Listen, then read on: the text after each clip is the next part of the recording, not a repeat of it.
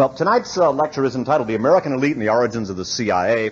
That's actually the subtitle of one of the major sources. A great book, extremely rare. This book came out 5 years ago, and like any book which connects our intelligence system with the corporations which spawned it, it did not get reviewed by the New York Times, and the author has passed into obscurity. That's something that you can be sure will happen. If you can write about the intelligence community, or you can write about fascism, or you can write about corporations, but when you start putting those things together, forget it. You not only will not get reviewed by the New York Times, but you will be professionally ostracized, and maybe worse than that. We should, by way of introduction, mention that when most people think about U.S. intelligence, they think CIA. The CIA, the Central Intelligence Agency, only gets 15% of the intelligence budget. And that's something that's very important to remember, because there's also the National Security Agency, the Defense Intelligence Agency, the Office of Naval Intelligence, the Office of Special Investigations, OSI, which is Air Force Intelligence, and plenty of others. Because a lot of people, the Army Security Agency, most people have never heard of it. Extremely powerful institution. But most people, when they think of U.S. intelligence, they think of CIA. And when most people think of CIA, they tend to equate that with U.S. intelligence. So it's important to understand that we're only talking about one, albeit very powerful, elite civilian intelligence agency, and there are many others. It's also worth understanding that the connections that I'm talking about, and will be talking about, also had a lot to do with developing the national security state as a whole. And I'm going to attempt at the end of the lecture, or during the latter part of the lecture, to show how some of the names that I will be relating, some of the institutions and some of the individuals, also bore on the subsequent development of the Cold War and of the national security state. We're going to be talking about the genesis of the National Security Act of 1947, which created the CIA. We're going to be talking about the same act which created the National Security Council, and things of that kind. But it's fascinating to examine the very small number of names that crop up in a prominent way in connection with the development of our intelligence system, and the CIA in particular. I'm going to mention a few of these names. I will, as is my custom, repeat these throughout the course of the lecture. This is not because I'm stuck in a rut, but rather, first of all, I'm long-winded, as anybody knows. And when you're dealing with a fairly lengthy or large body of information, the things that people tend to remember are what they hear first, what they hear last, and what gets repeated. It's one of the reasons why I repeat things in broadcasts and lectures. Some of the people who subscribe to the tapes and hear the program, hear One Step Beyond via tape, get really ticked off and saying, you repeat yourself too much. Well, you know, the program does get taped, but there's a reason for that. I want people to remember certain names, and you tend to remember what gets repeated. So I will be repeating some of these names, but let me mention a few of the institutions and individuals that you're going to be hearing about. There are some major Wall Street law firms that figure prominently, pivotally, not only in the development of the CIA, but the U.S. national security state, and indeed they wield a profound role in the history of the 20th century. First of all, two major Wall Street law firms. One is Sullivan & Cromwell, with its two major partners, Allen and John Foster Dulles. Major names, and you're going to be hearing a lot about those two charming individuals. Also, another major Wall Street law firm, Carter, Ledyard, and Milburn. That's another major Wall Street law firm, not as well known as Sullivan & Cromwell. Looking ahead to one of the things we're going to be talking about in the lecture, to give you an idea of the tremendous power wielded by what is a very small group of people. When President Eisenhower was elected in 1952, he appointed John Foster Dulles, one of the major partners with Sullivan & Cromwell, to be Secretary of State, and his brother Allen Dulles, who was also a major partner in Sullivan & Cromwell, to be Director of Central Intelligence. At this same period in time, there were two deputy directors of Central Intelligence. One, Frank Wisner. That's another of the names you want to remember, W-I-S-N-E-R. And also a guy named Harding Jackson, the full name actually William Harding Jackson, both of whom were deputy directors of Central Intelligence, and both of whom were also partners in Carter, Ledyard, and Milburn. So here you have two Wall Street law firms. Between them, they have the Secretary of State, the Director of Central Intelligence, and two Deputy Directors of Central Intelligence at the same time. When you talk about a concentration of power, just imagine the kind of influence that gave those two institutions, and indeed the corporate power that was exercised through many of these Wall Street law firms, and the political and national security power that was wielded through the Central Intelligence Agency are inextricably linked. Another name to remember is the Stinnes family. This is a German family which also had an American branch, and they wielded profound influence on both sides of the Atlantic. The Stinnes concern was one of the major elements in what I shall refer to and what I have referred to in past talks as a transatlantic financial and industrial axis. This transatlantic financial and industrial axis is deeply involved with the names that I'm going to be speaking about this evening. Those names are part and parcel to this transatlantic financial and industrial axis, and this axis in turn is inextricably linked with the history of, function of, and development of fascism in the 20th century. So really, I could have entitled this lecture, Fascism, the American Elite, and the Origins of the CIA. That probably would have been a more accurate title, or a more complete title. Another of the names to remember is the name Dillon, Read and Company. That's a major Wall Street investment firm, and as is the case with institutions like Carter, Ledyard and Milburn or Sullivan and Cromwell, Dillon Read wields a profound influence in the story that we're going to be hearing this evening.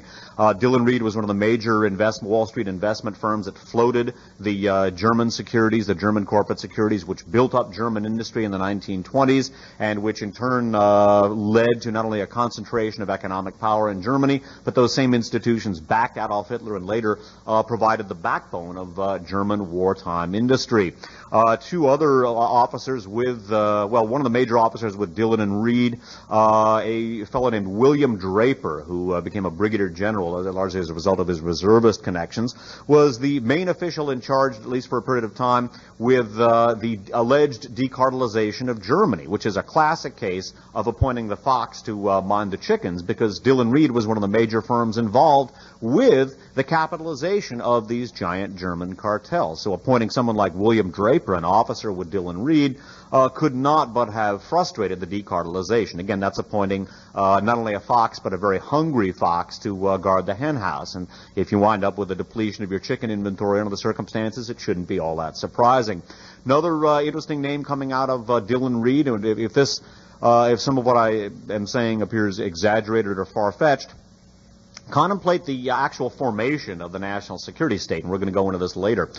James Forrestal, the Secretary of the Navy, who had much to do with drawing up the National Security Act, which brought the CIA and the National Security Council into being, an officer with Dillon Read. Paul Nietzsche, who drew up NSC 68. If you heard RFA 37, NSC 68 was a memorandum which pretty much sets forth the blueprint for U.S. operations during the Cold War. Also an officer with Dillon Read. So it's really remarkable to see what a small number of institutions figures in the course of this discussion. Another important point to make, too, is that when somebody, and I mentioned this at the beginning of the talk when I was schmoozing away, when you mention the term conspiracy or conspiracy theory, now it's a loaded term, and it brings up connotations in most people's minds of a bunch of acid casualties sitting around with propeller beanies and two-way wrist radios watching Get Smart reruns on their VCRs. When you talk about conspiracy theory, people say, I don't believe in conspiracy theories, and all kinds of people who aren't qualified to comment intelligently will proceed to comment, albeit very unintelligently, and say, I don't believe in conspiracies. But on the other hand, if you try a different word, try networking, and you try that on people, which is really a more accurate term, because what we're going to see is networking in a very, very big way. Another of the institutions to remember, by the way, is the BIS. That's the Bank for International Settlements in Switzerland. If you talk about networking, however, that's something people can relate to a lot more readily. Networking, they think, well, networking. Yeah, well, you mean, like what yuppies do. You mean like what I do. Oh, well, yes, how nice. And indeed, networking is really what we're looking at, because what we're going to be looking at is an old boy network and a relatively small number of individuals and institutions who have wielded a profound influence on the course of this country's history. It's also interesting to contemplate the specific nature of the Central Intelligence Agency and the fact that in many ways the CIA and its predecessor and parent institution, the OSS, the Office of Strategic Services, and its parent institution too, the Office of the Coordinator of Information, which was actually our first World War II intelligence agency. I've seen it as both OCI and COI. That existed for a total of 11 months. And then it was replaced by the OSS. It's also worth noting that we're going to be talking about a couple of other names to remember, too. Remember the Morgan Industrial and Financial Group, because that figures prominently in the narrative as well.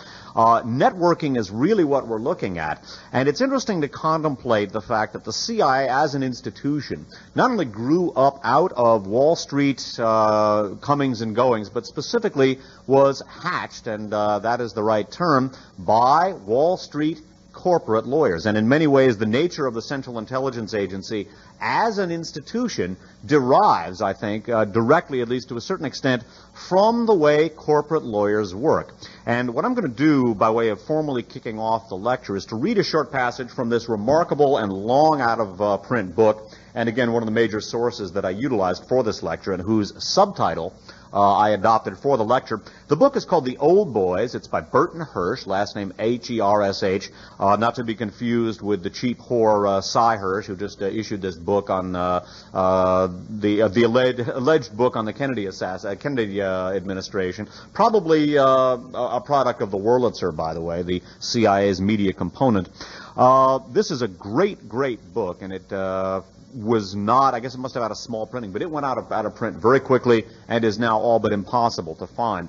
And in this book, Burton Hirsch discusses the nature of the CIA and the MO, so to speak, the modus operandi of corporate law. And I think this is a very, very important point to understand, because the ways in which the CIA has operated are not necessarily characteristic of most intelligence agencies. Indeed, the CIA in its inception ideally was supposed to be an intelligence gathering and coordinating institution, which is the general purpose of an intelligence agency, is the gathering and collation and analysis of information. However, the CIA in many ways has become what would be more properly termed a combatant secret service. When we think of the CIA and we think of covert operations, that is actually atypical of the way intelligence agencies have operated in the past. In the 20th century, covert operations have tended to become something of a way of life, or it's become relatively familiar to many of us. Yet, it's important to understand that that is not the traditional function of an intelligence agency. An intelligence agency traditionally is to gather, collate, and analyze information so that one's economic and military components can then act intelligently and effectively on that information. The world of covert operations, plausible deniability, the things that most Americans, and probably people around the world as well, have come to associate with a Central Intelligence Agency are not traditionally a function of a pure intelligence agency. However, in many ways, the characteristics of the CIA could be said, and I think the point that I'm about to read via Burton Hirsch is absolutely on the money. They could be said to derive from the way a corporate lawyer operates. Talking about 1941. 1941 was the year that Henry Luce dubbed the 20th century the American century, so that's the reference here. The same year Henry Luce laid claim to the 1900s, an extraordinarily nimble New York antitrust attorney named William J. Wild Bill Donovan inveigled Franklin Roosevelt into underwriting the first encompassing intelligence instrumentality, the Office of the Coordinator of Information.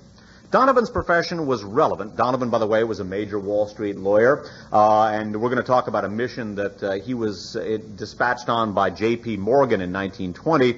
The commission that he got from J.P. Morgan was what he used to found his Wall Street law firm. But William J. Wild Bill Donovan, the head of the OSS, is one of these major players. Donovan's profession was relevant, and it is equally no accident that all three load-bearing protagonists throughout this work, Bill Donovan, Allen Dulles, and Frank Wisner, achieved status in America by way of important Wall Street law partnerships. In many ways, a trusted corporate attorney accomplishes substantially for his clients what today's one-stop national intelligence factory goes after for its patron. He puts the deals together, he damps down crises and flaps, he keeps the process as confidential as possible. He finds out everything he can and resorts to every means imaginable to shape the outcome. He proceeds by the case system and preferably one emergency at a time. The next passage is really important. Furthermore, an intelligence service concocted by lawyers men accustomed not merely to spotting the problems, but also to defining them to their clients and recommending appropriate action, is far more likely than a traditional military intelligence staff to reach in and condition policy, i.e. covert operations. Attorneys have a seductive way of subordinating their clients, of insinuating their legerdemain until they become the movers. And thus, it develops that in many strategic entanglements, the lawyers have at least as much control over the outcome as elected officials. And I think that's a very, very important point that Burton Hirsch is making, because in many ways the nature of the CIA as an institution, its connections with the American elite, the Wall Street elite in particular, its peculiarities derive from the fact that not only lawyers, but corporate lawyers wielded a profound influence in the genesis not only of the CIA, but as we're going to see, the evolution of the 20th century, the evolution of fascism, and the evolution of the national security state in the post-World War II period, of which obviously the CIA was an important part. Now bear in mind some of the names that I've already mentioned. The law firms of Carter, Ledyard, and Milburn, the law firms of Sullivan and Cromwell, William J. Wild Bill Donovan, the Morgan Financial and Industrial Group. Bear in mind the Stinnes firm. You're going to be hearing the name Stinnes in a lot of different contexts. That name is, by the way, is capital S-T-I-N-N-E-S. A family and an industrial concern with, as I like to say, more connections than a switchboard. Remember the Bank for International Settlements, or BIS. Those are some of the names. You see, by the way, for people who might have thought that I was flapping my gums, sure enough, as soon as I started the lecture, we've just had 5 new arrivals. So that the teriyaki steak and shrimp law holds steady here as far as this particular lawyer. Thanks for coming, but I just was commenting a bit of an ad lib. I said, well, when we start the lecture, there's a sure way to guarantee that we'll have some more arrivals is to start the lecture now, and I'll guarantee you we'll get some more people coming after the lecture begins. But by the way, the lecture is being taped, and so you'll have a chance to recoup. I schmoozed for quite a while to give people a chance to arrive, and let's just say I did the best I could. So if I couldn't stave off the firing squad, at the very least I got you a couple of extra smokes before the triggers got pulled. So we're in business here. But remember some of these names, and as I relate, I'm going to be I'm going to seem a little pretentious, but I'm going to relate as best I can some of the major developments of the history of the 20th century. And it's amazing to see what a relatively small number of individuals and institutions have wielded an incalculably great influence, not only over the century, but over the lives of the people who have lived in it, including thee and me. By the way, there's another aspect of lawyers in that relates to the CIA. Another aspect of attorneys is that they represent their clients, and generally speaking, after the case is over, the client is stuck with the results of the case, and the lawyer collects his fee and walks on. That is not unlike the way the CIA has operated in many countries. Now, again, for the benefit of people who just arrived, when you're talking about the CIA, one should not make the mistake of confusing the CIA with the U.S. intelligence apparatus as a whole, because it only gets 15% of the intelligence budget.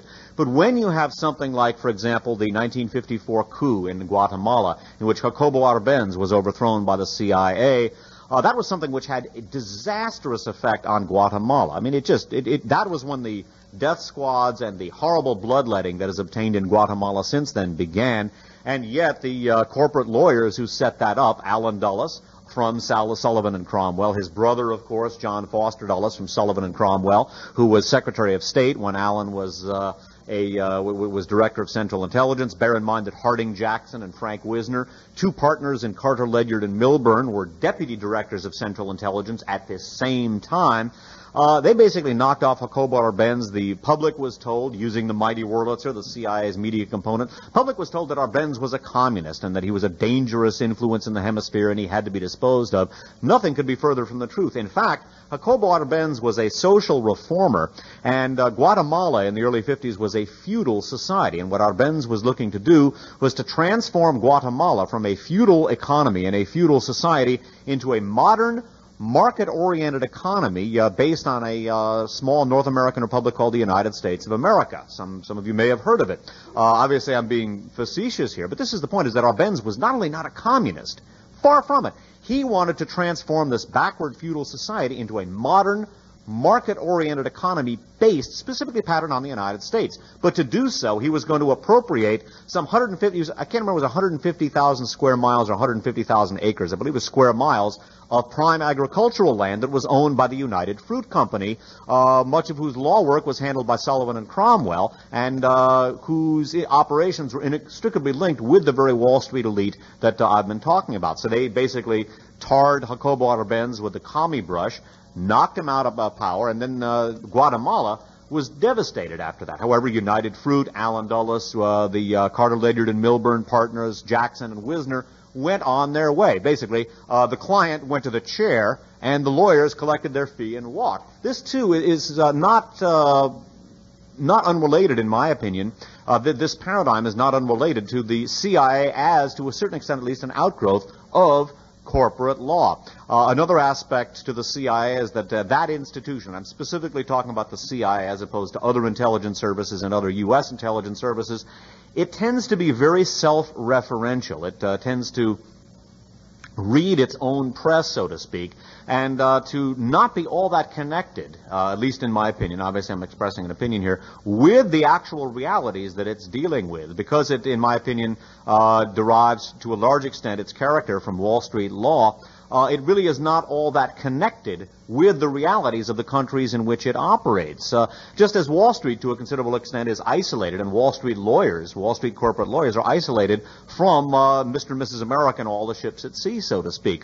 When the market goes in the tank, or when there's a major development on Wall Street, the stockbrokers and the Wall Street lawyers and the CEOs and the board of directors are not necessarily in contact with or particularly concerned with the average American man and woman and what happens to them. They basically, a lot of them could give a squat. And the old saying that what's good for General Motors is good for America does not necessarily apply. But I think to a certain extent the insular and self-referential quality of the CIA also derives from its genesis from and connections to major corporate Wall Street lawyers.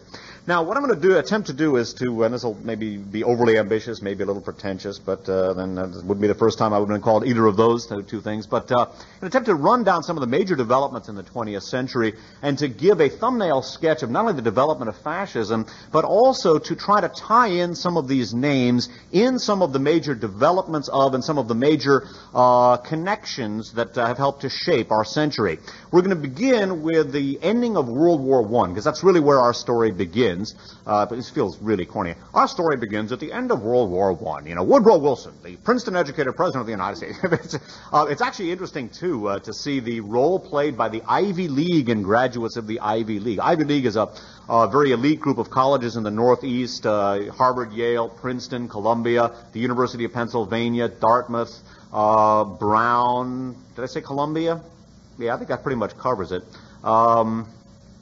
And the Ivy League and the Eastern establishment in general wind throughout this particular story, and the degree of influence they wield is incalculable.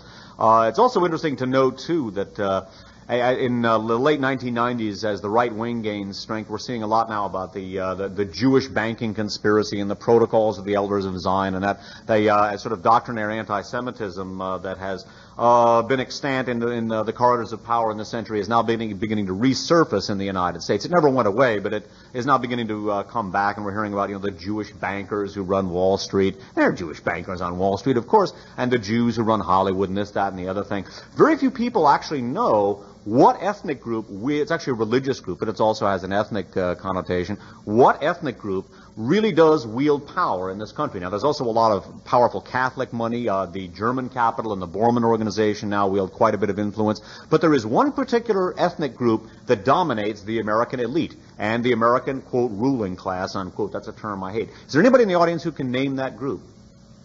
And don't feel in any way embarrassed if you can't, because one of the things powerful people have learned is to keep their name out of the papers, and they don't advertise. And there's one group, I'll give you a real big hint. George Bush is a member of this group. In fact, if you wanted to epitomize the American ruling class and the American power elite, as C. Wright Mills called it, George Bush exemplifies it. Anglo-Saxon is actually the nationality from which they come, but the group is the Episcopalians. It's actually the American branch of the old Anglican Church, and there's a remarkable book out called The Power of Their Glory. I think I lost my copy, or else my copy was ripped off and moving or something. But it is amazing the extent to which the American power structure is Episcopalian. Yet you don't hear about it. You hear about, the Jews this and the Jews that and the Masons this, and hearing all this hocus pocus about the Illuminati now. But you never hear about those Episcopalians, boy, those damned Episcopalians, they're doing it again, and yet the American elite is Episcopalian. There have also been X number of Presbyterians and other Protestant sects. But it's amazing that, to give an example of how powerful the Episcopalian Church is and the extent to which they overlap the American elite and the people we're talking about. When Dwight Eisenhower, in between the time Dwight Eisenhower was commander of the European forces, or Allied forces in Europe, and the time he was elected president, he was president of Columbia University, a member of the Ivy League. And he was, I think he was Lutheran or maybe Presbyterian. He was mixed German and Swedish extraction, a 5-star general in the U.S. Army and an international hero as well as a national hero. And yet he was not an Episcopalian. And before he could be approved as president of Columbia University, there was a special meeting of the Board of Trustees of Columbia University to see if it was permissible to have a non-Episcopalian as president of this elite institution. And that is how powerful and how ingrown they are. They are very powerful and very ingrown, and yet you don't hear about them. George Bush is Episcopalian, and he also hails from a Wall Street family, and also his family was inextricably linked with not only the development of international fascism, but also the Central Intelligence Agency as well, for which in all likelihood George Bush has worked from the moment of his graduation from Yale University, another member of the Ivy League. There's a good book, by the way, if you want to hunt it down. A gentleman asked me about books earlier, to give you an idea of the bleed over, and that's probably a good term, between the CIA and the intelligence community and the groves of academe, the elite institutions and the Ivy League in particular. It's a book called Cloak and Gown by Robin Winks, W-I-N-K-S, just like winking your eye, who, by the way, is a faculty member at Yale University, one of the most powerful CIA-connected firms. But the Ivy League and the American elite, the Episcopalian elite, is something that the influence of which on the narrative that I'm about to try to set forth here could not be exaggerated. It's also worth noting that before we actually had a formal civilian intelligence agency, many of our presidents, Woodrow Wilson in particular, had put together informal intelligence advisory groups. For example, as World War I was drawing to a close, and that's the period of time that we're looking at right now, Woodrow Wilson relied in considerable measure for advice on what was basically a kind of de facto intelligence service analysis group or think tank called the Inquiry. That's what is its nickname. It was at Columbia University, comprised of elite Ivy Leaguers, largely Episcopalian. And these people, this little Ivy League group, wielded a profound influence over U.S. national policy. It's worth understanding that in World War I, tremendous changes were effected in the world.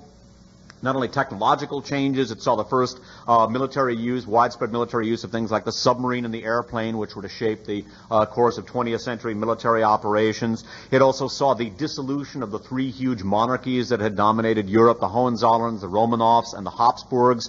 All dissolved. The Hohenzollern, Romanov, and Habsburg empires dissolved. The nations of Yugoslavia and Czechoslovakia were formed at the end of World War I out of some of these empires. Now, as the century draws to a close, Czechoslovakia and Yugoslavia have now been unformed thanks to the activities of Germany and the acquiescence of the United States. But it's worth understanding that tremendous changes were effected in the world in World War I. Not only were these monarchies dissolved, but the world's first Marxist state, the Soviet Union, came into being. And the effect that this had on the elites, not only in this country, but around the world, could not be exaggerated. It had much to do with shaping the course of world power politics. It's also worth understanding that there were a bunch of unsuccessful, or in some cases short-lived, Marxist revolutions in other countries as well. Hungary, for a period of time, was under a Marxist-dominated government headed by a fellow named Bela Kun. There were abortive, and I'm not sure about the pronunciation on that. I've read it many times. It's one of those names you don't hear a lot. Oh yeah, Bela Kun. Right? Him and the Episcopalians. But he for a time was in charge in Hungary before he was dispatched by militia bullets. And it's worth noting that there were abortive Marxist revolutions in other countries as well, Germany in particular. It's also worth noting that as the Versailles Conference convened, the two main items on the agenda were basically not only how to contain already the fledgling USSR, but what to do with Germany. And these two questions were already being linked in the mind of the old boys, as we might term them. In the first place, again, Germany experienced a series of abortive Marxist revolutions. They were put down by military and paramilitary groups. It is in this exact time period that we see the genesis of Adolf Hitler. To make a very long story very short, in order to combat these Marxist revolutions, Weimar Germany put together some paramilitary organizations composed of World War I veterans and also right-wing students. One of them was called the Freikorps or Free Corps, the Einwohnerwehren, and the Zeitfreiwilligenverbände. These organizations basically crushed the Marxist revolutions in various places, such as Bavaria and Munich. And it was in this exact period in which Adolf Hitler had his genesis as well. Adolf Hitler was an undercover agent for the political department of the Reichswehr, the German army. His initial assignment as an undercover agent was to be infiltrated into the Marxist revolution in Munich. He infiltrated the revolution, basically passing himself off as one of the revolutionaries. Then when the, quote, white, unquote, troops, that's to contrast them with the Reds in the contemporary political parlance of the time, when the white troops recaptured the city, Adolf Hitler then broke cover and fingered all the leaders of the revolution, were then promptly taken out and shot. He was basically a stool pigeon. Then his next undercover assignment was to infiltrate a moribund political party in Germany, the German Socialist Workers' Party, which he did, and along with a number of other Reichswehr and pan-German agents. That moribund political party was then renamed the German National Socialist Workers' Party, the NSDAP, and it became, in its inception, not later, but in its inception, it was a front for Reichswehr intelligence, for German army intelligence, and it was utilized as a vehicle for introducing the supposedly demobilized German army into civilian society for the purposes of effecting political reaction and specifically to overthrow the Weimar Republic. There were a number of fascist parties in Germany at this time. In my opinion, the reason why Hitler came to power was because of the military intelligence connections of the NSDAP. There was, for example, the Stahlhelm or Steel Helmet, and a number of other parties as well that were vying. They were sort of like in a horse race, we might think of, as to who was going to take power, because everybody within the German power structure hated the Weimar Republic, and it was only a matter of time before it got done in. It was a question of who was basically going to assume the seat of power once President Ebert and the Weimar Republic were disposed of. It's worth noting that in this time period, 1919 we're talking about, the Catholic Church, specifically the Vatican, was channeling church monies to Hitler through the papal nuncio to Munich. That was a fellow named Archbishop Eugenio Pacelli. He later became Cardinal Eugenio Pacelli, later and better known as Pope Pius XII. He was channeling church monies to Hitler as early as 1919, and in fact, according to one of Pacelli's aides, a German nun named Pascalina Lehnert, dubbed by Vatican wags La Popessa, because she was said to be the real Pope, the power behind the throne, so to speak. After Eugenio Pacelli, then an archbishop, later Pope Pius XII, after he gave Hitler a bunch of Vatican money, he said, go and do thy works in the name of God Almighty. And Hitler said, in the name of God Almighty I shall. Which is interesting considering that Hitler was the exponent of a pan-German occult philosophy which was explicitly anti-Christian in its outlook and in its practices. But it's worth noting that at the Versailles Treaty, in 1919, we're going to see many of the elements and many of the players that we're talking about already looking to not only influence the world that was developing at that time, but also to advance their own careers. It's fascinating, too, to read the account of some of these major 20th century movers and shakers and to see how they were basically playing politics with an awful lot of people's lives in order to further their own careers. And they were, many of them, although many of them were doctrinaire fascists, for example, a lot of them were careerists, and they were basically doing this in order to advance their own professional careers so they could go back to, Princeton or Yale or Dartmouth or Columbia, for their 50th reunion and have an impressive resume and a bunch of kids and so forth. Careerism is a very important element in the narrative that we're setting forth here. But in 1919, The Dulles brothers were very active in and around Versailles. Some of them were actually at Versailles attending the conference. Some of them were traveling around. It was during a trip to Berlin at this time that John Foster Dulles, again, one of the senior partners with Sullivan and Cromwell. That firm, Sullivan and Cromwell, is one of the major names to remember, as is John Foster Dulles. John Foster Dulles, in 1919, hooked up with Hjalmar Schacht. Hjalmar Schacht was a German investment banker. His full name was Hjalmar Horace Greeley Schacht. And if that doesn't sound particularly German, it's because he was named after the famous American journalist, Hjalmar Horace Greeley Schacht. He was the fellow who was credited with taming the German runaway inflation. He then went on an international trip in 1931, assuring the power elite in various corporations around Europe that Hitler and the Nazis were not, quote, not as opposed to big business as has been generally assumed, which has to get something of a New World's indoor record for understatement under the circumstances. But it is in this very time period, and again, let me introduce this term here. When you talk about, well, conspiracy theory, people say, I don't believe in conspiracies, I don't believe in conspiracy theories. Networking, because that's exactly what we're looking at, and we're going to watch these networks develop, and eventually we're going to watch them blossom into many of the institutions which have become household words to the politically aware in the 20th century, and which have dominated the lives of people in this and other countries. Now, one of the things, two of the dynamics that were going on at this time, again, in 1919, already many of the American elite who were attending the Versailles Conference, many of these powerful Wall Street lawyers, John Foster Dulles in particular, were already looking to rebuild German industry. This is 1919, to use it as a fulcrum for effecting anti-communism in Europe. They wanted to build up a strong Germany and to use tradition German militarism and industrial power as a vehicle for guaranteeing the anti-Bolshevik status of Europe. It's also worth noting that in this very time period, the jockeying was taking place already to exclude the former Soviet Union from the family of nations. It's worth noting, and here's another name to remember, that the U.S. ambassador to the court of the Romanovs was a guy named DeWitt Poole. Now, he was an old Ivy Leaguer. He was a Princeton graduate, a member for a while of the Inquiry at Columbia University. He was one of the founders of the Columbia Journalism Review. He was the founder of Public Opinion Quarterly, if you remember my lecture or my interview with Christopher Simpson, and the author of The Science of Coercion. Public Opinion Quarterly in the post-World War II period in many ways exemplified the marriage of American mass communication research and psychological warfare. He also was in charge of the foreign nationalities branch of the OSS. But in 1918, he was the U.S. ambassador to Imperial Russia, and rather than maintain diplomatic relations with the Bolsheviks, he broke off diplomatic relations. He was an ardent anti-communist, and he then attempted to pass on, in most cases he didn't have to work very hard, to pass on his sentiments to others at the Versailles Conference. Now, it's fascinating that Woodrow Wilson was not among those who wanted to exclude the Soviet Union from the family of nations. On the contrary, it was Wilson's opinion that the best way for causing the moderation of Soviet policies, and in particular the attitudes of people like Lenin, was to incorporate the Soviet Union into the family of nations, basically. It's what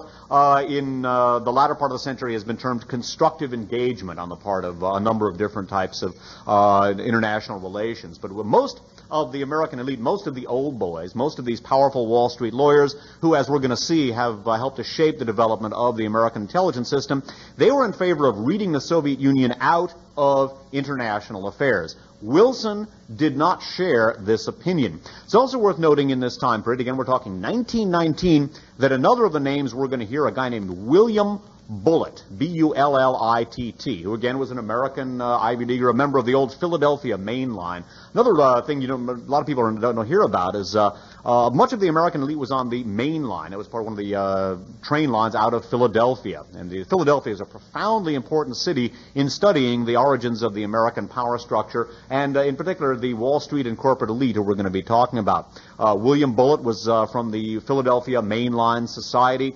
We're talking about the Morgan Financial and Industrial Group. Another key member of Philadelphia Society who was a member of the Morgan Group was Edward Stotesbury. He was a Morgan partner, a major financer of fascism.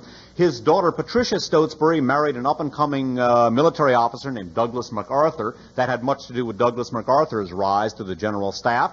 It's also worth noting, too, as we're setting the stage, as we're introducing the dramatis personae, so to speak, for this particular power play that we're talking about, it's worth mentioning a couple of officers who played a critical part in the Rainbow Division in World War I. Those officers were Douglas MacArthur and William J. Wild Bill Donovan. Wild Bill Donovan, again, a major corporate lawyer, one of the main names we're going to hear about, went on to become the head of the OSS, the Office of Strategic Services. He also was an officer with MacArthur in the Rainbow Division in World War I. And they developed a bitter rivalry in this time period, and that rivalry remained intact throughout the period between the world wars and then blossomed in World War II when MacArthur became the most important military officer in the Pacific and Donovan became head of the OSS, but they still hated each other's guts. So military intelligence in the Pacific and the OSS were frequently working at cross purposes. It's interesting and sad to contemplate how many GIs wound up under white crosses in Pacific cemeteries because of this rivalry, while these two pampered members of the American elite jockeyed for their professional resumes. And Guy, you know, when you're a commander of an army group or a head of a major intelligence service, this is a very good time to lose one's professional ego, because if you don't lose your professional ego, a lot of other people lose their lives. However, this rivalry, and it was a bitter rivalry, dated to World War I, when Donovan was commanding the Fighting 69th, or the Fighting Harps, as they were known. This was a largely Irish-American unit in World War I, part of the Rainbow Division, which, by the way, had the same sort of derivation as Jesse Jackson and the Rainbow Coalition. It was composed of a number of different ethnic groups, and one of those groups, the green in the rainbow, were the Fighting 69th, or the Fighting Harps, a group of New York Irish Americans. One of the members of that regiment, by the way, was the then relatively famous poet Joyce Kilmer, who was killed in World War I. MacArthur set a trap for some German troops. He basically was going to lure a critical element of Ludendorff's troops into a trap. So what he did was he set Donovan and his regiment, the Fighting 69th, as the bait in the trap. And what they were to do was to engage the German troops and then fall back, drawing the German troops after them so that the jaws of the trap could close around them. Well, Donovan disobeyed orders. Instead of falling back as he was ordered to do, he decided to hold his position. So he held his position. His unit got decimated. They got cut to pieces and the trap failed because basically he didn't lure the troops in. From that time onward, Douglas MacArthur and Wild Bill Donovan hated each other's guts, and that rivalry had a lot to do with some of the intelligence snafus in the Pacific Theater during the Second World War.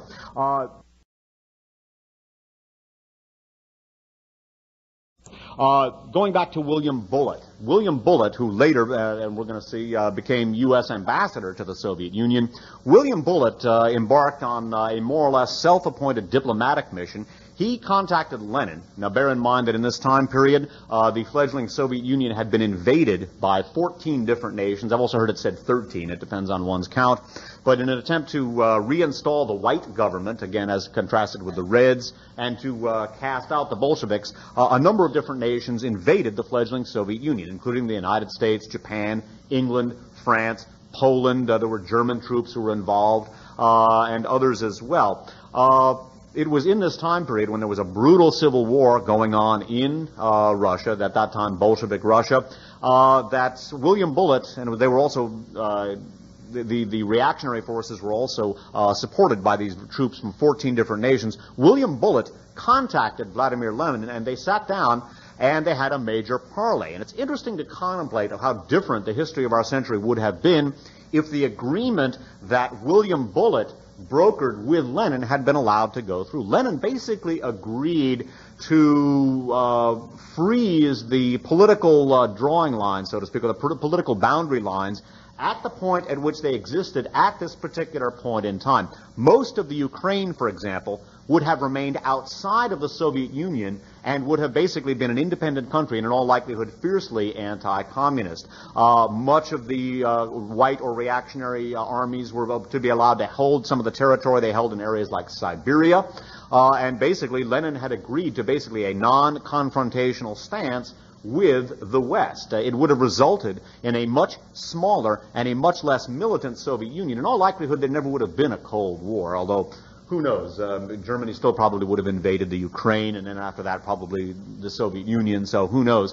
But it would have left, for example, most of the Ukraine, which is one of the largest of the Soviet socialist republics, outside of the Soviet Union and firmly in control of fiercely anti-communist forces. Lenin agreed to this and a number of other things. However, when William Bullitt got back, even though Wilson was in favor of including the Soviet Union in the family of nations because, again, some of the Ivy League egotism or the elite egotism of some of these people figures prominently in the story because Wilson himself had not dispatched Bullitt on this mission. Bullitt had sort of undertaken this on his own initiative. And again, many of these people were careerists. Basically, Wilson nixed Bullitt's agreement with Lenin. The agreement which Lenin had thought had come from Wilson himself never went into effect. It's probable that the history of our century would have been a dramatically different state of affairs if that agreement had been allowed to hold. Probably would not have been a Cold War as we understand it, because again, so much of what we think of as the Soviet Union would not have been part of the Soviet Union, notably the Ukraine. However, William Bullitt's agreement did not stand, but it's worth understanding that these people were already, we're going to see most of these people cropping up during the course of the narrative. Now again, this is 1919. Remember the name DeWitt Poole. We're going to come back to him a little bit later. Now, in 1920, J.P. Morgan, Pierpont Morgan, the prominent industrialist and one of the major names in 19th and 20th century American capitalism, Pierpont Morgan dispatches Wild Bill Donovan, again the much decorated and brash young officer from the Fighting 69th, to go to Europe and to basically reconnoiter the political situation in Europe. Some analysts have also maintained that at this period in time, J.P. Morgan also gave Donovan $1 million. Now, bear in mind, that was a lot of money in 1920. It's a decent chunk of change in 1997, but $1 million in 1920 was a fortune. It was much more than it is today. Some writers, some analysts have maintained that Morgan also gave Donovan $1 million to disseminate to reactionary political parties in Germany. Now, this is 1920, and already Wild Bill Donovan is engaged on a private intelligence mission for J.P. Morgan to size up the situation in Europe, which obviously was very much in flux at this point in time. And according to some analysts, Donovan also was given $1 million to dispatch to various German reactionary political parties. When Donovan gets home, the fee that he uses, the fee that he gets as his commission for this mission for J.P. Morgan is used by Wild Bill Donovan to found his own Wall Street law firm, Donovan, Leisure, Irvine, and I've forgotten who the fourth partner was in the original Combine. Doesn't matter. It was not, although it was a prominent player, it was not as important as some of these other names like Carter, Ledyard, and Milburn, and Sullivan and Cromwell. But it's important that already in 1920, Wild Bill is acting on behalf of Morgan in order to reconnoiter the situation in Europe, and also, according to some analysts, to channel $1 million to reactionary political parties in Germany in order to tip the political balance. Bear in mind that, as I said earlier, John Foster Dulles and some of the other members of the American elite were already looking in 1919 to rebuild German industry in order to use Germany as a mainspring of anti-communism in Europe. And again, this is 1919.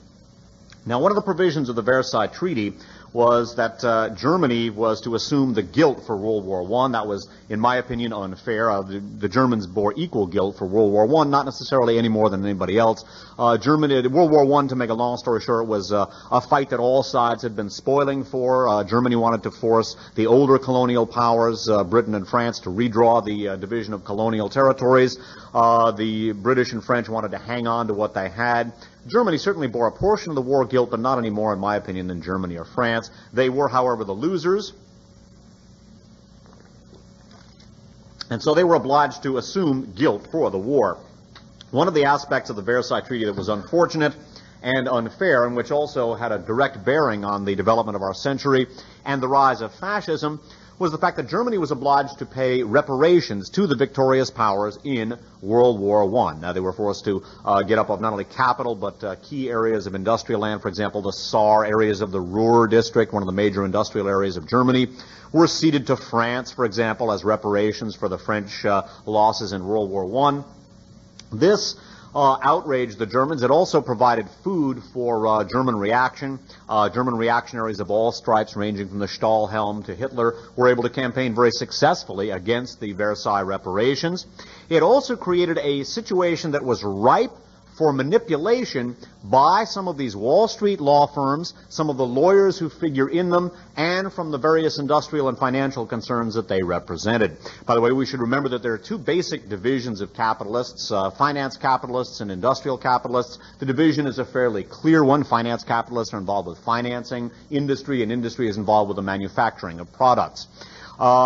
What happened in the 1920s was that Germany was complaining loudly about being unable to pay the reparations. The United States, already the dominant industrial and financial power on earth, was looking to influence the situation in Europe, and a state of affairs grew up in which a number of these very powerful Wall Street lawyers and law firms were able to not only make American political and diplomatic policy, but also transnational corporate and economic policy in the one fell swoop. The American Wall Street community, the Wall Street elite, had a lot of money to invest at this time. Germany was deemed to be a very promising investment climate. And so what a number of these prominent members of the American elite did was to wear two hats simultaneously, the hat of Wall Street corporate lawyer and also the hat of U.S. diplomatic representative at the same time. One of the principal figures in this was, again, John Foster Dulles, along with his brother Alan, one of the major partners in Sullivan and Cromwell. Two series of reparation loans were provided for, the Dawes and Young plans, and through these, Germany was able to borrow abroad almost as much money as they were paying out in reparations. So what Germany basically became in the 1920s was sort of a capital merry-go-round. Huge amounts of capital were paid out to the victorious powers under the provisions of the Versailles Treaty and the reparations payments, and at the same time, tremendous amounts of capital were loaned to Germany by American financial institutions. These were not only corporate securities, but municipal securities as well, that were floated through American financial institutions, and much of the legal work for these various securities programs and the hefty fees that derive from that were affected by some of these powerful Wall Street lawyers and law firms. Now, the special counsel, for example, to the Dawes Committee was John Foster Dulles. The law firm that he represented, Sullivan and Cromwell, was one of the major beneficiaries of these loan programs, and which basically enabled the German companies and German municipalities to float securities on the American capital market. The net effect of this capital merry-go-round in Germany was to lead to a concentration of industry. Three large cartels grew out of this pattern of this capital merry-go-round, so to speak. One of them, Vereinigte Stahlwerke, or United Steel, heavily capitalized by American industry. Another of these was AEG, Allgemeine Elektrizitätsgesellschaft, or German General Electric, 30%, by the way, owned by American General Electric at the time, an institution heavily capitalized by the Morgan Group. And the other one was IG Farben. Its full name was Interessengemeinschaft Farben Industry. This was the cartel that grew out of the German chemical and dyestuffs industries, one of the most important industrial concerns in the history of this or any other century. It's also a gruesome pun that frequently comes up and that I like to use in connection with the German dyestuffs. Farben is the German word for color, and indeed IG Farben patented many of the dyeing processes that were utilized for fabric processing and clothing in the late 19th and early 20th centuries. They became the backbone of German military industry in both World Wars, and in World War II they manufactured the Zyklon B for the gas chambers, and they manufactured a different kind of dye stuffs as well, basically the stuff that would make you die, and they did that in a very, very big way. But it's worth noting that many of these same Wall Street law firms handled the business for these German cartels. Sullivan and Cromwell, for example, handled all of the legal work for the American subsidiary of IG Farben, which was General Aniline and Film, or GAF. The partners of Sullivan and Cromwell, John Foster Dulles in particular, in their correspondence with officials of IG once Hitler came to power, actually opened their correspondence with IG Farben with the salutation Heil Hitler, to give you an idea of where some of these people's sentiments lay. And this is how John Foster Dulles, then later Secretary of State under Dwight Eisenhower, opened his correspondence with his German clients, with IG Farben. He opened his formal business letters with the greeting Heil Hitler. Should give you an idea of where this fellow was at. One of the major institutions that was utilized as one of the clearinghouses for these capital negotiations and for these capital operations was the Swiss-based Bank for International Settlements, or BIS. Remember that, because that's another of the names we're going to come back to. One of the companies that was heavily involved in this transatlantic financial and industrial axis that we're talking about is ITT, or International Telephone and Telegraph. We're going to come back to that during the course of the discussion. It's worth noting that much of the German electrical grid in World War II and in the years running up to it was handled by ITT. Most of the rest of it was handled either by Siemens, giant company, which is very active right here in the valley today. And what wasn't handled by Siemens or ITT was handled by AEG, German General Electric. A major German combat plane, the Focke-Wulf, one of their top tactical combat aircrafts, was manufactured by an ITT subsidiary, the Lorenz Company, and we're going to come back to ITT as well. One of the major Wall Street investment houses that was floating the German securities was Dillon Read and Company. And remember that name, too, because we're going to come across people who were major investment bankers with Dillon Read, and we're going to see how some of them figure prominently in the development, not only of the CIA, but in particular the shaping of the second half of the 20th century and the shaping of the national security state in particular. Bear in mind, one of the names I floated earlier, another member of this powerful transatlantic financial and industrial axis, the name of Stinnes. That's STINNES. Not a name that a lot of people hear, but a very, very prominent name in 20th century capitalism, not only in the United States, but in Europe and elsewhere. This was, the Stinnes family were international in their operations, and they had major concerns in many different countries, including and especially Germany and the United States. One member of the Stinnes family married into an American family and was teaching at Haverford College. That's one of these small elite institutions in Pennsylvania, along with Swarthmore and the Little Three, Amherst, Wesleyan, and Williams, some of the smaller of the American elite institutions, along with the Ivy League. The Stinnes firm is going to figure very prominently in the course of the discussion this evening. And bear in mind, again, the term that I floated, the term networking, because we're going to see some of these names cropping up over a long period of time, and we're going to see them cropping up in connection with some of the most prominent, most important developments of the century. So again, the term networking, I think, is one of the names that we're going to want to remember. If you try to relate this to somebody and you talk about conspiracy, the people that go roll their eyes and, oh, I don't believe in conspiracies, but if you talk about networking, you catch their ear, whereas an awful lot of people will simply turn off. And indeed, networking is what we're looking at here. So again, in the 1920s, Germany is viewed as a very, very important investment opportunity for the American capital community. Germany is also deemed to be essential to be built up, and its industry in particular to be built up as an anti-communist bulwark. This was already in the works in 1919 at the Treaty of Versailles and the Versailles Conference. Many of the old boys, many of the people that I'm going to be talking about, were already looking to do this at 1919. They began doing it in the 1920s as a result of the recapitalization of Germany under the Dawes and Young Plan, again with John Foster Dulles from Sullivan and Cromwell as senior counsel to the Dawes Committee. And again, it's worth understanding what was going on in Germany. We can think of Germany as kind of a capital merry-go-round. They're paying out huge amounts of capital in reparations payments. At the same time, they're borrowing huge amounts of capital abroad, and this capital distribution results in a concentration of economic power and the emergence of the three large German cartels, IG Farben, German General Electric, and Vereinigte Stahlwerke, or United Steel, that not only provide the backbone of German manufacturing in the pre-World War II and World War II periods, they also have much to do with the financing of the political rise of Adolf Hitler, IG Farben in particular. Another of the nexes, or a number of the connections, or one of the points of connection where much of this networking goes on, and something that we should understand at this time period is the U.S. Embassy in Moscow in the 1930s. Now, I realize we're jumping up a little bit at this point.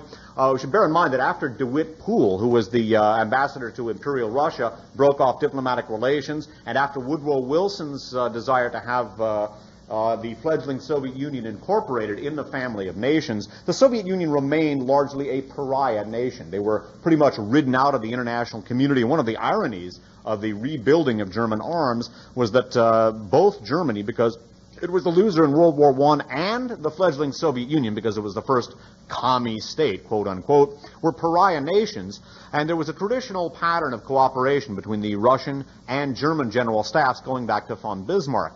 So much of the early rearmament of the German army took place inside of the Soviet Union.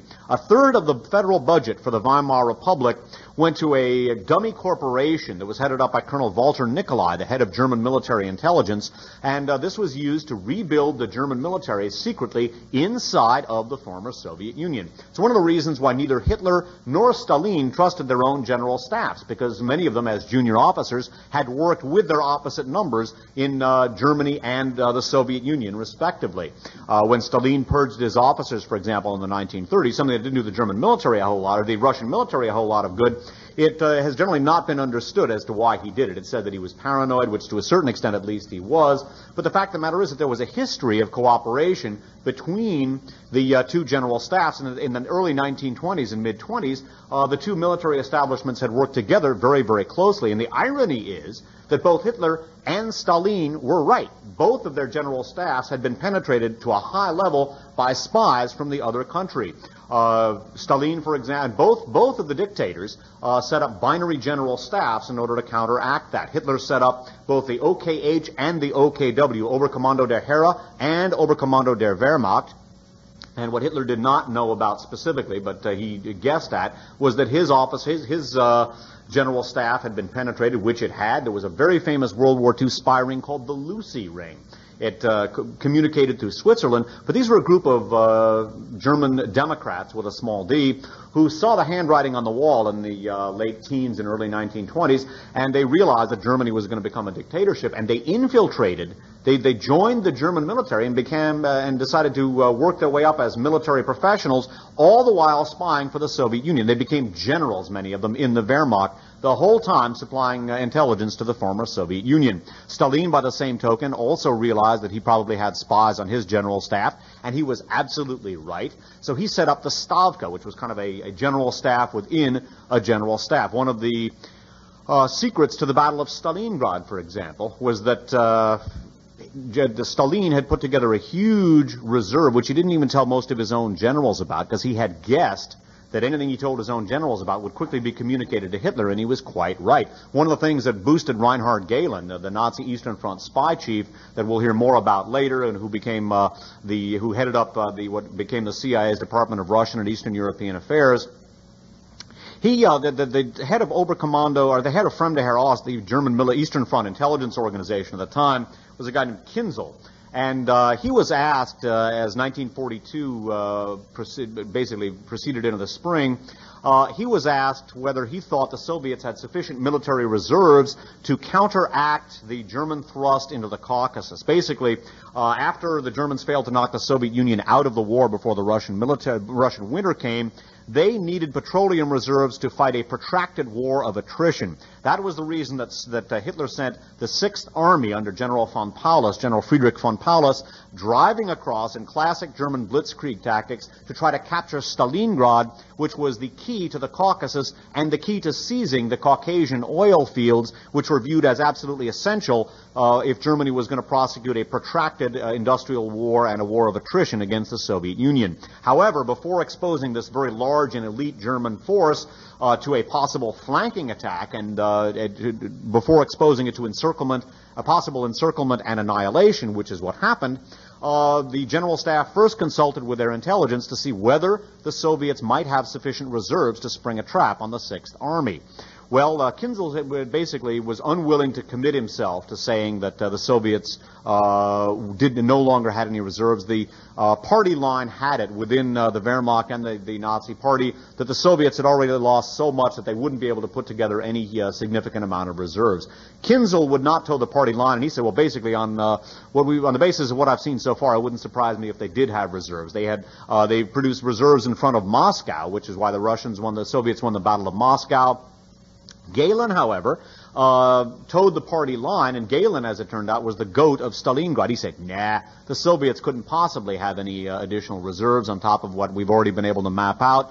This was because Stalin did not tell his own generals about the largest single unit that he had. I forgot it was the 8th Guards Tank Army, and he had a force of some 2 million troops and 5,000 frontline battle tanks, the largest armored force ever assembled up to that point in military history, and the Germans did not know of its existence because Stalin did not tell his own generals about it because he figured they were penetrated, and then the Germans found out about this the hard way when it decimated the Romanian Third Army, cutting von Paulus's supply lines during the siege of Stalingrad, cutting off and annihilating the Sixth Army and turning the course of World War II. But anyway, that's a bit of a digression. But it's interesting to note that this goes back to the period of military cooperation in the 1920s, and as a result, both of these dictators didn't trust their own generals. They didn't believe that their own general staffs were secure, and they were both right. They both were penetrated, and so they both set up binary general staffs. Now, U.S. Embassy in Moscow in the 1930s. We should remember that at this point the reaction in Germany was proceeding apace. Hitler was about to be appointed chancellor in the early 1930s. We should also remember that the same American industrialists and financiers who had backed Hitler also were financing Mussolini at the same time, and Mussolini's corporate state. Many of these same industrialists and financiers grouped around the House of Morgan tried to overthrow Franklin Roosevelt in 1934. Roosevelt had instituted the New Deal. This was seen as absolutely treasonous by much of the American elite, and they tried to overthrow Roosevelt and put together a fascist coup headed up by Smedley Butler, a Marine Corps Major General and two-time winner of the Congressional Medal of Honor. Butler was a true conservative. He was very critical of Roosevelt. However, he was a genuine Democrat with a small d, and he was appalled that anyone would try to circumvent the constitutional authority, so he betrayed the conspirators to Roosevelt. There was a congressional committee put together to investigate this fascist coup, the McCormick-Dickstein Committee, chaired by former Massachusetts representative and at one point Speaker of the House, John McCormick. This is one of those buried areas of history that you never hear about. When you're growing up in the United States, they don't teach you about the 34 coup attempt in the McCormick-Dickstein Committee because the names that attempted to install fascism were among the most prominent in American finance and industry. Names like Morgan, DuPont. The DuPonts, in addition to owning the DuPont Chemical Company, also were the owners of General Motors, a small automobile manufacturing concern. Gave them a fair amount of power. It's why you still to this day get your DuPont products with a General Motors cars, because they basically were owned by the same folks. Henry Ford was one of Hitler's earliest and most prominent financial backers. To give you an idea of how much favor fascism was viewed with by many members of the American elite, Mussolini was made a member of the American Legion in 1935, although it was later rescinded because on a technicality that the American Legion did not award honorary memberships.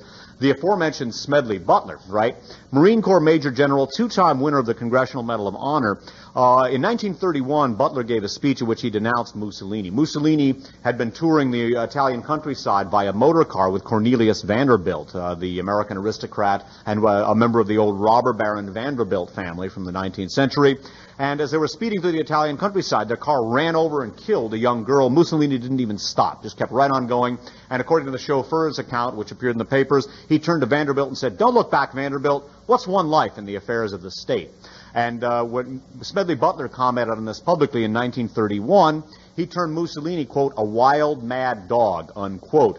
For calling Mussolini a wild, mad dog because he wouldn't stop after running over a young girl, hitting and killing, basically being a hit-and-run driver, court-martial proceedings were initiated against Smedley Butler, although they were never brought to fruition because Smedley Butler, as a young officer, had helped to relieve the American compound in China during the Boxer Rebellion. And Herbert Hoover, who was president at the time, was a young mining engineer in the American compound. And Smedley Butler, after relieving the siege of the American compound, went in and basically found Herbert Hoover cowering in a corner and crying lying and wetting his pants. And so this was bad public relations for the egotistical sitting president of the United States. So the court-martial proceedings were interdicted only because of the dirt that Smedley Butler had on Herbert Hoover. But it's worth noting that for calling Mussolini a wild, mad dog, a Marine Corps Major General and two-time winner of the Congressional Medal of Honor was facing a possible court-martial. And again, this is lost history and history that we don't hear, but it's worth understanding that.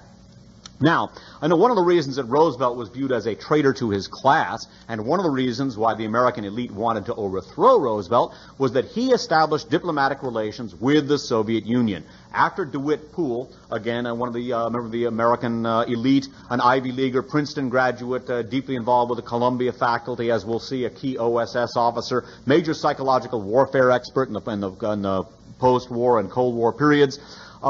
There had been no diplomatic relations between the U.S. and the fledgling Soviet Union. Roosevelt saw this as completely impractical in light of the growing role of the Soviet Union in the world stage, so he established diplomatic relations with the Soviet Union. Now, the people who were staffing the U.S. Embassy in Moscow at this time are key players, names we should understand, and we're going to see two of these names figuring in a big way in the post-World War II developments which were to shape the national security state. Now, again, bear in mind the term networking here. It's a very important term. If you try to talk about this as conspiracy, people are going to come down and say, oh, I don't believe conspiracy. Call up KPFA and try to talk about this. Sir, we don't believe in conspiracy theories here. Try networking. You'll get a lot farther in relating this, because networking is exactly what this is. Now, remember William Bullitt. He was the Philadelphia mainline elitist, Princeton graduate, who had attempted to further his own career by working out this agreement with Lenin. The agreement which would have reshaped, which would have made a drastically different 20th century from the one we've gotten to know, did not go forward. William Bullitt basically went through a sort of a bohemian phase in the 1920s. He took up for a time with John Reed's widow. John Reed, the author of 10 Days That Shook the World, was hanging out in Greenwich Village Cafe and Bohemian Society for a while. But eventually, he saw the writing on the wall, and he became a hardline, doctrinaire anti-communist, and surprise, surprise, he began to move up in the professional ranks. He became U.S. ambassador to Moscow under Franklin Roosevelt, and he presided over a couple of very important names in the history of American national security operations in the 20th century. One of whom is a name that will be relatively familiar to people familiar with the history of the Cold War, that of George Kennan. Kennan. He was a key State Department official with the U.S. Embassy in Moscow. He, at this point, also began networking, again that term, with a German diplomat named Gustav Hilger, last name Hilger. Hilger became one of the prime architects of German Ostpolitik in the World War II period, and basically German policy towards the Slavic nations was to exterminate and enslave. The brutality with which the Nazis handled the East is not even understood at this point in history. The Slavs were viewed under Nazi ideology as being an inferior people. They were simply to be exterminated or enslaved. All Jews, all communists, all members of the intelligentsia of all of the Slavic nations were to be exterminated, and the other members of the Slavic peoples were to be taught to count to 9 and no farther, and to be taught to read only elemental instructions so that they could be used as crude laborers. One of the reasons, and there were many, many reasons that Eastern Europe remained behind the rest of the world, but among the many reasons was that in places like Poland, virtually everybody was exterminated who had a college education. Within 6 weeks of the Nazi invasion of Poland, the entire Polish intelligentsia had been liquidated on orders of the Nazis. There were no college professors, no civil engineers, no nothing, no surgeons, no nothing. And then you can imagine after Poland was retaken by the Red Army, and the whole countryside has been fought over by these two industrial armies. You got the cities are all ripped to hell, and there are shell craters and corpses buried in the rubble. There's no electrical grid, no sewage system. Imagine trying to rebuild a society that's been devastated by modern industrial warfare, and you have nobody with a college education, no doctors, no civil engineers, no professors, no biologists, nobody. And it's one of the many reasons why that part of the world has lagged behind. And indeed, part of Nazi policy was to wreak so much devastation on their neighboring nations in terms of destroying their intelligentsia and also separating men and women. They put together labor battalions in which all able-bodied males were utilized as a labor force. Many of them were actually shipped to Germany.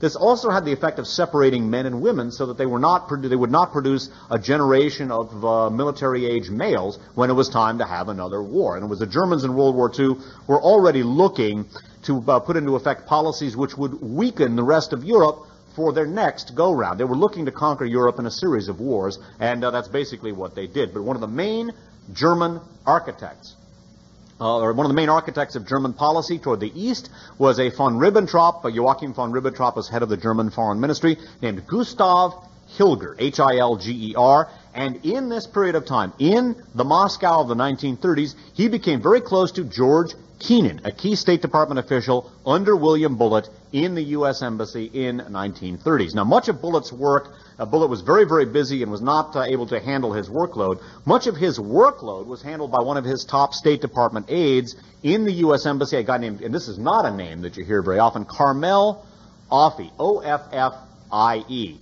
Later, we're going to see Offie, along with Frank Wisner, as one of the two major operators of something called the Office of Policy Coordination, nominally a unit of the State Department, but in fact put together to coordinate CIA and military activities in connection with covert operations. Remember Carmel Offie, because he became a prime mover and shaker in early U.S. intelligence operations, eventually was the target of Joe McCarthy, among others, because Carmel Offie, in addition to his many other activities, was also a fairly upfront and above-board homosexual. He was not a closet case, and this eventually drew the attention of and wrath of much of the American elite that we're talking about. It was, in the opinion of many, one of the reasons why Joe McCarthy singled out Carmel Offie, because he was so vulnerable for blackmail.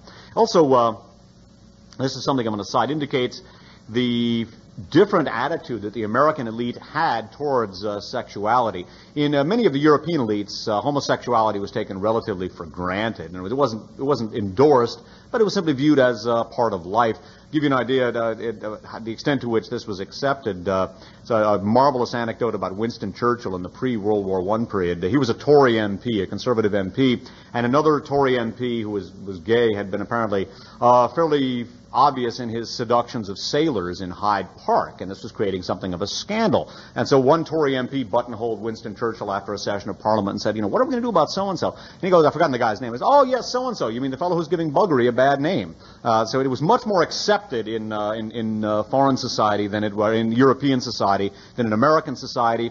But Carmel Offie had initially, was a very hardworking and very talented individual, was one of the rising stars of the State Department, became one of the prime movers and shakers of the early U.S. intelligence apparatus, and eventually became, along with Frank Wisner, the two mainsprings, would be a good way of putting it, of the Office of Policy Coordination. Later, at least in part because of his above-board homosexuality, Carmel Offie became a target of some of the McCarthyite purgers. But again, that term networking, remember some of the people who were at the U.S. Embassy or in and around the U.S. Embassy in Moscow in the 1930s, the names William Bullitt, who we saw in maneuvering at Versailles in 1919, but in particular, remember George Kennan and Carmel Offie and Gustav Hilger, because these are names that we're going to see a little bit later on as well. Now, as World War II developed, obviously the U.S. didn't come into World War II until December of 1941. The war had been going on for more than 2 years. William Donovan began jockeying early on for position with regard to what inevitably would be a U.S. intelligence apparatus that would take shape for the coming World War. And it's worth noting that in this regard, he was something of an Anglophile. William Donovan was undertaking a number of diplomatic missions to Europe while the war was on, passing on information on what was going on to Franklin Roosevelt, and he became very close to British intelligence in this period. It's worth noting that the OSS, in addition to its Wall Street influences, and we're going to take a look at those in a second, the OSS, that's the Office of Strategic Services, the World War II U.S. intelligence agency, which grew out of the Office of the Coordinator of Information, the COI or OCI. I've seen it both ways in the literature. That lasted for 11 months, eventually gave way to the OSS. But it's worth noting that a profound influence was wielded on the development of the OSS, not only by Wall Street, but by British intelligence, because Britain had been in the war for a couple of years. Britain had a standing peacetime intelligence agency, and a prominent and a very brilliant British industrialist named William Stevenson, codenamed Intrepid, was dispatched by William Churchill to the Americas to oversee all British intelligence operations in the Americas In this regard, he took William Donovan on as something of a protege, which was interesting because Donovan himself was an Irish-American, and there's no great love lost between the Irish-American and British communities, yet Donovan himself became something of an Anglophile, and much of the early development of the U.S. intelligence apparatus was undertaken in cooperation with British intelligence. British intelligence put together what is arguably the first modern covert operations capability under the SOE, or Special Operations Executive, and the SOE had much to do with training and developing the character of the OSS covert operations capability that was to operate in Europe during World War II. Now, in the OSS, which was headed up by William Donovan, a prominent Wall Street attorney. He was an assistant attorney general of the United States, actually oversaw the appointment of J. Edgar Hoover as head of the FBI while assistant attorney general, then also promptly clashed with Hoover, too. He never got along real well with Hoover. But the OSS was the direct predecessor of the CIA. It was the World War II U.S. intelligence agency headed up by prominent Wall Street lawyer William Wild Bill Donovan. This is the same Wild Bill Donovan who heads up the Fighting Harps, the Fighting 69th as part of the Rainbow Division in World War I, develops a bitter rivalry with Douglas MacArthur because of that failed trap and disobeyed order that I spoke about earlier. He is then dispatched by J.P. Morgan to Europe in 1920 to reconnoiter the situation and also to kick, according to some sources, $1 million into German reaction. The fee that he got from that, he used to found his own Wall Street law firm. William Donovan, Wall Street lawyer extraordinaire, is our first intelligence chief in World War II. He heads up the OSS. And many of the prominent names in post-World War II U.S. intelligence and the Central Intelligence Agency figure into OSS operations. One of the major players, and an individual we're going to look at in just a second, is Allen Dulles, who was assigned to the Bern, Switzerland office of the OSS. Now, Allen Dulles was, along with John Foster Dulles, one of the major partners in Sullivan and Cromwell. Again, that's the major Wall Street law firm that was handling much of the business for this transatlantic American and German financial and industrial axis. Allen's talents, by the way, what he brought to Sullivan and Cromwell was a talent for circumventing government regulations. In other words, the service that he could provide to his clients was getting around American law, circumventing American law. I think it's interesting, too, to observe his prominent role in the development of the CIA and to observe the extent to which Allen Dulles and other corporate lawyers imparted their characteristics to the nature of the CIA, because so much of what the CIA has done was illegal. And this was Allen Dulles' forte. It was viewed as what he really brought to Sullivan and Cromwell. He brought a knack for circumventing government regulations, and this was one of the things that made his services so appealing to Sullivan and Cromwell's clients. And again, Sullivan and Cromwell's sympathies were such that the Sullivan and Cromwell partners, such as John Foster Dulles, in their correspondence with I.G. Farben's officials, would open their correspondence with the salutation "Heil Hitler." Very interesting attitude. Other names that were to figure prominently in U.S. intelligence and the CIA, Richard Helms, we're going to hear about him. He worked for the OSS, although he was also a naval officer. Frank Wisner, the aforementioned partner, along with Harding Jackson and Carter Ledyard and Milburn. William Colby, he was a key OSS operative. He also went on to become a director of Central Intelligence. James Jesus Angleton went on to become the CIA's head of counterintelligence, also key OSS person. The OSS in many ways was the fount for the development of the Central Intelligence Agency. Now, another of these major nexuses, and I'm not sure if that's actually the proper conjugation. I don't know if nexuses or nexi would be plural of nexus, but anyway, it's not a word you hear a whole lot. But another one of these major power centers, how about that? That's a good way to get around it, is the Allen Dulles Bern, Switzerland office of the OSS in World War II. Now, Allen Dulles, by the way, tabbed by fellow OSS officer and later Justice of the Supreme Court Arthur Goldberg, an American traitor, unquote. That's exactly how Goldberg termed him. Allen Dulles was assigned by the OSS to operate in the Bern, Switzerland office. Now, Switzerland was a very interesting country. Actually, it was sort of a company. That was an interesting Freudian slip, because in many ways, Switzerland, although nominally neutral, was serving as a financial clearinghouse for not only Nazi Germany, but for some of these same transatlantic financial and industrial axes that were operating throughout the course of World War II. many of these cartel agreements and many of these capital arrangements between companies that were respectively based in countries that were at war, they remained in operation throughout the course of World War II. For example, Standard Oil, that is a Rockefeller property. A lot of people don't know about the old Standard Oil Trust. It's a bit of a digression, but Standard Oil had a virtual monopoly on petroleum in this country. Then Teddy Roosevelt came up with the trust-busting scheme. It was actually a scam. It was deemed immoral to have one single company dominating a single market, as Standard Oil did. So what they did was laws were passed to break up these companies into a lot of different companies. But nobody said that they couldn't all be owned by the same people, which is what happened. So they busted up Standard Oil. What they busted it up into was Standard Oil of New Jersey, later Esso, now Exxon. That's Standard Oil of New Jersey. They busted it up into Standard Oil Company of New York, which became Ciccone Vacuum, later Ciccone Mobile, now Mobil. That's Standard Oil of New York. Standard Oil of California, which is Chevron. Standard Oil of Texas, which is Texaco. Standard Oil of Indiana, which is Amoco. Standard Oil of Ohio, which is Ohio, all owned by the Rockefellers. It was basically an okey doke. And they said, okay, we're not going to have one company owning an entire industry. That's scandalous. But you could have a whole bunch of companies all owned by the same people, which is the same bloody damn thing, which is what they did. But no Standard Oil tanker was ever torpedoed in World War II because Standard Oil was doing business with Nazi Germany the entire time. And no Standard Oil tanker was torpedoed in World War II because the Nazis knew where the oil was going. They had an agreement with the Rockefellers.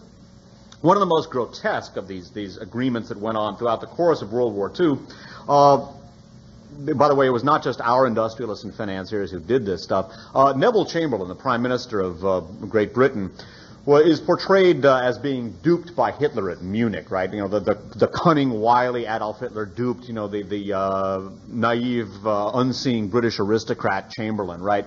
Bull. That is not what happened at all. In fact, Neville Chamberlain was very consciously marching Adolf Hitler and the Nazis eastward so that they would go against the Soviet Union. He wasn't duped by Adolf Hitler at all. They knew exactly what they were doing.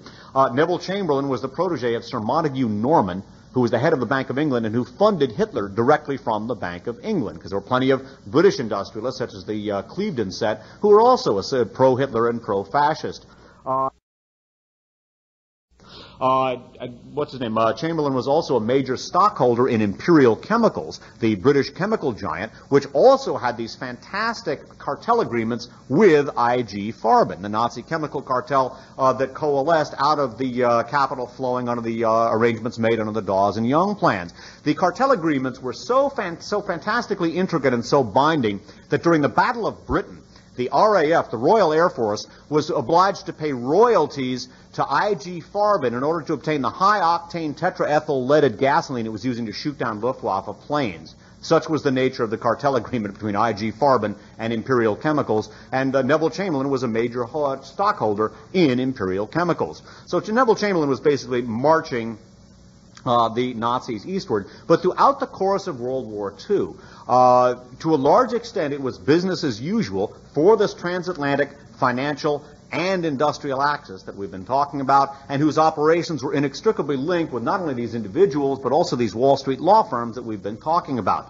Allen Dulles of Sullivan and Cromwell is presiding over the Bern, Switzerland OSS office, and during this time period, he was contacted by a group of German, quote, resistance figures, unquote, and that belongs in quotes, who became known as the Breakers, because they, quote, broken, unquote, with Adolf Hitler. Well, in fact, the keener heads among the Nazi government had seen the handwriting on the wall early on. In fact, the German General Staff was making preparations for defeat as early as October of 1941, 2 months before the attack on Pearl Harbor, because A, they knew that they were not going to knock the Soviet Union out before the Russian winter set in. They had no plans to winter inside of the Soviet Union. They had planned on knocking the Soviet Union out in a lightning blitz, the Blitzkrieg, the lightning war type campaign that had been so successful in the East. They knew that they would not be successful fighting a war of attrition. They believed in fighting a war of movement, with swift, decisive maneuvers to cut off and annihilate the enemy. They were not prepared to dig in and engage in a years-long bloodletting and industrial contest with a huge country. So they knew by October of 1941 the German General Staff was making formal preparations to survive defeat, because they knew they were not going to knock out the Soviets before the Russian winter set in. They also knew that the Japanese were going to attack Pearl Harbor. This would have placed the Axis nations, Germany, Japan, and Italy, as well as Bulgaria, Hungary, Romania, for a time Finland, and for a time the Baltic states, as well as, quote, independent, unquote, Croatia, and, quote, independent, unquote, Slovakia, ranged against the population and industrial power, both in terms of manufacturing capability and raw materials, of A, the United States, with its population and manufacturing capability, B, the entire British Empire, including Australia, Canada, and India, China, and the Soviet Union. There was simply no way that they were going to be able to do that. There's too many people, too many bodies, too much industrial plant, and too many natural resources. So they were already making preparations for defeat.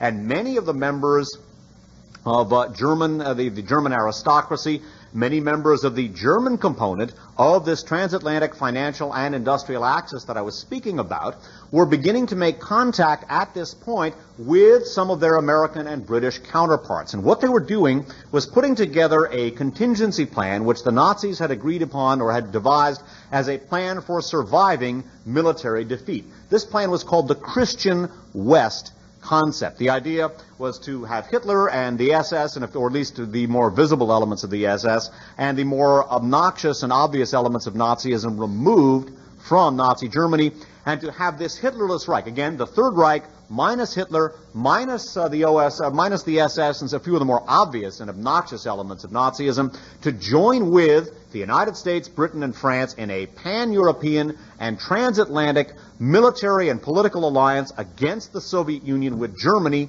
as the keystone. Again, a Hitlerless Reich.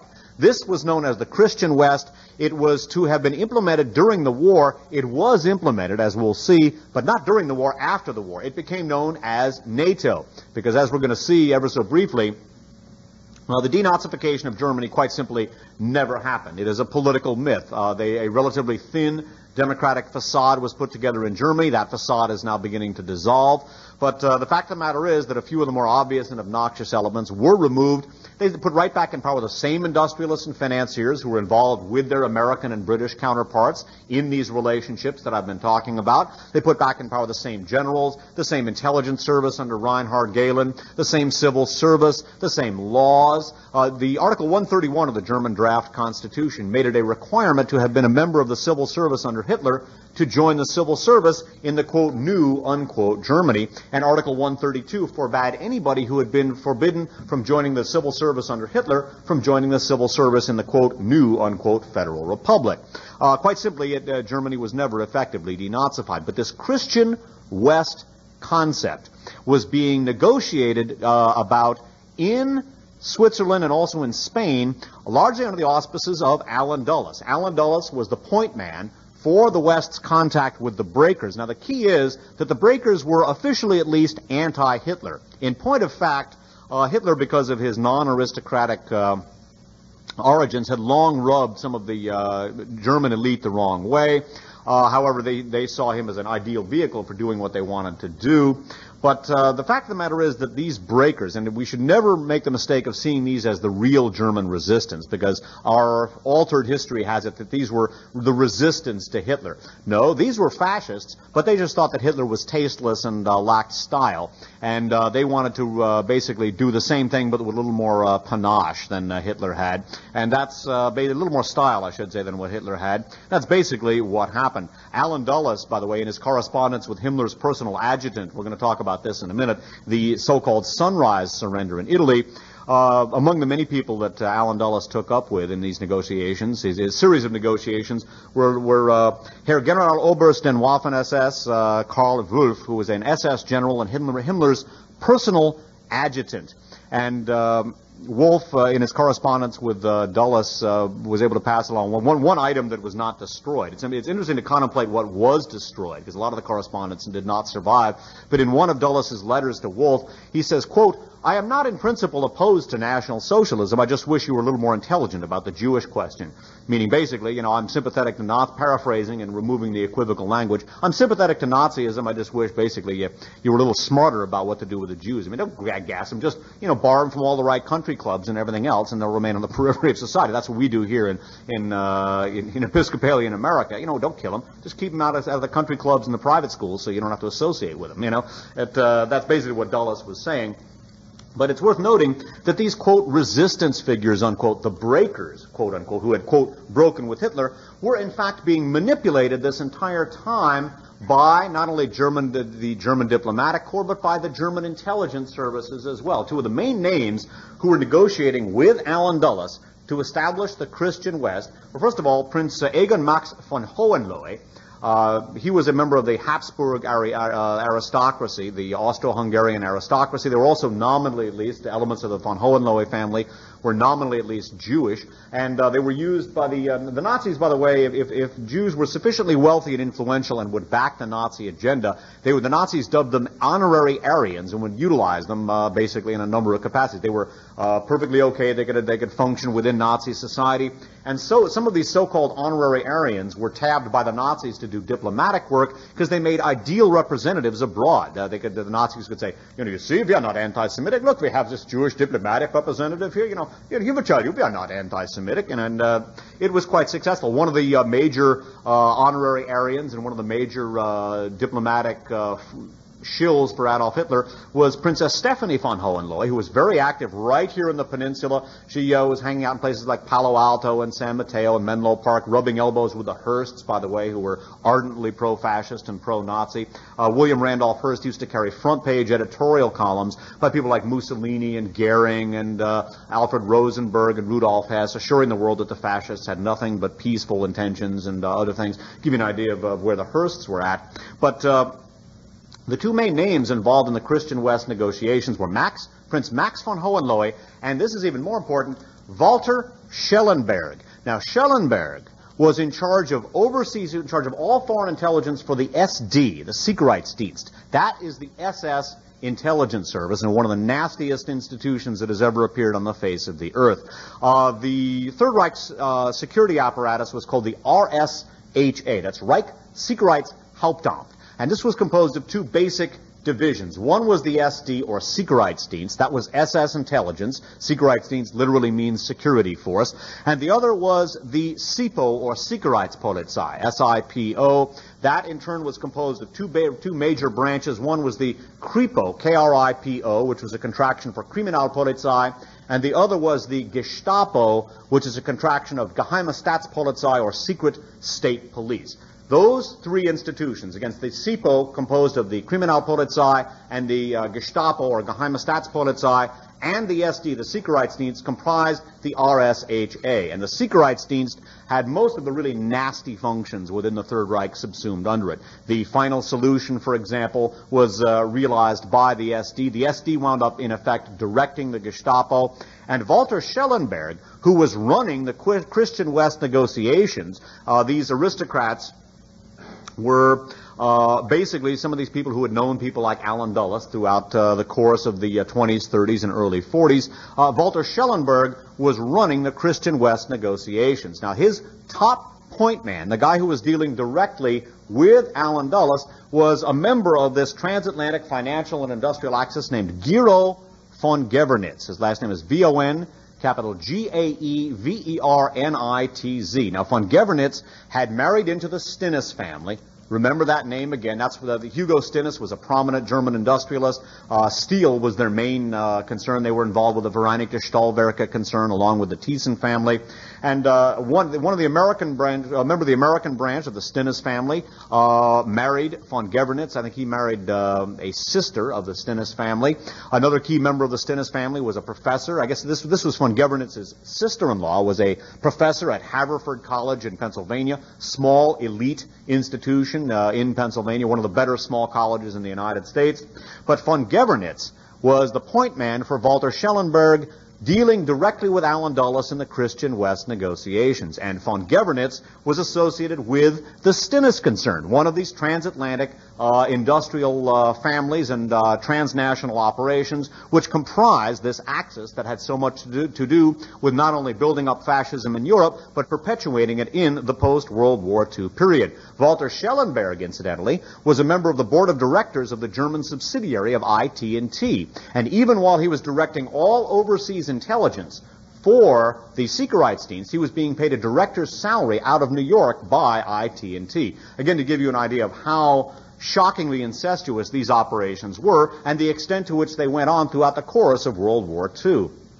Now, von Gewernitz eventually made contact with Allen Dulles, and although the Christian West concept was not realized during the course of World War II, it was realized in the post-World War II period. So understand these negotiations and who we're dealing with. We have Allen Dulles from Sullivan and Cromwell, centrally involved in this transatlantic financial and industrial axis, dealing face-to-face with Gero von Gewernitz, who married into an American connected branch of the Stennis family. His brother-in-law of the Stennis family is teaching at Haverford College, and he's working on behalf of Walter Schellenberg, who's in charge of all overseas intelligence for the SD, the SS intelligence service, while working as a member of the board of directors of the German subsidiary of IT&T, and being paid a director's salary out of New York the whole bloody time.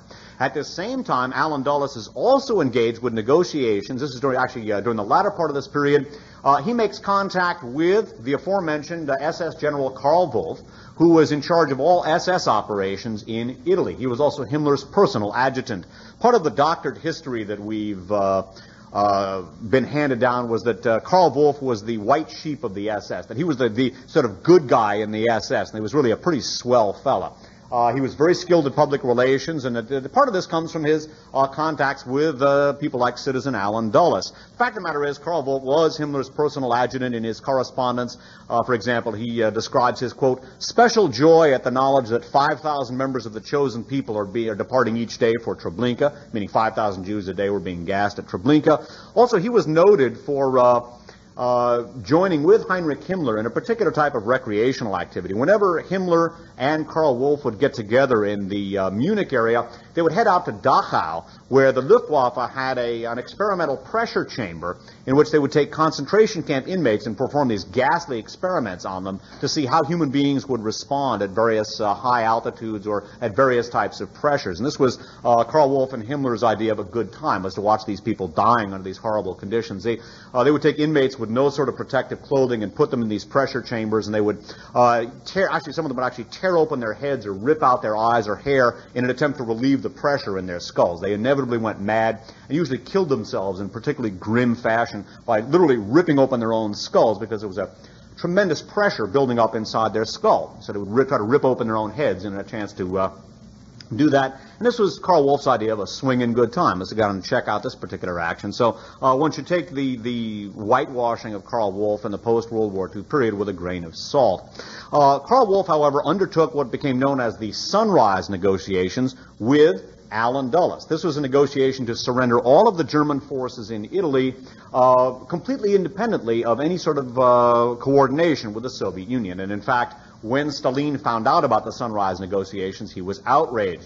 But interestingly enough, the contact between Allen Dulles and General Wolff was arranged through, once again, the Stennis family. And it was the Stennis compound in Ascona, Italy, Ascona, that was the initial site for the Sunrise negotiations. Again, as we're watching the combatants in World War II, we have to understand that at the highest levels, their industry and finance are connected the entire time through these cartel agreements that I talk about every Memorial Day weekend in Uncle Sam and the Swastika. And as we see these diplomatic, sub rosa diplomatic negotiations, which were to help shape the post-World War II world, we once again see these same names and these same institutions coming into play.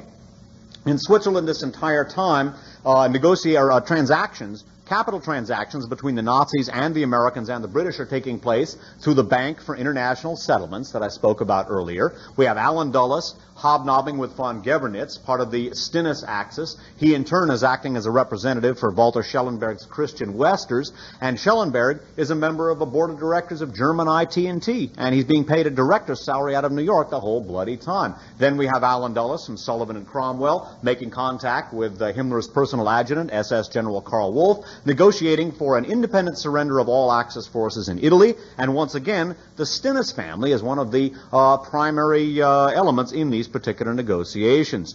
Now, as World War II drew to a formal close, it's worth noting that Hitler, ostensibly at least, committed suicide, and he nominally at least turned the governing of the Third Reich over to Admiral Karl von Dönitz of the German Navy. In reality, Martin Bormann took charge of the Sub Rosa Nazi Party, the Nazi Party in exile, the underground Reich, literally the underground Nazi Party, which exists to this day. Obviously, Bormann, if he's still alive, is very, very old, and had turned over operations of not only the underground Nazi Party, but the formidable Bormann flight capital apparatus to younger operatives a long time ago. But I used to wonder when I was a kid why von Dönitz, of all people, was picked by Hitler to be his nominal successor, when there were people like Hermann Goering, who actually fell out of favor near the end of the Third Reich, people like Heinrich Himmler, Martin Bormann. I wondered why it was that von Dönitz was made the head of state. And it wasn't until I came across some of these corporate connections, and as I came across some of the real history of what was going on during this time period, that the reason for that, the probable reason, became clear. Von Dönitz, in addition to being head of the German Navy, which all at this time was also secreting capital as well as fugitive personnel across the Atlantic and also to a lesser extent across the Pacific via U-boat, but he was married into the Stennis family. Von Dönitz also was a Stennis in-law. So here we had somebody who was married into one of these prominent transatlantic industrial and financial families. And what the Christian Westers were hoping for was that the Nazis, what they did was they set up a rump government in Flensburg near the end of the war, headed up by von Dönitz. They were actually issuing their own currency. They had their own postage stamps. They had a Waffen-SS division, the Großdeutschland division, under arms and guarding this little rump government. And what they were hoping to do was to have the Western Allies grant diplomatic recognition to von Dönitz, and then have people like Patton and other militantly anti-communist U.S. officers hook up with the residua of the Third Reich military and to go right after the Soviet Union. It did not happen that fast. The same forces did eventually unite into the post-World War II realization of the Christian West, i.e., the NATO alliance. It's worth noting, too, that von Gewernitz, in the same time period that he's negotiating with Allen Dulles, and later, as the war drew to a close, Allen Dulles is also dickering with people like General Wolf, and we have Karl von Dönitz, also of the Stennis family. Bear in mind that the Wolf-Dulles contacts also came under the auspices of the Stennis family. Bear in mind that von Gewernitz was a member of the Stennis family and acting on behalf of ITT-connected Schellenberg. We have von Gewernitz also working actively to frustrate Operation Safe Haven. This was a U.S. intelligence and U.S. Treasury Department operation to identify and interdict the Nazi flight capital program, which ultimately was not interdicted and which coalesced in the remarkable and altogether deadly Bormann organization, which exists to this day and which operates on a sort of a two-tier relationship with German heavy industry. But in this time period, von Gewernitz was actively working to frustrate Operation Safe Haven and to actively secret German capital assets abroad. It's also worth noting that it is in this time period that the very same Gero von Gewernitz effects a contact between General Edwin Siebert, that's S-I-B-E-R-T, and Nazi Major General Reinhard Gehlen.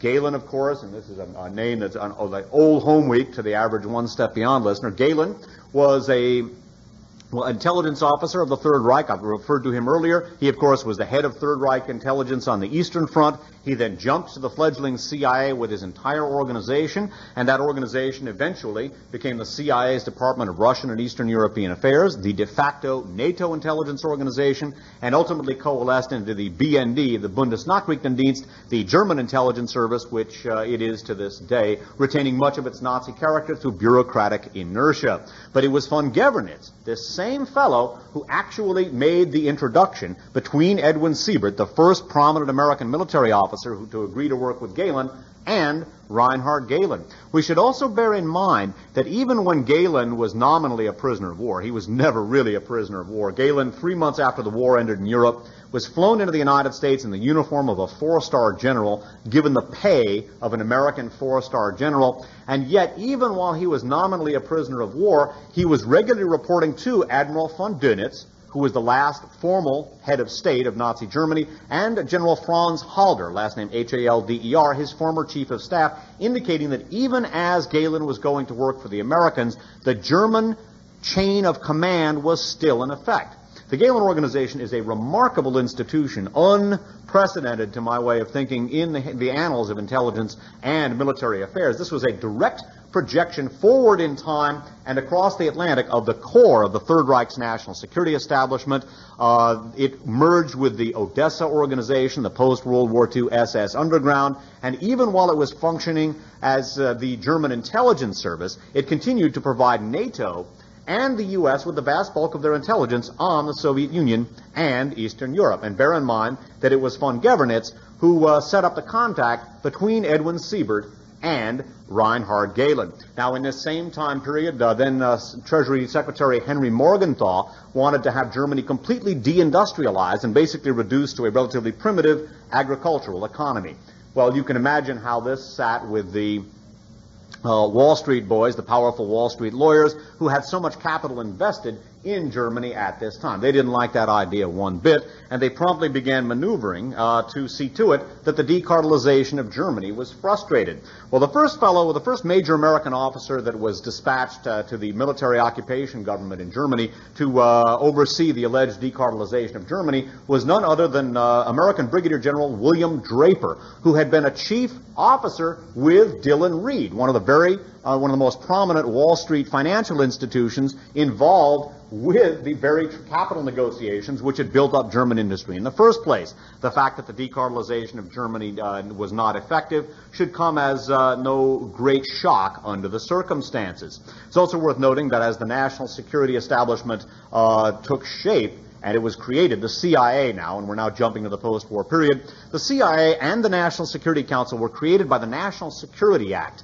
The National Security Act, in many ways, was shaped by then Navy Secretary James Forrestal, Forrestal, and one of his top aides.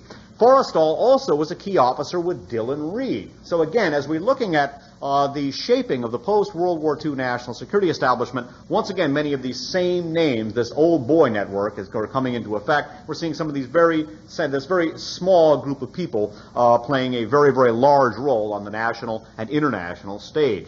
The CIA was created by the National Security Act of 1947, and one of the major institutions involved with the early CIA was nominally under the State Department. This was the Office of Policy Coordination, or OPC. That was a State Department body nominally, but in effect what it was sort of an interagency or intergovernmental department clearinghouse to coordinate elements of state, CIA, and military for covert operations. OPC was chaired by, primarily, Frank Wisner. Now, Frank Wisner was a key OSS operative. He had been a partner in Carter, Ledyard, and Milburn, again, one of these top Wall Street law firms. He was the head of OPC, and his top aide at OPC was Carmel Offee. Now, again, that's the same Carmel Offee who was William Bullitt's right-hand man in the U.S. Embassy in the Soviet Union in the 1930s. Now, one of the main names in shaping post-World War II national security policy in the United States was George Kennan. Now, again, George Kennan was a State Department officer in the U.S. Embassy in Moscow in the 1930s under William Bullitt with Carmel Offee, and while he was serving at the U.S. Embassy, he dovetailed with Gustav Hilger, this key Nazi diplomat who had much to do with crafting Nazi policy towards the Slavic nations and the Soviet Union in particular. As World War II drew to a close, as people like the Gehlen Organization were being incorporated and married to the U.S. national security establishment, as the denazification of Germany was being frustrated, as the decartelization of Germany was being frustrated by people like William Draper, who does George Kennan, now a key State Department official, bring to the United States to help shape U.S. policy towards the Soviet Union? Gustav Hilger, who was brought into the United States and played a prominent role in helping to shape U.S. policy toward the Soviet Union in the post-World War II period. It was George Kennan who drew up the policy known as containment, to box the Soviet Union and other communist countries in and to, quote, contain, unquote, communism. One of the major documents for the U.S. prosecution of the Cold War was something called NSC-68, or National Security Council Document Number 68. This is a document that provided for, in the first place, a much more militant stance on the part of the United States towards the Soviet Union. It provided for covert operations by the United States to help destabilize the Soviet Union, utilizing many of the dissident Soviet ethnic nationalities. It called for a huge U.S. military buildup to take place in order to bankrupt the Soviet economy. NSC-68 became the blueprint which ultimately was successfully realized under the Reagan and Bush administrations for the successful resolution of the Cold War. It was actually drawn up during the Truman administration. The guy who drew it up and who also became the key operative of George Bush's so-called Team B. When George Bush became Director of Central Intelligence in 1976, he brought in a group of outside, quote, experts, unquote, in other words, people outside of the normal CIA Soviet Union division, SU division, to assess Soviet military capabilities and geopolitical intentions, and they formed a much harsher and, as it turns out, completely unrealistic estimate of Soviet military capabilities and intentions. And this much more alarmist outlook on the Soviet Union became the rationale for the Reagan administration military buildup, which wound up turning the United States into the world's biggest debtor nation. The architect, however, of NSC-68, the foundational document, the blueprint for U.S. prosecution of the Cold War, was Paul Nitze, N-I-T-Z-E, who was the fellow who headed up Team B for George Bush.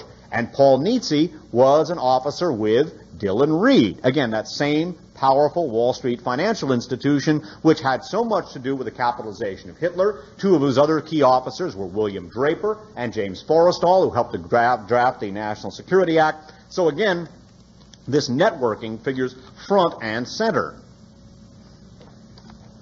Now, in 1950, a completely illegal domestic intelligence operation was undertaken, and this, well, I should also mention, too, another bit of interesting networking. Allen Dulles, as the war drew to a close, Allen Dulles was reassigned from Bern to, surprise, surprise, Berlin, where he then began immediately networking with a lot of his Nazi compatriots. He was succeeded in his position by none other than then Naval Lieutenant Richard Helms. Richard Helms, of course, later went on to become director of the CIA. He was an OSS operative. His grandfather, Gates Magera, had been the first head of the Bank for International Settlements, the Swiss clearinghouse for many of these capital transactions stretching from the recapitalization of Germany under the Dawes-Young plan that I alluded to earlier, right on up through many of the World War II era negotiations in which the warring powers did business as usual under the auspices of BIS.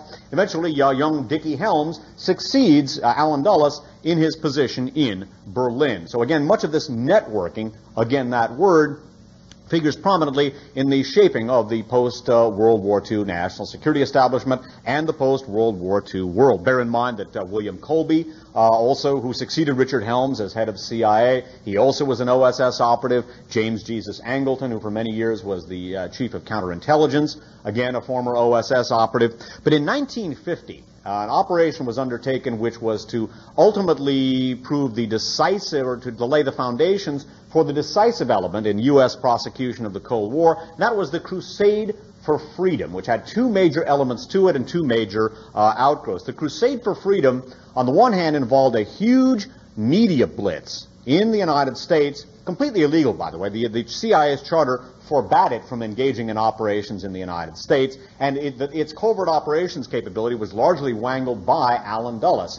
But the Crusade for Freedom was an illegal domestic media operation. That was only one aspect of it, in which a huge media blitz was undertaken on behalf of rollback or liberation theory. Now, rollback or liberation theory was a political warfare and covert operations strategy that was devised by Alfred Rosenberg's Ostministerium during World War II.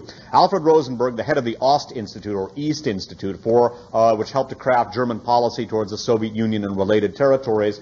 Alfred Rosenberg, himself a Baltic German, I believe he was a native of Latvia originally, native of the Baltic states, believed that the Nazi policy towards the Slavic peoples, in particular towards peoples of the Soviet Union, namely one of extermination and enslavement, was incorrect and unintelligent. What Rosenberg proposed to do was to enlist the various dissident Soviet ethnic nationalities as military and political allies in return for granting them their nominal independence from a Soviet state if they would help Germany overthrow and defeat the Soviet Union.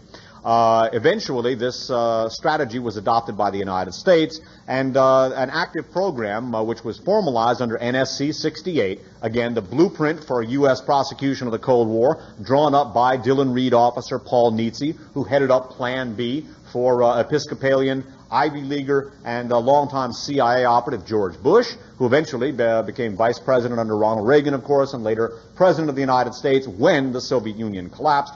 But the Crusade for Freedom entailed, first of all, a blitz, literally a media blitzkrieg, in order to convince the American people to adopt rollback or liberation theory to not only liberate the communist states of Eastern Europe, but also to break up the Soviet Union into its constituent ethnic republics, which has now, of course, has happened. One of the major strategic elements also, which was incorporated into the U.S. national security establishment at this time, were the tactics of the NTS or the Solidarists, the National Toilers Alliance. These are a group of white Russian fascists who, unlike other elements of the Ostministerium under Rosenberg, unlike some of the Galen-related elements of the Ukrainian OUN under Bandera, the NTS sought to keep the Russian Empire intact, but to overthrow communism and restore the Russian Empire, either under the monarch, the Tsars, the Romanovs, or else under a Kerensky-style conservative social democratic government. But the NTS's tactics were to appeal to the various elite cadre of the Soviet Union, in particular the Red Army, and to stimulate a revolt by the Red Army against the Soviet government to overthrow communism. What we ultimately saw in 1991 was the tactics of the NTS, the Solidarists, utilized in order to realize the goals of rollback or liberation theory. Basically, we saw a revolt by the Red Army, as I documented in RFA 36, almost certainly heavily influenced by, if not actually directed by, Western intelligence.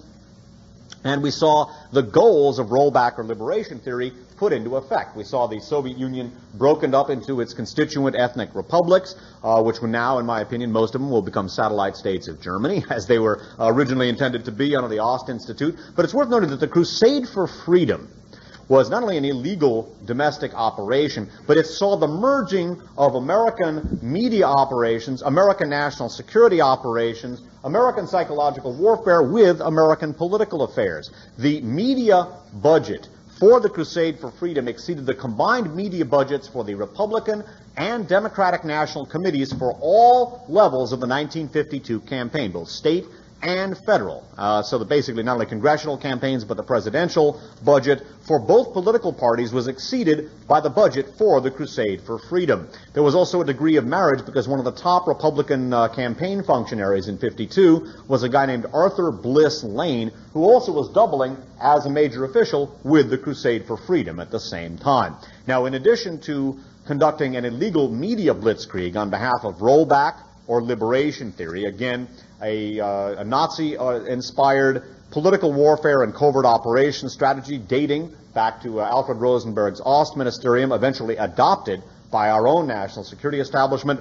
The Crusade for Freedom brought into the United States many Central and Eastern European fascist collaborators, such as members of the Hungarian Arrow Cross, the Romanian Iron Guard, the Croatian Ustashi, the collaborationist Linka Party from the Slovak Republic under Reverend Tiso, and many of these outright Nazis and fascists, many of them war criminals of the First Order, Baltic and Ukrainian Waffen-SS veterans who had been involved with some of the Einsatzgruppen that conducted the liquidations on the Eastern Front, were brought into the United States illegally and installed as leaders in our various Eastern European ethnic voting communities. They eventually coalesced under Richard Nixon in 1968 into a formal wing of the Republican Party, the Republican Ethnic Outreach Council, which is literally a Nazi branch of the Republican Party.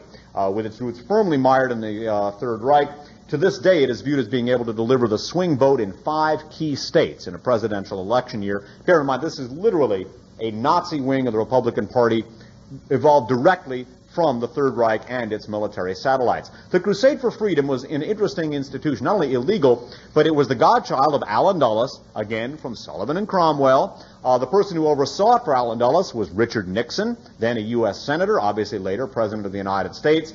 The chief spokesperson for the Crusade for Freedom was Ronald Reagan, and the fellow who handled the State Department machinations to bring these fascists into the United States, completely illegally, was the former chief of secret intelligence for Europe, for the OSS, William Casey, who later became Ronald Reagan's campaign manager and CIA director.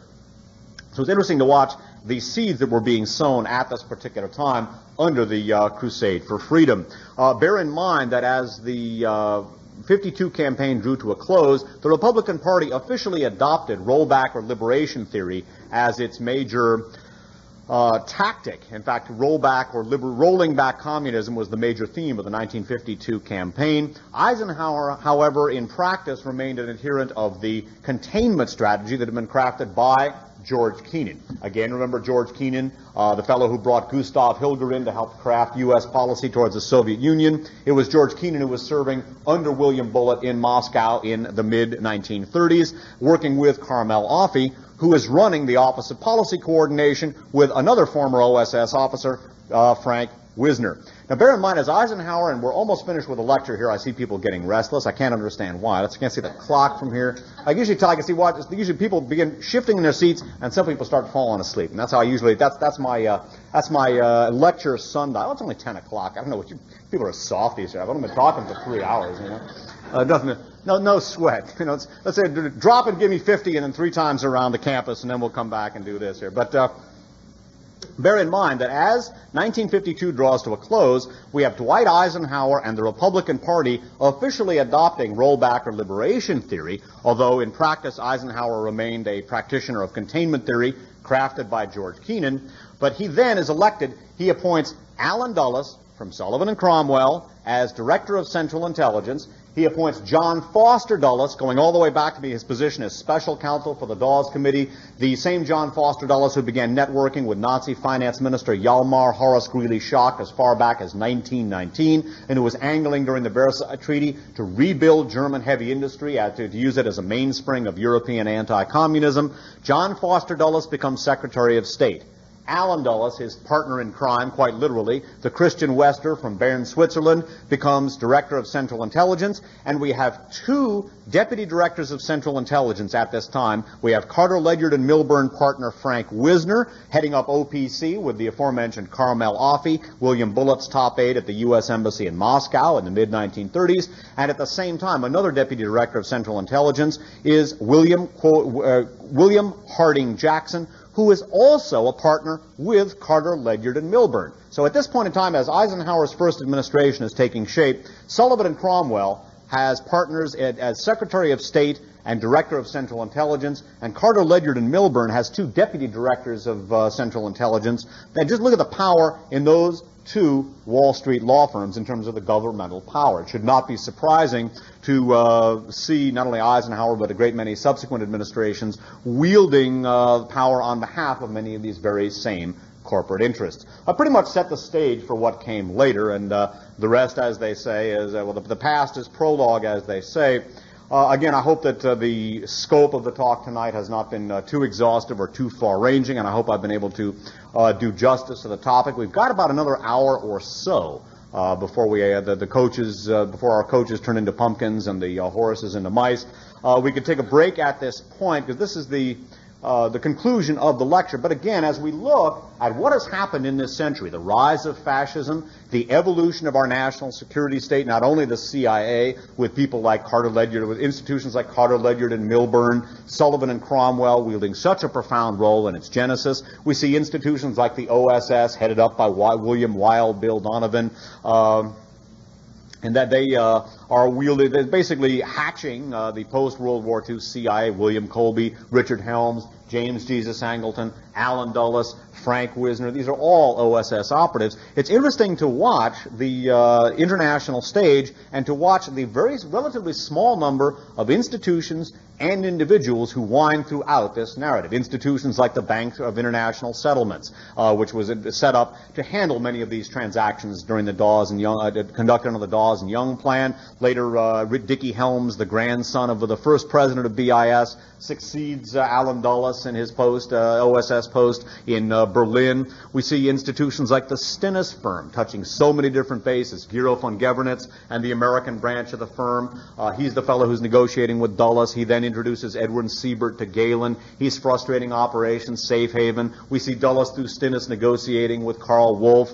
Admiral von Dönitz is an intimate of the Stinnes organization. And watching this very small number of institutions and individuals networking together and shaping not only the history of our century, but also the development of the national security state in the post-World War II and Cold War periods, and the CIA in particular, it really is clear that an awful lot of these machinations have been affected by a very small number of people and institutions. Literally, the American elite, the Wall Street elite, the corporate elite, and the various institutions which are involved with them and which have done their bidding on the international stage throughout the course of this century. And it has an awful lot to do with shaping the world we live in, for better or for worse, and my opinion, obviously, is the latter. And that basically concludes the lecture for this evening, and I want to thank you for your attention and your physiological forbearance. I haven't seen too many people running for the restrooms during the course of this, which is in and of itself, I guess, something of a compliment. I'll take it that way anyway. Why don't we take a break at this point, and then we can take questions going up till a little before 11. Okay? Thank you very much.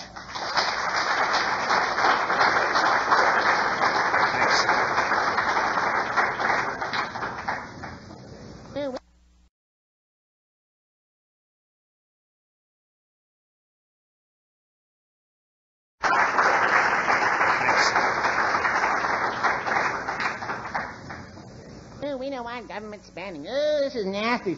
This country and the modern American middle class, which is what made this country, and to the extent that America has enjoyed post-World War II largesse, it's because of the creation of the middle class, both as a producing and consuming entity.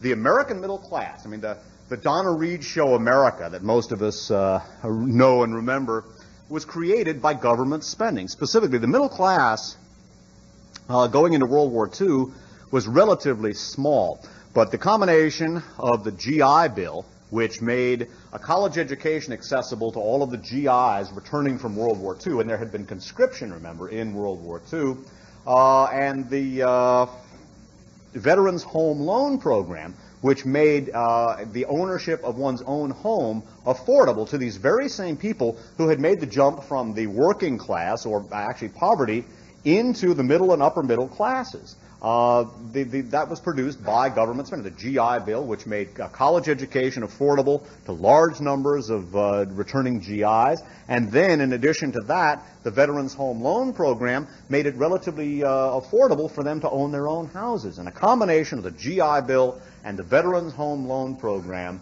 both of them government spending programs that we're hearing so much about how we can't have them, created this country as most of us have come to understand it. You know, it's really obscene to contemplate, you know, we got to hold down government spending. Yeah, unless we're, you know, going to spend it all on some ridiculous weapons program. In the late 1980s, one year I owed the IRS $1,400. I sent them a letter asking if they'd take 2 hammers and a toilet seat in payment. They didn't appreciate that.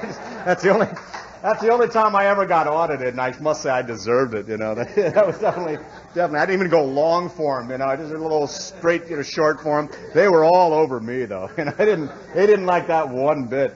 But you know, we got to hold down government spending. There have been some really good columns in the New York Times lately, and also they've been carried by some of the Bay Area papers. Some of the New York Times op-ed writers are getting really scared by what's going on in this country. In particular, the Republican Congress is just absolutely, I think that Gingrich and company, their real loyalty is to the underground Reich. And I think if you go into some of those political action committees that funded the Gingrich operation, I think you'll find that that's Bormann money that's going in there. Because Gingrich himself was going to high school, in a military high school in Germany, in a period in which a major focal point of international fascist recruiting was to recruit not only American servicemen and their family, but basically to recruit American servicemen and also members of their families who were serving in Europe at that time. And Gingrich was serving at that time. He wrote a really interesting book called 1945, in which Otto Skorzeny comes to the United States to try to knock out America's nuclear capability, which was, half right. I mean, he did go to work for the CIA, and he has visited the United States. He just didn't try to knock out our nuclear capability.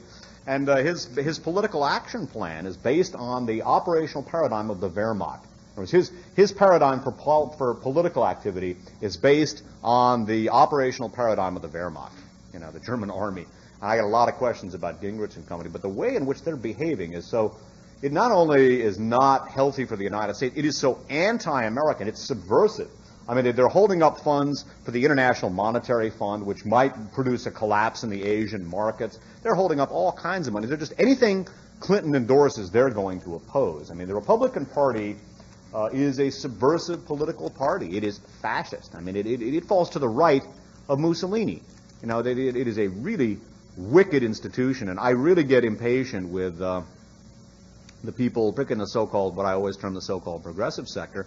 We're always talking about how there's no difference between the Republicans and the Democrats. And as I've said many times, and I'm sure many of you have heard me say this at various talks, there is a big difference between the Republicans and the Democrats. There's not as much difference as there should be. There's not as much difference as I personally would like to see, but there's a big difference. There's no Nazi branch of the Democratic Party. They don't have a Nazi branch of the party rooted in the Third Reich, and the damn Republican Party does. I mean, this is the Republican Ethnic Outreach Council is a direct outgrowth of the Third Reich. I mean, it is absolutely an outrageous institution, and it is a prominent element of the Republican Party. The person who selected all of the lists from which Ronald Reagan made his appointments when he became President of the United States was a woman named Helena von Dahm, and she was the protege of Otto von Bolschwing. Von Bolschwing was a key Sicherheitsdienst agent. He was Adolf Eichmann's superior. Eichmann ran the Final Solution, the liquidation of the Jews. Eichmann was a key SD official involved with stimulating the Iron Guard revolt that brought fascism to Romania. He then set up a parallel organization to Reinhard Gehlen's in the United States, and one of his proteges was Helena von Dahm. She eventually became U.S. ambassador to Austria. She kept the name of her second husband. She married a member of William Clark's military intelligence unit in Europe. A very common intelligence methodology is to have, if you want to get somebody from one country to another, you have them effect a marriage, and then they marry the national of the country they want to infiltrate. Then they get divorced as soon as the person is established in that country. It appears that that's what happened with Helena von Dahm. She married a member of the same military intelligence unit that William Clark was a member of. William Clark was Ronald Reagan's second national security advisor, replacing Richard Allen. Then I believe William Clark himself, I think, is married to Wernher von Braun's daughter. Von Braun, the Nazi rocket expert, was also an SS officer. A lot of people don't know that. When you think about Helena von Dahm, here is this woman who was a protege of one of the main architects of Hitler's liquidation of the Jews, and one of his political proteges drew up the lists from which Ronald Reagan made all of his appointments when he became President of the United States. She became Special White House Executive for Presidential Personnel. She kept the name, however, von Dahm is the name of her second husband, Christian von Dahm, who the last anybody heard was in charge of the Bank of America's branch in La Paz, Bolivia in 1982. Three guesses what kinds of profits they were running in and out of La Paz, Bolivia in the early 1980s. The first two guesses don't count. This was the period in which the cocaine coup and the people who, Klaus Barbie and the Coca Fascisti were going great guns. And that in all probability is why Helena von Dahm kept his name. It's a great business, the cocaine trade. She was proud of it, I'm sure. But the Republican Party and the Democratic Party, there's not as much difference as there should be. The Democrats have largely prostituted themselves to the corporations. But as I've said before, the difference between the Democrats and the Republicans is like being asked, which would you like for dinner, a slab of salt pork or a pile of fresh horse manure? It's not a very appetizing choice, but it's a very clear one, very, very clear indeed. The Republicans being the horse manure and the Democrats the salt pork under the circumstances, It's like, Clinton is no day at the beach. On the other hand, as much of a whore as he is, and he is in a lot of ways, at the same time, you look at all the people that are dropping dead around him. You look at all of the presidential aircraft that have crashed right after either Clinton and or Hillary and Chelsea have been in it. You look at all the people who've died. Two key campaign aides died when he was running in '92. A woman who was signing his speeches for the hearing impaired dropped dead of alleged natural causes at the age of 32 right before the inauguration. the this is one thing from the right wing that's true, the four ATF agents who died at the Waco assault were all bodyguards for Bill Clinton. Then you have Vince Foster dying. Admiral Bourda, his chief of naval operations, another alleged suicide, shoots himself in the chest. You know, not very likely Ron Brown buys it in Croatia under strange circumstances. A fellow named Thomas Friedman, who was Clinton's special envoy to Rwanda, was found dead, floating dead in a canal in the Potomac River. They said he was running by the side of the river and he slipped in and fell. You know, tough luck. You know, and so who knows what kinds of messages are being delivered to Bill behind the scenes? You know, saying, okay, well, you know, we've got Tom Friedman. You know, we've got Ron Brown.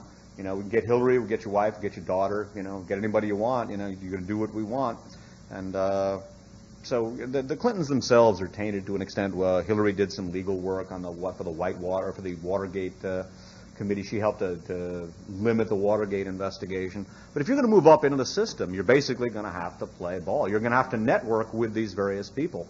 And so I'm not as judgmental about Clinton as a lot of people. It's easy, you know, the old Native American expression that you should not judge a man until you've walked a mile in his moccasins. And I would not want to walk a mile in Bill Clinton's moccasins. It's real easy to say, well, you know, he didn't do this and he should have done this, and I'm certainly disappointed in him. On the other hand, you cannot view Bill Clinton except as part of a historical continuum, which includes the systematic murder of every moderate and progressive political leader we've had in the last 30 years. And yet, we as a people remain blissfully unaware, or at least seemingly unaware, of the fact that political assassination has become an established way of life in the United States. Moritz Saul, who, by the way, the political comedian, some of you may know of him, he pretty much ran Jim Garrison's investigation in New Orleans. He later managed Jim Garrison's re-election campaign as DA. He wrote the summation to the jury, by the way. How many of you have seen the movie JFK? Well, the summation to the jury was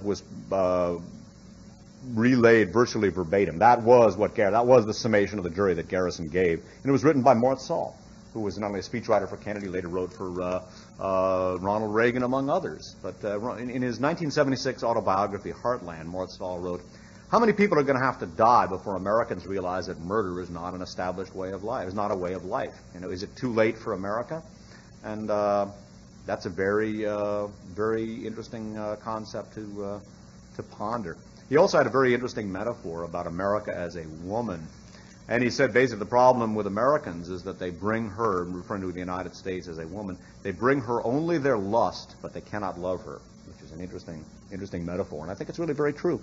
You know, they come with lust, but not love. And I think the bottom line is this country is the way it is because that's the way the people who live in it have made it. And it's important to understand that. Because you're one of the people living in it, and you may not be able to have a pivotal effect by yourself. I mean, you're not a senior partner with Sullivan and Cromwell or Carter, Ledyard and Milburn. You're not likely to wind up working for the Bank for International Settlements. You're not likely to wind up in the U.S. Embassy in Moscow in the 1930s, not unless you can master some sort of Star Trek-like time warp. But the point being that you can have an effect, albeit not a pivotal one, not as profound an effect as these individuals have. But in the information age, the ability of an individual to acquire and collate and communicate information has never been greater. If there's anything I find as a cause for optimism, that's it, is that our ability to gather information has never been greater. And with things like the internet, granted it's monitored, with things like talk shows, granted the deck is stacked there, it's possible to get information out, you know, and the cassette recorder is a marvelous thing, and I didn't even realize until a few years ago how appropriate it is for me to be doing these tapes and doing radio shows for people to tape and encouraging people to copy tapes and running tape duplication services, because magnetic tape was actually developed by I.G. Farben in World War II, and it was specifically developed to help spies transmit messages at very high speed over the airwaves. What they would do was they would take a message and they would run it at very, very high speed over the short wave of the radio so that it would sound just like, it would sound like just a little bit of interference, a little bit of static. But when it was recorded and then slowed down, they could communicate the message. And this was the first operational use for magnetic tape. It was a device to permit spies to conduct clandestine communication. So in a way, it's very appropriate that I should be, making these tapes and utilizing electromagnetic tape in a democratic and counterintelligence capability. It's sort of, I guess, for every action, there's an equal and opposite reaction, or perhaps it's the law of karma as applied to espionage and magnetic tape. Who knows? It's sort of appropriate. Questions and comments? Yes, sir. Yeah, I was moving forward into the 60s currently. I was curious what Mr. Orlando Bosch and Jorge Mascanosa are up to in their relationship with the intelligence community. Orlando Bosch and who? Jorge Mascanosa. That last name I'm not familiar with. Oh, okay. I think in terms of the anti-Castro Cuban community, I think it's more or less business as usual, as near as anybody's been able to tell. Orlando Bosch was head of the CORU organization, which was an extremely reactionary, even for anti-Castro Cubans organization, that in turn became part of the Fascist International, as Henrik Kruger has described it. One of the best books about not only the intelligence community, but also about international fascism and the narcotics trade was The Great Heroin Coup, authored by freelance Danish journalist Henrik Kruger, last name Kruger. This was a mainstay of the program in the early and mid-1980s. Veteran listeners of the program will be very familiar with that name. It's funny because for all of the publicity about the intelligence community and their involvement with the narcotics trade, they have not gone beyond what Henrik Kruger came out with in 1980, and he directly foreshadowed much of the Iran-Contra scandal. He talked about the role of people like Theodore Shackley and Thomas Kleins, who figured in that very prominently, and he talked about the Miami connection and their connections with Latin American death squads and so on and so forth. Orlando Bosch was one of the major elements in CORU and the Internacional Fascista, literally part of a fascist international, which embraces in its North American branch people like Orlando Bosch and the CORU, that's C-O-R-U organization, and then also Latin American fascists and Spanish and Italian fascists as well. Much of the old Scorzani and Borghese network. Prince Giusto Valerio Borghese was a key Italian fascist and a World War II associate of Otto Scorzani. And the CORU organization was a Cuban U.S.-sponsored fascist intelligence group. It's interesting that the well, first, let me talk a little bit about Latin fascism. When Franco came to power in Spain, he was a fascist dictator supported by Hitler and Mussolini. He established his fascist organization, the Falange, F-A-L-A-N-G-E, as an international organization. And the Falange established branches in many other countries that had been imperial properties of Spain when Spain was an empire. Latin America, the Philippines, and other places. They all had branches of the Falange, again, the Spanish Fascist Party under Franco. The most important and most virulent of the Falange branches in the Americas was the Cuban branch. And when Castro overthrew Batista, 3 guesses where that branch moved to. Miami, Florida, basically, the southern rim of the United States. It's interesting, when you drink San Miguel beer, you may go to a liquor store sometime drinking San Miguel beer. The entire alcoholic beverages industry is fascistic. Whenever I drink an American beer, which is very seldom, I always drink Coors for a very simple reason. It's a beer is an unregulated industry. They can put any bloody thing they want in there, and they do. Coors is the only American beer that's additive-free. It's the reason I drink it. Of course, the Coors are a bunch of raving fascists. It's absolutely true. But so are all the rest of them. The Bush family were members of the German-American Bund, but the Soriano family, Andres and Miguel Soriano, when you have San Miguel beer, it's owned by the Soriano family, and the Soriano family were the main Falange operatives in the Philippines. When MacArthur landed in the Philippines, he promptly appointed Andres Soriano as one of his top economic aides in the Philippines. His G2 officer was Charles Willoughby, née Karl Adolf von Scheppel und Wiedenbach, who was a German-born fascist, educated at the Kriegswehr Academy, and he oversaw all intelligence for MacArthur from 1939 through 1950. That's one of the reasons why MacArthur was busy excluding all the OSS people in the Pacific Theater, because he still hated Bill Donovan's guts from World War I when Bill Donovan frustrated his great trap by having the Fighting 69th hold their position. They got wiped out. I mean, poor Fighting 69th, there was a whole bunch of them when they trooped out for World War I. They almost all were killed. They had this big victory parade marching down Wall Street. Two-thirds of them were dead. The Fighting 69th belonged pretty much to the ages at that point, because they're almost all dead. But it's interesting to watch the Falange as it evolved through history. In my opinion, I think we could view Orlando Bosch and CORU as pretty much the ontogenetic successors to the Falange, there may in fact have been some operational connections. I don't know. They certainly, Kourou worked with many of the international fascist elements with which the Falange had been associated, largely Otto Skorzeny and his Odessa milieu operating out of Madrid. So as far as what they're doing today, Radio Marti continues to broadcast to Cuba, and I think it's pretty much business as usual. I haven't seen any particular indications of a sea change in U.S. intelligence policy towards Cuba. No, I just mentioned that because apparently they were commenting on Cuba on Miami TV recently. They came up. Orlando Bosch was? Yeah. George Bush, by the way, saw to it that Orlando Bosch was handled with kid gloves. And Orlando Bosch was involved with the blowing up of a Cuban airliner in 1976, and another fellow, Roman Posada Cariles, who was a main operative for the Contra supply effort out of Ilopango Air Base for Oliver North and Company, was also involved with that same operation. What we saw with the Iran-Contra was, to a large extent, the Contra support network was a revival of many of these fascist, not, I shouldn't say revival, but a utilization, because they never disappeared, but a utilization of many of these same fascist networks, and many of the worst operatives from the Kourou people turned up in connection with these types of activities. Yes, gentleman in the very, very back.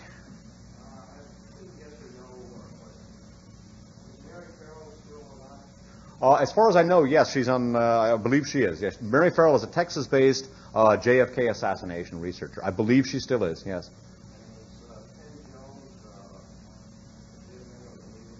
As far as I know, yeah, I mean, I think Penn Jones' work, Penn Jones was one of the earlier the JFK assassination researchers. His work is excellent. I think his Forgive My Grief series is just fine.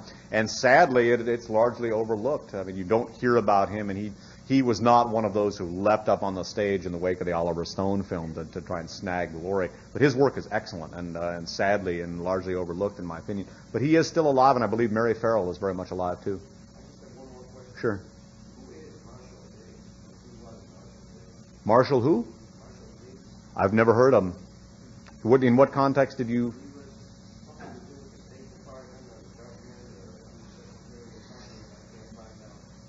Name does not ring any bells for me, so I'm afraid I can't help you out. Yes, Mark.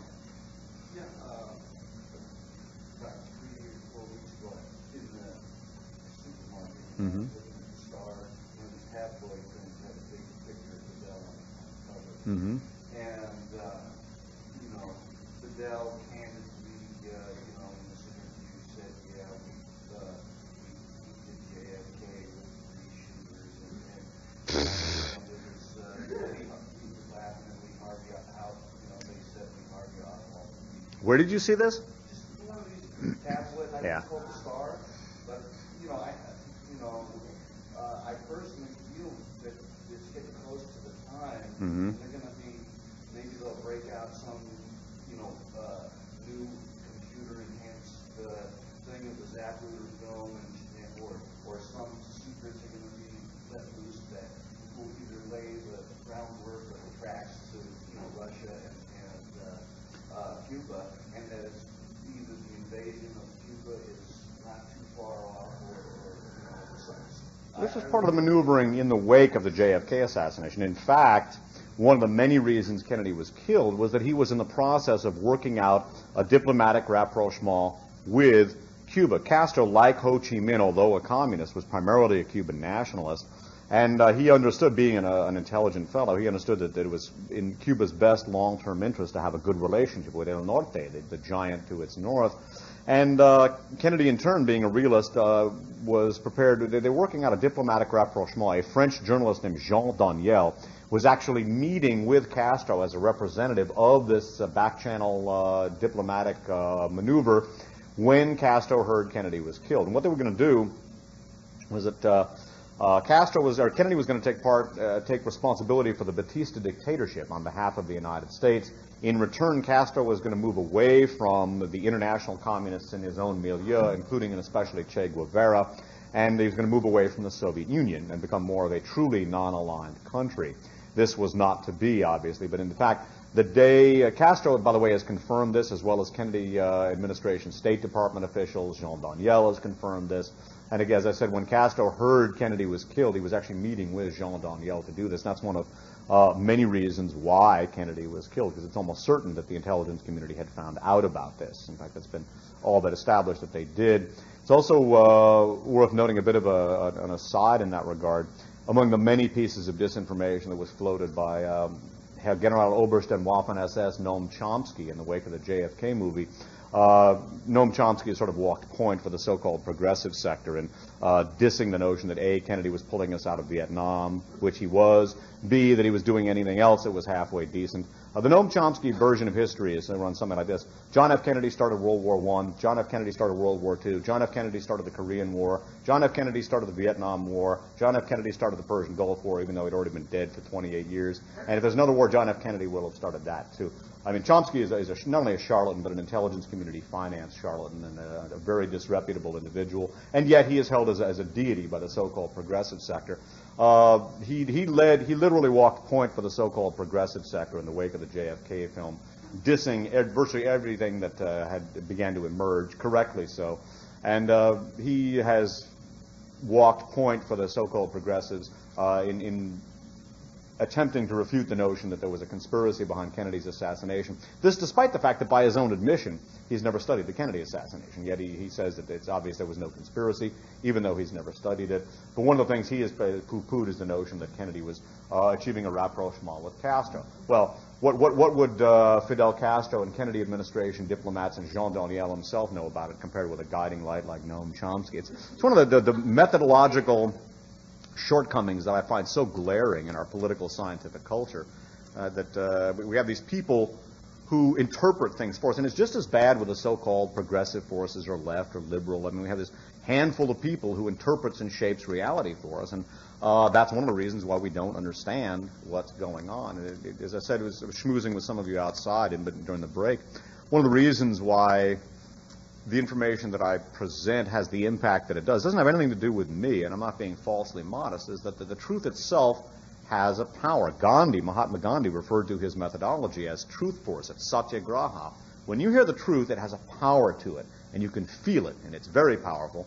And that is a lot of the impact that my program has. It's not that I'm, that great or anything else, but most people have been lied to, and I've devoted a lot of time to ferreting out the facts. And when you take the time to put the facts together, I mean, we're not told what the CIA is. We're handed sensational versions, or Sylvester Stallone acting as a CIA assassin and jumping out of an airplane from 1,500 feet up and landing on his feet and then making love to Sharon Stone right afterward. I mean, just these crazy, stupid things. So we don't know what the CIA is or where it comes from or why it does what it does or who was involved with setting it up. And yet, when you begin to study how things have come to pass in this century, it's a relatively small number of institutions and a relatively small number of people, and the relationships between these things are really pretty readily comprehensible if, and it's a big if we're given the facts. And one of the major disinformation elements from the so-called left is Noam Chomsky, who is he's kind of like a pope or like an archbishop. He's there to intercede between us and God and to hand down to the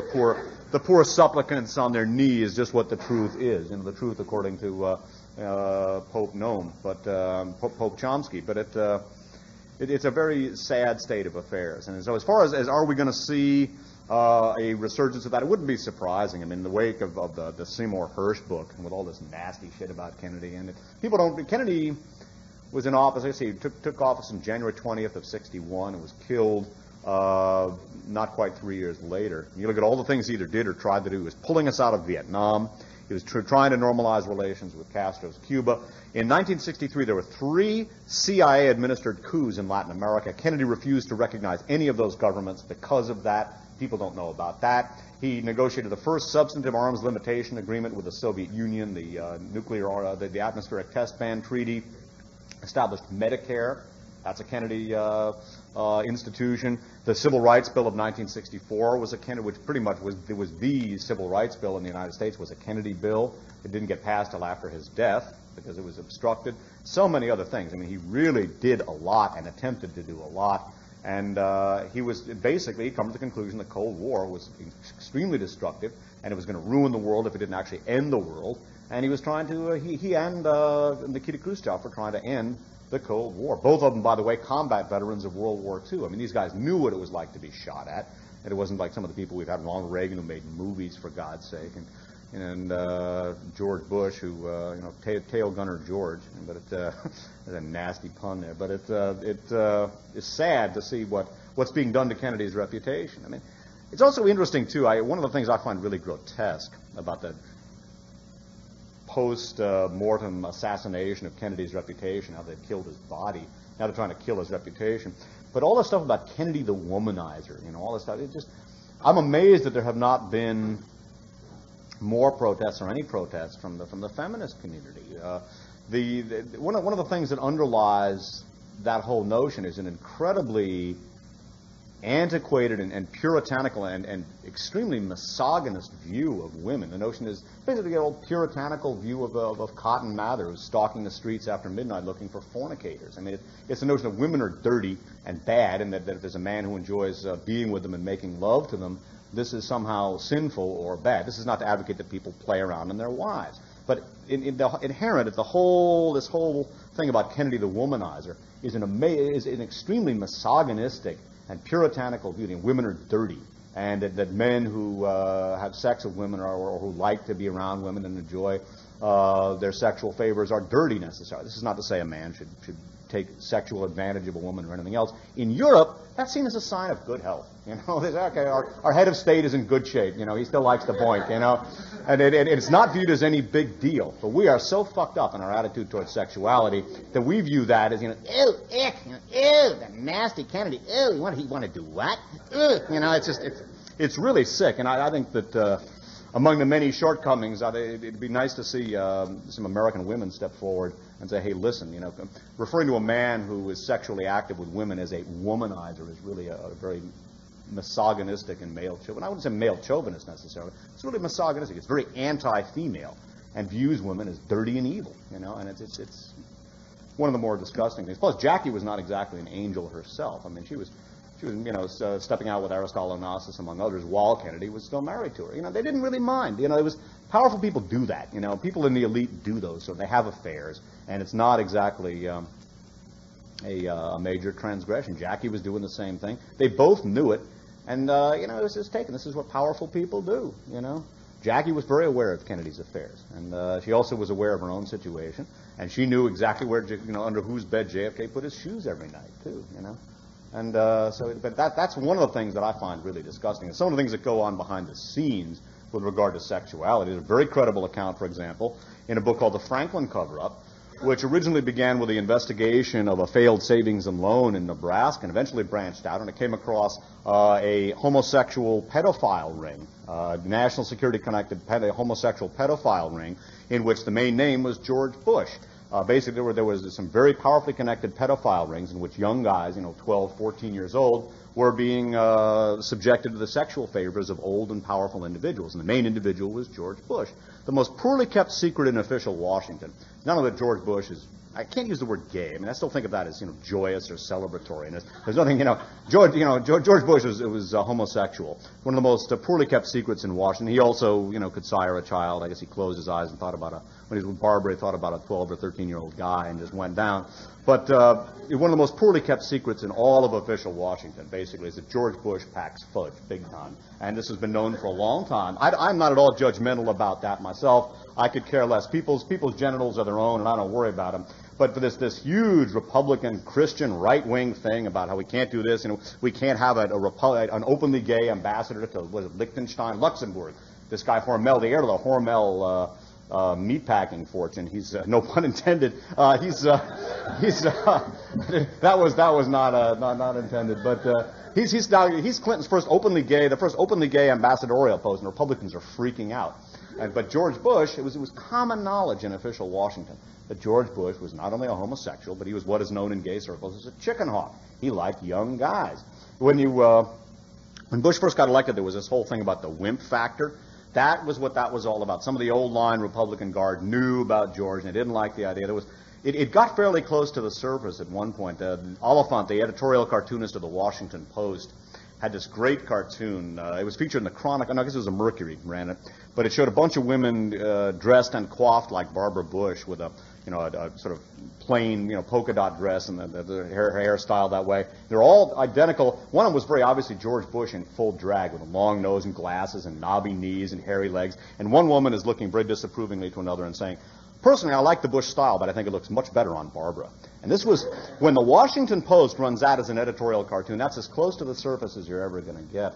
One of the things that's funny is in ultra right-wing circles that there appears to be a larger than normal incidence of homosexuality. And this is in no way to be judgmental or moralistic, but it rather, I think, those who are very judgmental and moralistic, the Republican Party and the Christian right, should take a very good look. It was one of the guys who was a major hitman for the Republican right and who wrote a book called The Seduction of Hillary Clinton, was castigated by the right wing because it was not hard enough on Hillary. Like one of the things it pointed out is that Hillary made a total of $20. She'd make $20 a month for her Whitewater law work. I mean, ye gods, that isn't even lunch money for a student at Foothill College. It's nothing. But a whopping $240 a year. But he wrote this book, and it was not nearly as unkind to Hillary as the right wing wanted, so they began attacking him. And one of the things they attacked him for was the fact that he was gay.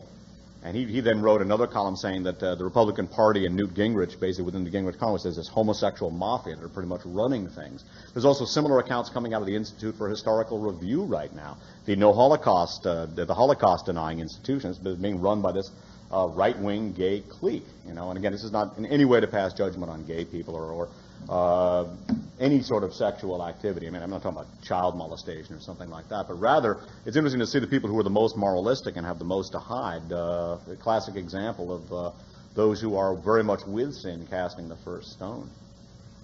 Did you ever hear the term in regards to the United States, I don't know, from Europe or whatever, as okay, you have the Iron Curtain, the bamboo curtain, and the paper curtain regarding the type of information control that this society I've heard in the United States. Not offhand. Not offhand. Not offhand. No, it's new. It's new to me. Anybody else? Questions? Yes, sir.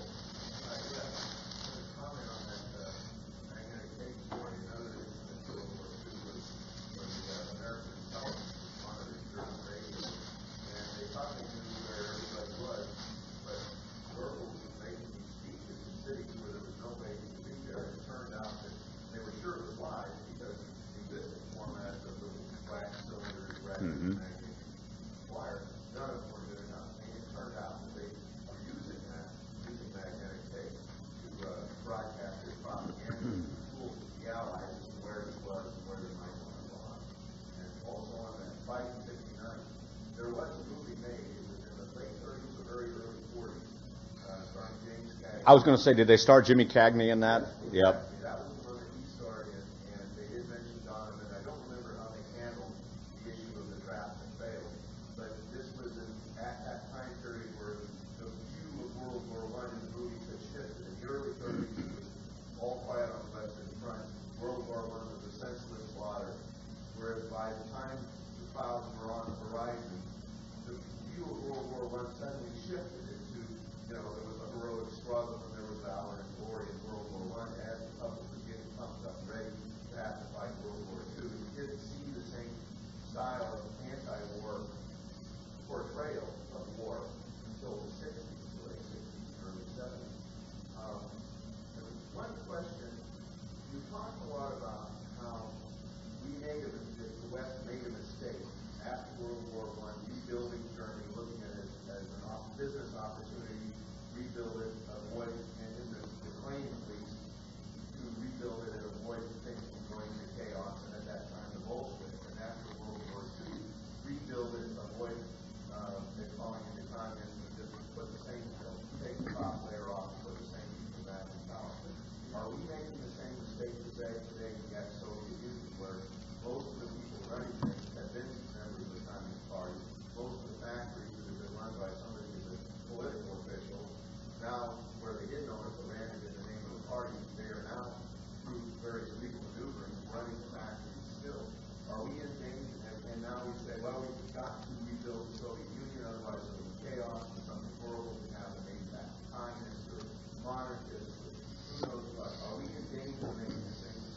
I think the situation in the former Soviet Union is, by its very nature, dangerous. I mean, when you have that much weaponry and that kind of power in as unstable a situation as it is dangerous. Now, I don't think the two situations are precisely analogous simply because we don't have the ongoing corporate connections that existed in that transatlantic axis that I was talking about pretty much from the time of the Versailles Treaty, when you had people like John Foster Dulles networking with people like Jan Marschak, when this group of elitists were already planning on rebuilding German industry as a mainspring of anti-communism in Europe.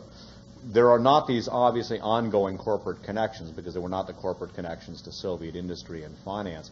The Soviet Union, I think, is a somewhat different situation, although there certainly, obviously, when one form of government collapses, the people who existed under that form of government don't just evaporate. I don't think the two situations are exactly comparable, which is not to say that this not only might be dangerous, but might be more dangerous because of the difference in technology and weaponry. And it may be that we are making a serious mistake. My feeling is that once things were pretty much locked into place at the end of World War I, once not only these corporations, but the national security elites and also the aristocracies and many of the deposed monarchies all decided to launch on this anti-communist crusade. And when the international or transnational corporate structure was put in place, and it really was the transnational corporations which now dominate life on Earth, were already largely entrenched and pretty much setting the tone in this very time period. It's why I took the time to go into things like the Dawes and the Young Plan and the Bank for International Settlements and who the movers and shakers were in these things that were taking place in the 1920s, and then tried to trace some of these relationships on up through that period in order to show how some of these corporate and economic connections manifested themselves in the political and economic spheres. My feeling is that what's taking place now on the international stage is an outgrowth of that. Germany was never denazified, and what I feel has been happening since the end of World War II is that the powerful fascist elements in the United States have merged with fascist elements, Nazi elements from Germany, and what we literally are seeing is an international fascist hierarchy emerging out of that corporate elite. And I think that the shift that is taking place, and perhaps has probably already taken place, is that instead of Wall Street being the dominant element, now I believe that the German component of this transnational corporate axis is going to prove to be the dominant element. I mean, at this point, German corporations, both the German core corporations and the underground connections with the Bormann apparatus, dominate the world's pharmaceutical industry. They dominate the world's, if you get a vaccine in this country, you vaccinate your kids, you get a shot, that's coming from a Bormann company, coming from the minions of Adolf Hitler. When people drive a luxury car in the United States, what kind of a car are they going to drive? A Porsche, a BMW, a Mercedes-Benz? Ferdinand Porsche was one of Hitler's personal favorites. I mean, he named, not only was the Porsche firm one of Hitler's largest tank producers, behind Adam Opel AG and Ford of Cologne, wholly owned subsidiaries of General Motors and GM, respectively, or GM and Ford, respectively. And then the Henschel works and the Porsche works. But just before the Battle of Kursk, for example, the largest armored battle in history, the Nazis introduced a huge self-propelled gun called the Ferdinand, specifically for the Battle of Kursk. And it was named after Ferdinand Porsche, who was one of Hitler's personal favorites. And so I think that what's happening now is that somebody done hoodoo to hoodoo man, as Junior Wells put it in a blues song. I think that, in effect, the Nazi cadre that were supposed to be the bulwark against communism are now calling the shots. One of the things that I introduced in RFA 37 was the Nazi tactic of using anti-communism as a vehicle for struggle. Lenin got back into Imperial Russia, for example, by being shipped into Russia by the Imperial German General Staff. That's how Lenin got in there, to start the Bolshevik Revolution and to knock Russia out of World War I, which he did. They then used fear of communism to curry favor with not only the Allied occupation forces in Germany, who saw to it that the Freikorps and the so-called Black Reichswehr, these underground military units, got all sorts of armament, machine guns, armored cars, all sorts of things they weren't supposed to have left over from World War I, so they could fight the communists. This was a very conscious strategy. They also utilized these same connections, the same fear of communism, to help prevail on the Wall Street elite to join in these cartel connections, and then they utilized it very above board in a very overt fashion, very successfully, to curry favor from the Western Allies. And I believe that during the course of the Cold War, through a combination of corporate penetration, infiltration, and blackmail, I believe that the Germans now have the upper hand. When you consider the upper hand, when you consider something that I have introduced in the Thousand-Year Conspiracy. I mean, it sounds like a corny title. You talk about the Thousand-Year Conspiracy, you're going to send most political intellectuals to rolling their eyes. You're going to go, oh, yeah, right, a thousand-year conspiracy. Uh-huh, sure. Well, I don't know about 1,000 years, but when, for example, you take that book from 1943, The Thousand-Year Conspiracy by Paul Winkler, and it talks about the theories of Friedrich von List, who was a Prussian economic theorist, who in the 1840s advocated as a tactic, as a stratagem, that Germany establish a pan-European economic union under German domination as a vehicle for effecting first economic and then political domination over the rest of the world. This is what you're seeing now. That was the 1840s, but now you're seeing that with the European Union. This is going to begin at the end of next year. The Deutschmark is going to disappear. And it is going to have a profound effect on the world economy and world political situation. And with that European Economic Union dominated by Germany and the European Monetary Institution located in Frankfurt, institutions or treaties like GATT are going to assume a very much larger and more sinister place in our lives than I think they already do. Because basically, GATT permits a globalization of the corporate state, and with Europe, an economically unified Europe under German domination, now obviously being one of the major elements in this world corporate state, I think they're going to be able to dictate American life to Americans to an enormous extent. What's interesting is to see the extent to which the German core corporations are already buying up not only the United States but other countries around the world. You take a look at energy, for example, publishing, communications. I mean, if you're going to write a book and get it published in the United States, the odds are excellent that if it's going to be published by a major publisher, it's going to be published by a German-dominated publisher. I mean, Dell, Random House, New York Times books. Not New York Times. So many of these, the major publishers now are owned by Bertelsmann or one of the other major German publishers. The German core corporations wield a profound influence in American economic life, and yet in Germany it is illegal for a foreign corporation to own a controlling interest in any major German firm. Yet German core corporations own controlling interests in many American companies. I don't know if you noticed that Siemens just bought out Westinghouse. They didn't buy out their nuclear power division, but Siemens just bought Westinghouse. The Dow Jones Corporation and Wall Street Journal have a large capital participation by Die Welt, one of the most reactionary German publications. It is a very interesting state of affairs, and the German core corporations have cabinet ministers sitting in on their directors' meetings, the board of directors' meetings, and in turn, the members of the board of directors sit in on German government cabinet ministers. It is a national socialist economy, as Hitler envisioned it. Not socialist, but the ultimate in capitalism, in which the corporate state, as Mussolini termed his system of fascism, has its ultimate manifestation. And this is what we're seeing internationally. So I think the dominant element in the world today, the dominant dynamic, is the struggle, if indeed there still is a struggle, for control of the capitalist, industrialized world between Germany and the United States. I personally believe that struggle has already been resolved behind the scenes in favor of Germany.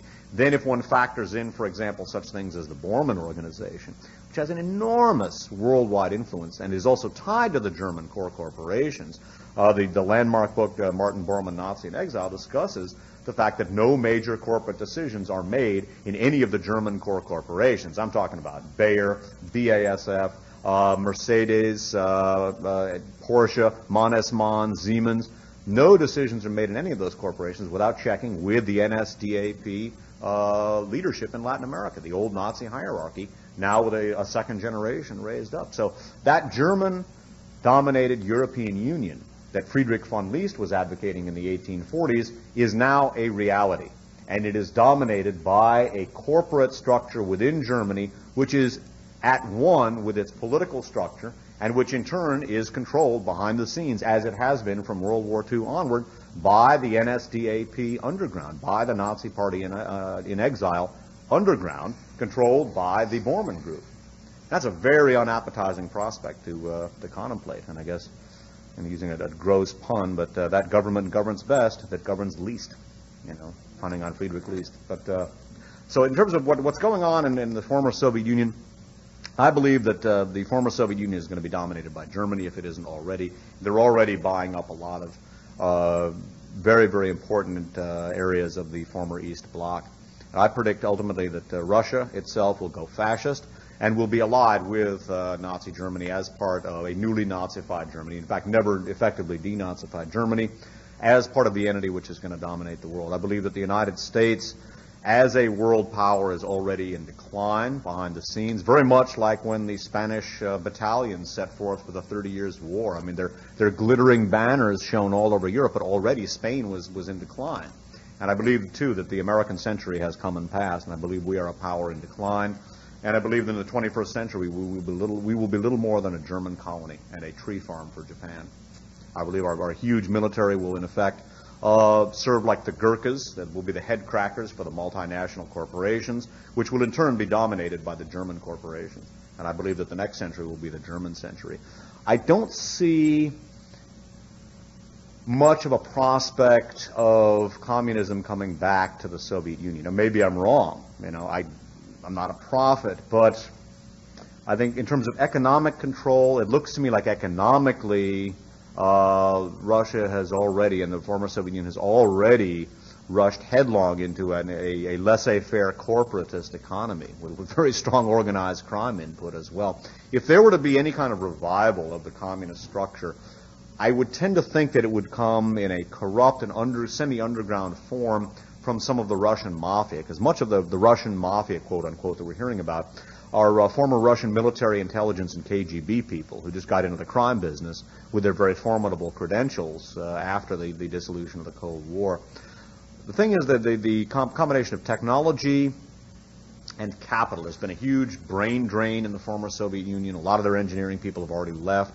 I don't know where the capital would come from that could possibly fuel a resurgence of communism in Russia. Maybe there would be a second revolution if things got rotten enough there. I don't know. But the administration of power in the former Soviet Union does not appear to me to be really comparable with the way power was aligned in Weimar Germany, in which you had a superficial democracy, but the power structures were held by the same industrialist financiers and Junkers and aristocrats that had held power under the Kaiser. And then with some of the corporate connections that had developed in the 1920s, they simply proceeded from that point. I don't see, and again I'm limited in terms of my understanding from what we get from our media, which is baloney. I mean, we're handed a bunch of nonsense. You turn on the television, and you turn on CBS, and that's what you see is BS. We don't get the truth. So I don't see where the power would come from to do that, because if there were to be a resurgence of the Communist Party, a real resurgence inside of Russia, I think that the same forces which brought it down in the first place, both internal and external, I think the same shortcomings of the Soviet system that helped collapse it in the first place, plus the same external forces that helped to collapse it from the outside, would coalesce in a hurry in order to do the same thing. I just don't see that happening. Perhaps I'm wrong. Remains to be seen. Anybody else? Yes, sir. Do you believe that China, Europe, and several South America are part of the United States kind of blocking the way of the European Union? I don't. Now, if I'm understanding you correctly, are you saying, do I see China somehow and the U.S. as being in a position to block the European Union or the functions of it? You were talking radio a lot about what impact the European Union coming to U.S. market. Yeah. And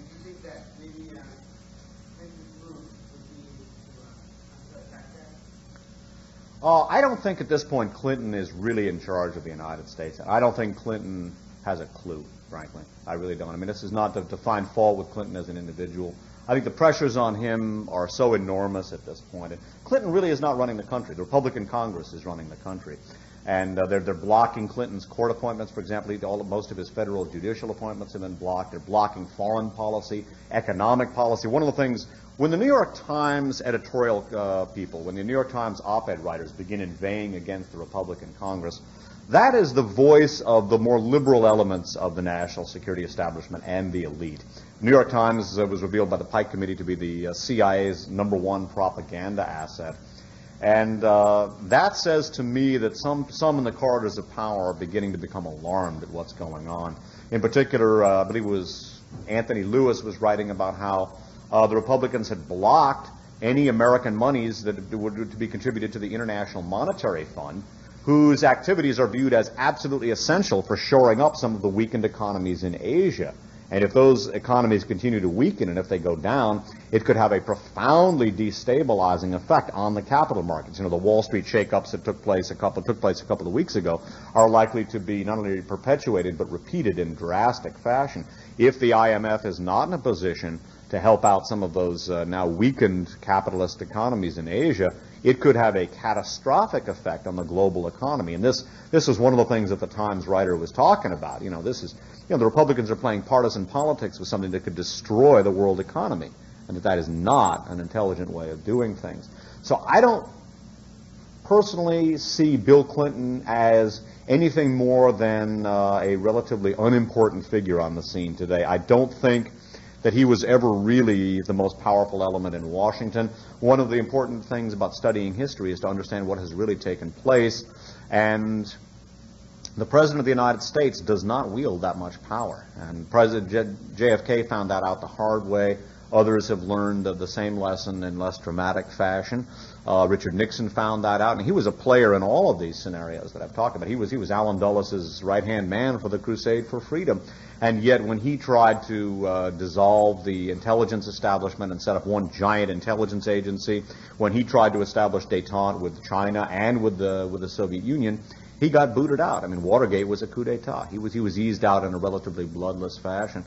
And Teddy Roosevelt's long gone. Teddy Roosevelt was the architect of the, quote, trust-busting, unquote, program, which was a farce. What it was, it did break up things like the Standard Oil Trust, as I explained earlier, but instead of having it broken up into a bunch of different companies that were competing, it broke it up into a bunch of different companies that were all owned by the same people, which did the same thing. So Teddy Roosevelt, he tried his hand at reforming things, and he did a few good things. He helped set up our national park system, for example. But already, I think, by the beginning of this century, I think the real power in this country was national security power rather than, and economic power rather than the power for the office of the President of the United States. My own opinion is that in addition to the assassinations we know about, I'm very suspicious about the deaths of Woodrow Wilson and Franklin Roosevelt and Warren Harding. Wilson had been a champion of including the Soviet Union in the family of nations. He died of, I think it was the flu or something. He died a rather strange death right after doing that. Warren Harding died in very strange circumstances when the Teapot Dome scandal broke. And Franklin Roosevelt died under strange circumstances right as World War II was drawing to a close. And Roosevelt had been proposing what was known as a banker's trial. He was at Nuremberg. He was going to have many of the top German industrialists and financiers name their American and British co-conspirators in the dock at Nuremberg. They were then going to be indicted. If Franklin Roosevelt had lived, I mean, woulda, coulda, shoulda, had thing, but if Franklin Roosevelt had lived, you would have seen names like Rockefeller, DuPont, Mellon, Morgan indicted at Nuremberg, and we would have a very different understanding of history than the one we have now. In other words, it wouldn't be, some weird SOB like Dave Emory sitting up here lecturing at Foothill College at this hour about all this weird stuff. It would be known. It would be taught in our college textbooks. It would be taught in our high school textbooks instead of being this arcane awareness. But I think it's important to understand the president doesn't wield that much power, and I think Clinton has been no more than a lily pad approaching a waterfall almost from the beginning. He was not viewed with great favor when he came into power. And I think his opening up of the military to gays, or his attempt to do that, was suicidal in terms of a political movement. This is not to pass judgment on it. And again, I'm not concerned with people's genitals, and I could care less whether they're gays in the military or anything else. There always have been, there always will be, and I certainly have nothing against that. But for Clinton to take a relatively unimportant issue, which that is, and to lead with his chin, I mean, the military already distrusted Clinton, and then for him to use that as sort of a signpost, maybe 2 or 3 days after being elected, what he was doing was waving a red flag at the most powerful and deadly institution in our society. And I suspect that's had much to do with some of the things that have gone on behind the scenes in his administration. I don't see Clinton as being able to block it, no. I don't even think he knows how. I don't know how. So I don't know how you would go about doing it. I think things have reached a relatively advanced state, and I think that rather in terms than thinking in terms of some sort of grand move that could be made on the international power political stage by some saint, somebody or other, St. William or somebody else, I think rather it's important to understand the profound influence that these forces have on our lives, that, when you're going to go to a store to pick up food or medicine or a product, that the people that we're talking about, the people that funded fascism, the people that brought fascism, are the people who make your products. And that this is the food and the water and the medicines that are going into your bodies and the bodies of your children, and that these are the people who are determining the future for you. I think rather in terms of counteracting, I think it's going to be a gradual process, and it's going to take a long time, and it's going to require effort by each of us. Anybody else? First this gentleman, and then you. You first, yeah. Yes, I was wondering, do you foresee some kind of showdown between these forces of fascism and the growing disaffection of people with the corporate control of the government? The rise of independent parties, these things, and the rise of labor, which is coming about because of the discontent with the trade policies. I don't know. I mean, there is some discontent. I don't know how effectively that is likely to be expressed in terms of the formation of a third party or a fourth party or a fifth party. I don't think that's an effective way of doing it, simply because I think it's too late in the day, and I think a much more effective way of expressing that would be to organize within, say, the Democratic Party, because it does have a structure. Really, when you examine our electoral system, it's built for two parties.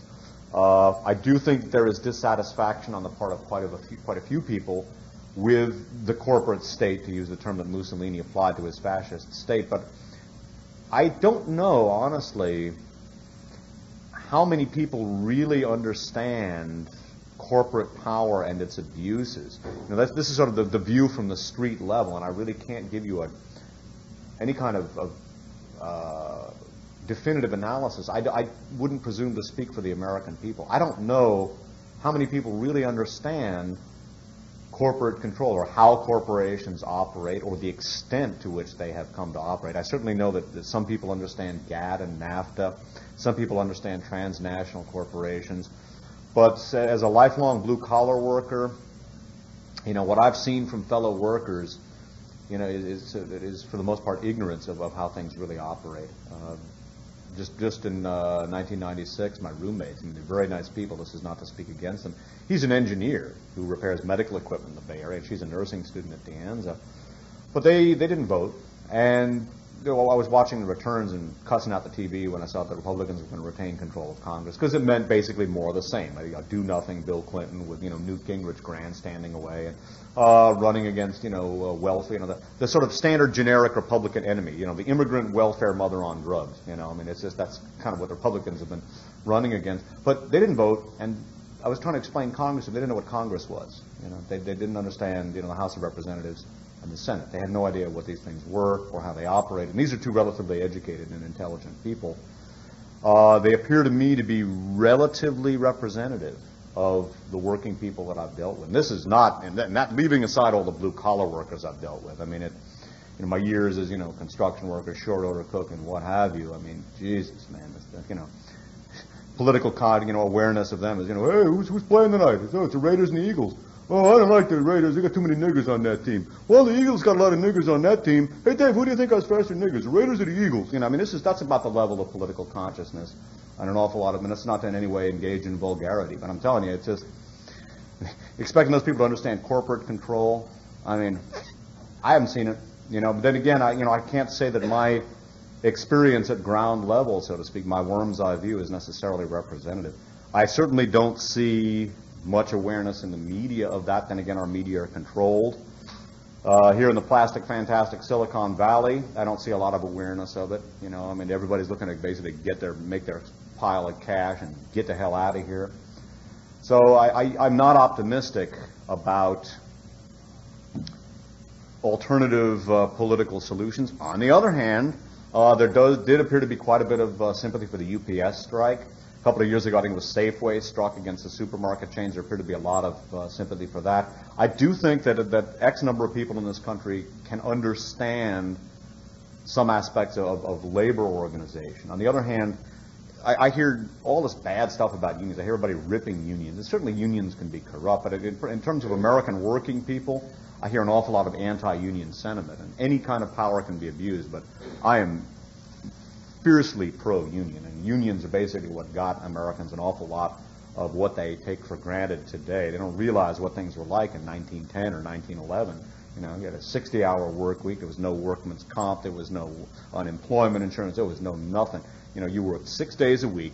You worked 10 hours a day. There was no such thing as overtime pay. If you got your arm ripped off on a piece of machinery, you bloody well better hope you could find a job you did with one arm if you survived the injury. Otherwise, you took your one good arm and you wrapped it around a bottle of cheap wine and drank yourself to death in the gutter. I mean, life was brutal. And I see things in many ways moving back in that direction. And one of the problems globally is we are now, in the name of anti-communism, our national security establishment was used to jackhammer the hell out of all sorts of third world countries like Guatemala in the '54 coup. And it really was not anti-communism that was the operant consideration, but corporatism. And these countries were being made safe for fascism. And now, even though some of the more overtly repressive features of some of these military governments in the third world have been lifted, now basically the American workforce and the workforce in much of the so-called first world is being pitted against these relative, what we could view as a captive labor force in the third world. And we're competing with each other for these manufacturing jobs. And to the low bidder is going to win to the detriment of everybody, both those who win and those who wind up losing. And so there's not going to be any sort of relatively fast or simple solution. I think, I was talking outside with some of the members of the audience here, talking with a young fellow who asked a question just a couple of minutes ago, and I think if there's to be a satisfactory outcome to not only human but other life on Earth, I mean, this is a large perspective to take maybe, but I think people have to think over the long term. And I think people have to think about educating one another and their children in particular, because my own feeling is things have disintegrated to an incredibly high degree. I don't see anything happening quickly. And the thing that I find very scary and depressing is I find people wanting, if not immediate gratification, very, very quick gratification. And I'm afraid that the only satisfactory solution to things is going to be, people are going to have to defer gratification for their actions. If our actions are to have a positive effect, that effect isn't going to take place in all likelihood till long after our death. Each of us has died. And I don't think as a civilization or as a culture, we really have much of a concept of passing from one generation, of passing a significant legacy from one generation to the next. Our culture appears to me to be, to a large extent, atomized and serialized. We're individuals sitting in front of our television sets watching a bunch of hoo-ha and going out and buying the products or behaving in the fashion that television tells us to. And I don't see a generational cultural continuity, a transgenerational cultural continuity, and that alone, I think, could restore some measure of decency or to establish a better world at some point. I do what I do. I mean, obviously, I'm hoping to affect things, but I'll tell you, I think that we are at a period in time when we are going to witness the apotheosis of our species and our planet. I think whatever the human experience on Earth, and in all probability, animal life on Earth was ever going to come to, or whatever was ever going to mean, if it was ever going to come to anything or mean anything.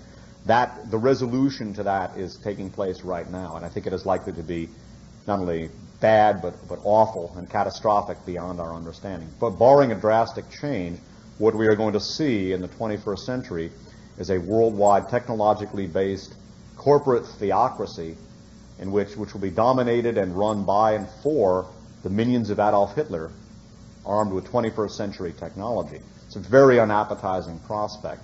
I think that for the human experience on this earth to come to that, something as awful as one can possibly imagine, I think speaks very badly for all of us.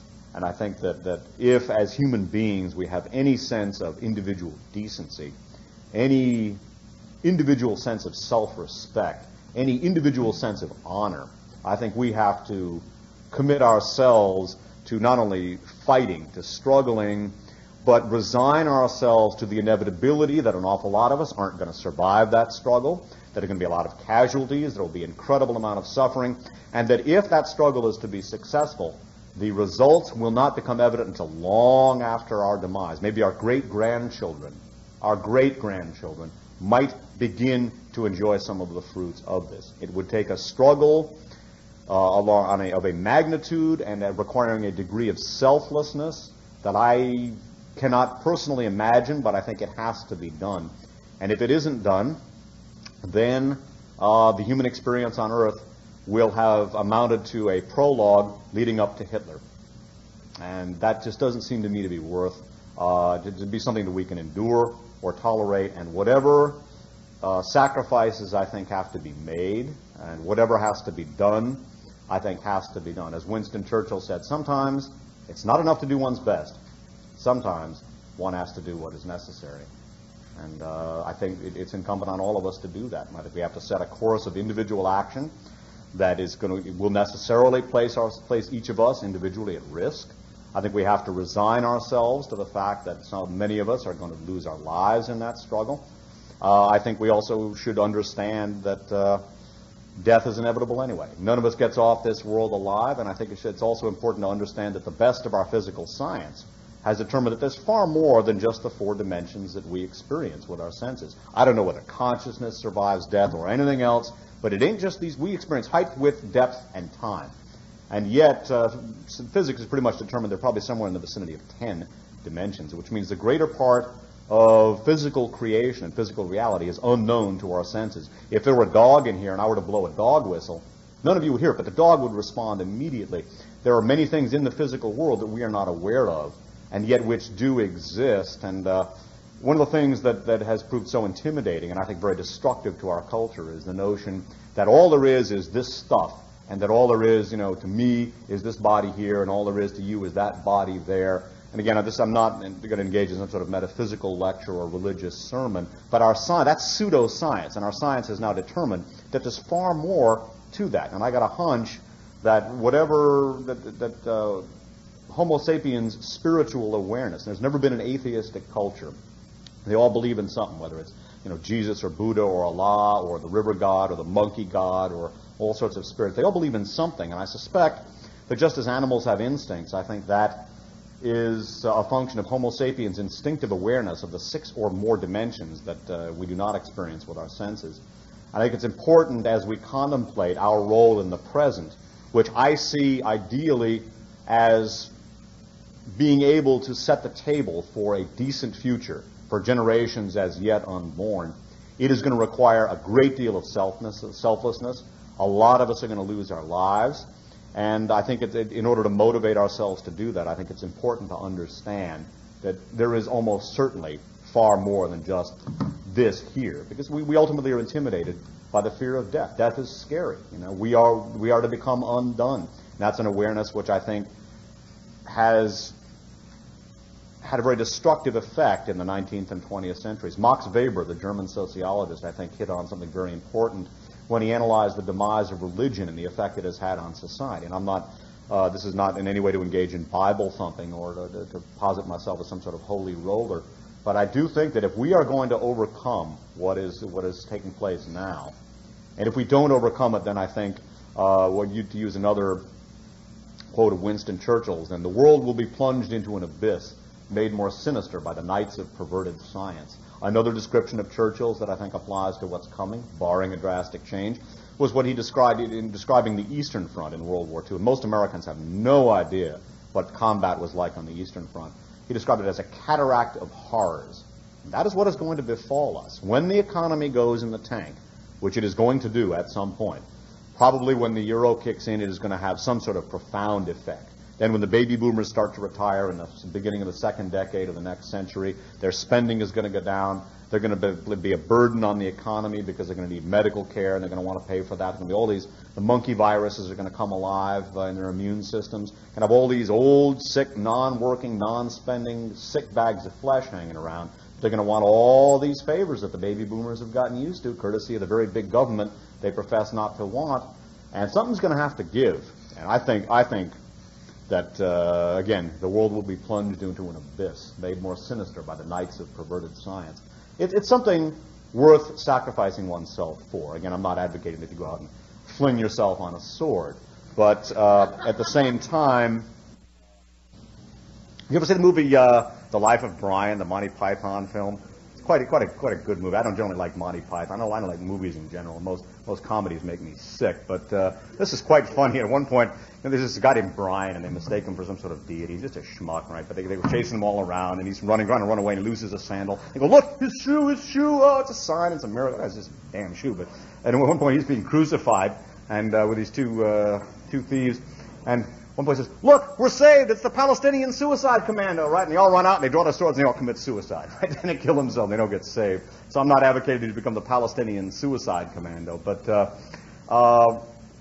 at the same time, you know, our forebears handed us a better world than the one we're going to hand to the next generations. I think that's something that's changed. You know, for a long time in this country, there was progress from one generation to the next, and the world as a whole, and now that's not taking place. Now, each generation is handing the next generation a more screwed-up world than the one they inherited. That's really wicked, and I think it's counter-evolutionary in a way that we should feel a degree of shame. And if you don't feel shame just because of who you are, contemplate the fact that there almost is certainly something beyond the grave. I don't know what a consciousness survives a grave, you know, heaven, hell, reincarnation. I don't know, but the best science has been able to determine is that there are 10 dimensions. The string theory, which is what prevails now in physics, and which to a certain extent has been experimentally proved by people like Stephen Hawking, maintains that there are these tiny building blocks of matter called strings, smaller than a proton, and they exist in a state of resonant harmony over 10 dimensions with black holes in space. Now, I don't know exactly what that means. You know, what it means to me is that it's a whole lot more than just Joe and his hot dog stand.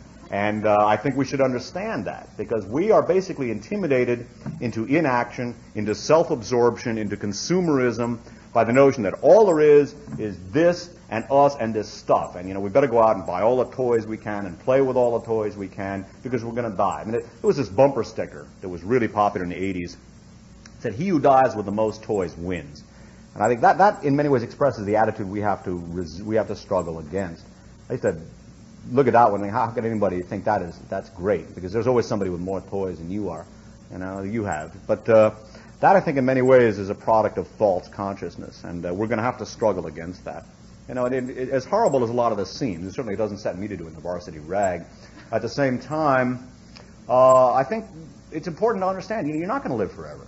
You know, people say to me, you're going to get killed doing that. You think you're going to live forever, you know, with all the poisoned air and poison this, that, and go out and get your vaccine. Go out and get your flu vaccine made by, you know, IG Farben and the Borman Organization. Great, you know, rock them. But, you know, it's important to understand that life ends in death anyway, and that there is almost certainly something beyond the grave. Again, I don't know what. You know, I seriously doubt it's some, you know, senile Judeo-Christian reality where you have some old senile guy with a long white beard sitting on a golden throne hurling lightning bolts at fornicators. That I doubt. But there is probably something. And I would think very seriously about being a passive member of the generation that allowed all of earthly creation to disintegrate. Because if the same principles apply to the other 10 dimensions that apply in Newtonian physics and these, for every action there is an equal and opposite reaction. And if witnessing the demise of earthly creation, the expunging of all that is considered righteous and noble and beautiful in human existence, and that's what's going on now. And if you sit back idly and allow that to happen, I wouldn't bet that that idleness and that selfishness does not have consequences unforeseen in these 4 dimensions. That would not be consistent with physics and what we know about it.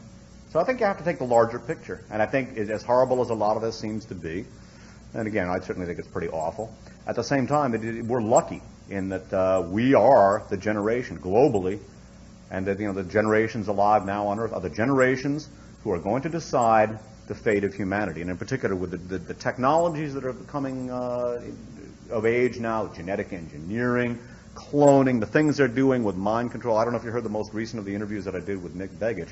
They are now, by the middle of the next century, they think they're going to be able to remove or implant any set of memory values at will. And it's basically like plugging a CD into a CD player. They can remove any part of your memory or personality at will and insert anything they want at will. So it's basically they will be able to genetically engineer whatever sort of creatures they want, and they will be able to program them psychologically using mind control in any fashion that they want to do. This, in many ways, transcends everything that has been viewed as essential to civilized life on this planet. In many ways, it transcends even our concept of ourselves as sentient, moral human beings.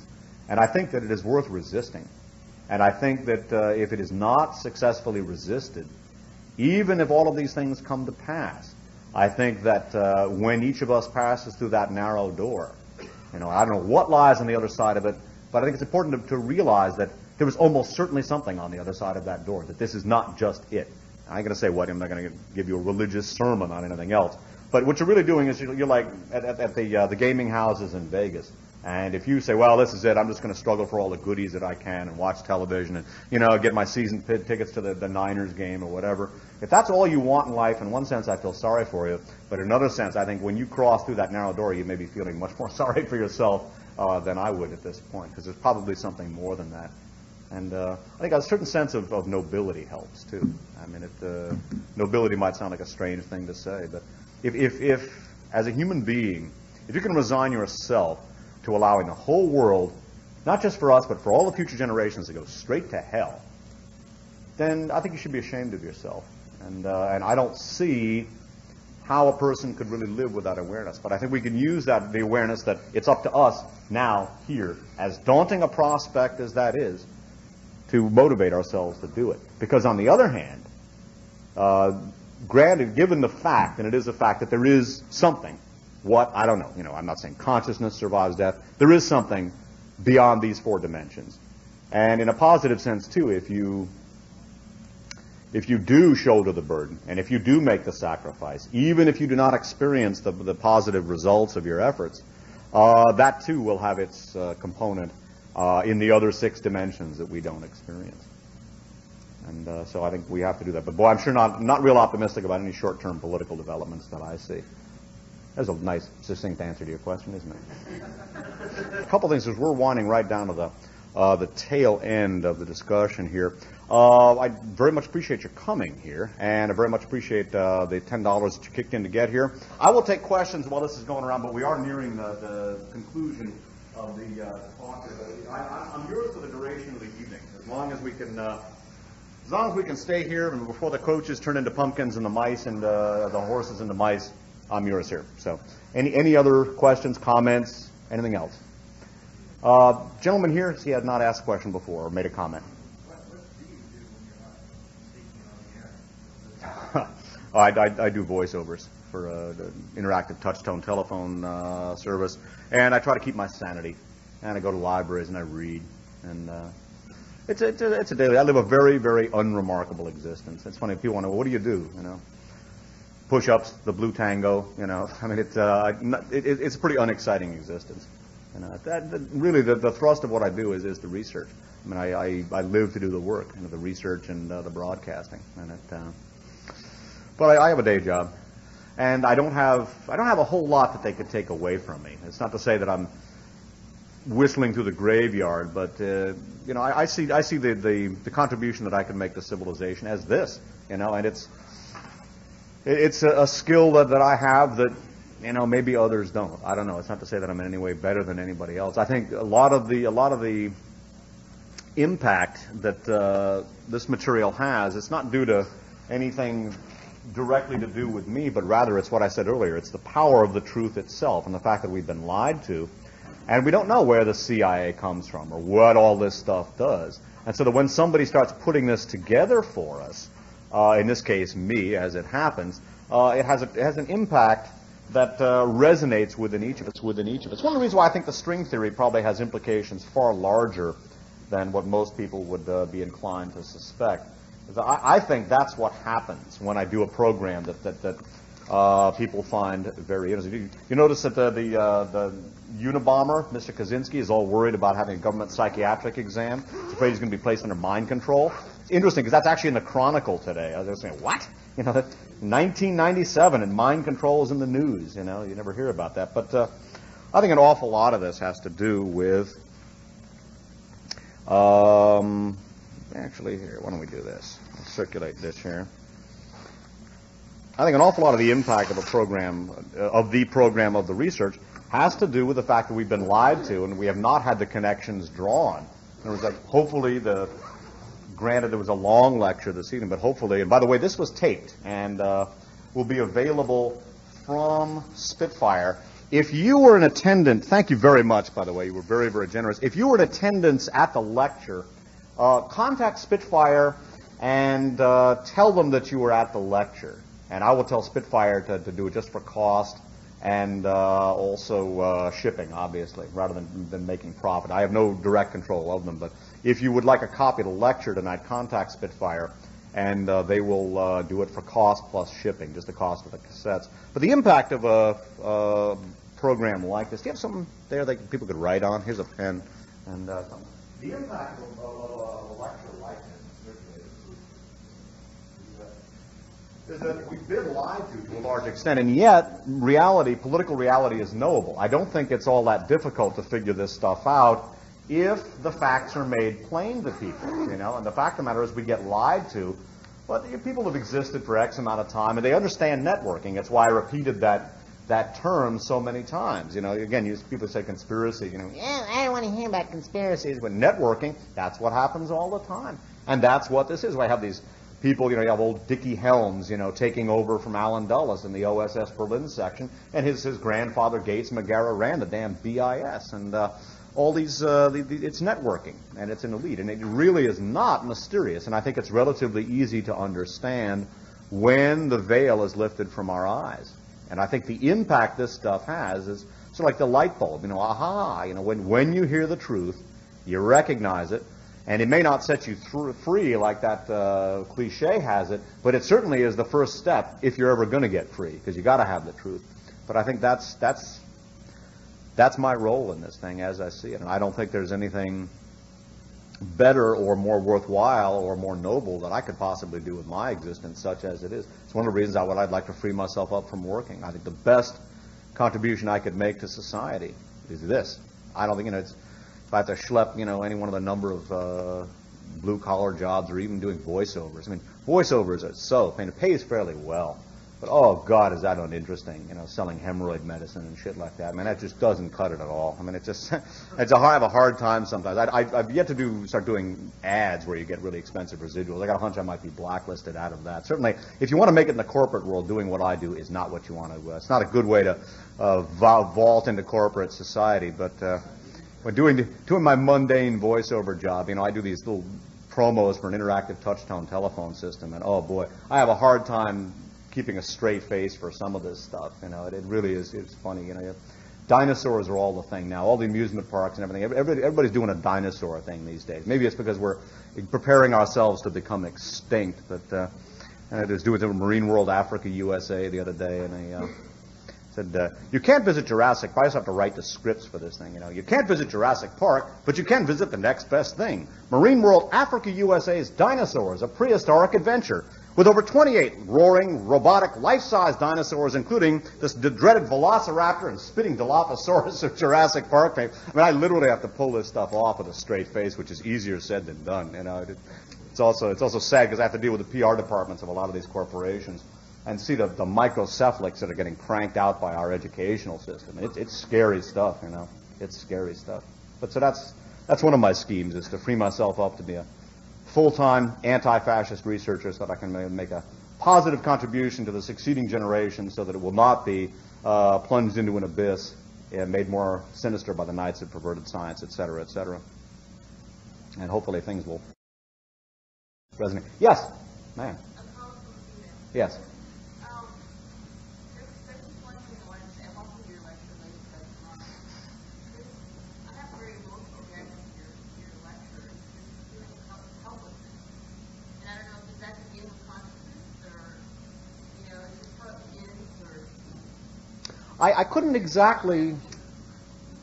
I was getting a little bit of hope when you're talking about the internet and spreading information, keeping that going. But what do you do? I mean, okay, I am working with microsubjects. I am, you know, in corporate practice. So, okay, well, I am on the treadmill. Now what do I do? I think the information and communication is really important. I don't see any alternative, if things are going to work out better than they are now, I don't see any alternative to not having the proper information. It seems to me that's essential. And I think that if enough people had the right information, I think that if that would not be sufficient, it certainly would go a long way towards impelling them towards acting in the proper fashion. I mean, Newt Gingrich couldn't get away with the BS that he gets away with if people understood what was going on, but they don't. I can't comment directly about whether that is the beginning of consciousness or not. I certainly, you know, it's sort of a strange thing, man, for me to attempt to rally another person's spirits, because let me tell you, this stuff really gets on my nerves sometimes. I mean, it just, plus, you know, you don't get a medal for doing what I do. You know, the government, I'm not going to get awarded the Congressional Medal of Honor. I paid some very heavy dues over the years. Some really bad experiences, and it can be really terrifying. And what gets most terrifying sometimes is when the heat's on and your friends abandon you. And that's why I've had that happen under real severe pressure. That's when you realize that the Gestapo will work. And this is what happened in Germany, you know. And the people who were resistance got Resistance got dragged away at 4 o'clock in the morning. And somebody, hey, did you see, you know, Joe the baker, you know, Horst the baker got taken away at 4 o'clock in the morning. I said, hush, you know, I don't care about this thing. I have to go to work this morning. You know, who won the game between Stuttgart and Hamburg? And you better watch what you say or you'll get taken away. You know, it's very scary when that happens, and I've had that happen. But it's natural, I think, in viewing this power to feel overwhelmed to a certain extent. At the same time, I think it's important to understand that this has always been the case. In other words, the events that I've been describing took place well before most of us were alive. You know, it was when John Foster Dulles was doing the boogie with Hjalmar Schacht in 1919, and when, you know, Eugenio Pacelli, later and better known as Pius XII, was funding Hitler in 1919. This went on in 1919, and I think it's a useful first step for us to first find out what happened. And also, when you realize what a relatively, as powerful as these institutions are, it's a relatively small number of people and institutions doing this networking through this historical period and through these events that I've been speaking about. So I think to a certain extent, that in and of itself can prove comforting. Not that that's exactly exhilarating, but it's not all that many people. When you consider that right now, 85% of all of the wealth on Earth is controlled by 100 transnational corporations, that in one sense is really scary and intimidating and overwhelming. On the other hand, it means that there's a relatively small number of institutions to affect. And speaking from my own experience, I can tell you that it is possible for individuals to have an effect on powerful institutions. The reason why I gave that perhaps corny-seeming metaphysical discussion in response to the gentleman's question a little while ago is that it is not possible for an individual to significantly affect institutions and play it safe. This is, I think, one of the aspects of our culture that is most insidious, is the culture of comfort and perceived well-being and recreation. So it really is pretty alien to us as Americans to place ourselves at risk for the common good. And yet, if one does, one can have an effect. And I don't want what I'm about to say to be misunderstood as being in any way conceited or vainglorious or anything else, but just two examples of things that I've had an effect on. In late December of 1984, There was a Radio Moscow broadcast, which was, slamming the United States as, the capitalist, imperialist, this, that, and the other. Usual Radio Moscow fare, which was pretty tedious stuff, if you've ever heard it. It was not a very skillful institution and very predictable and not real good PR. But they talked about, said one of the only Americans working for peace is David Emery, who has done much to control psychological and biological weapons.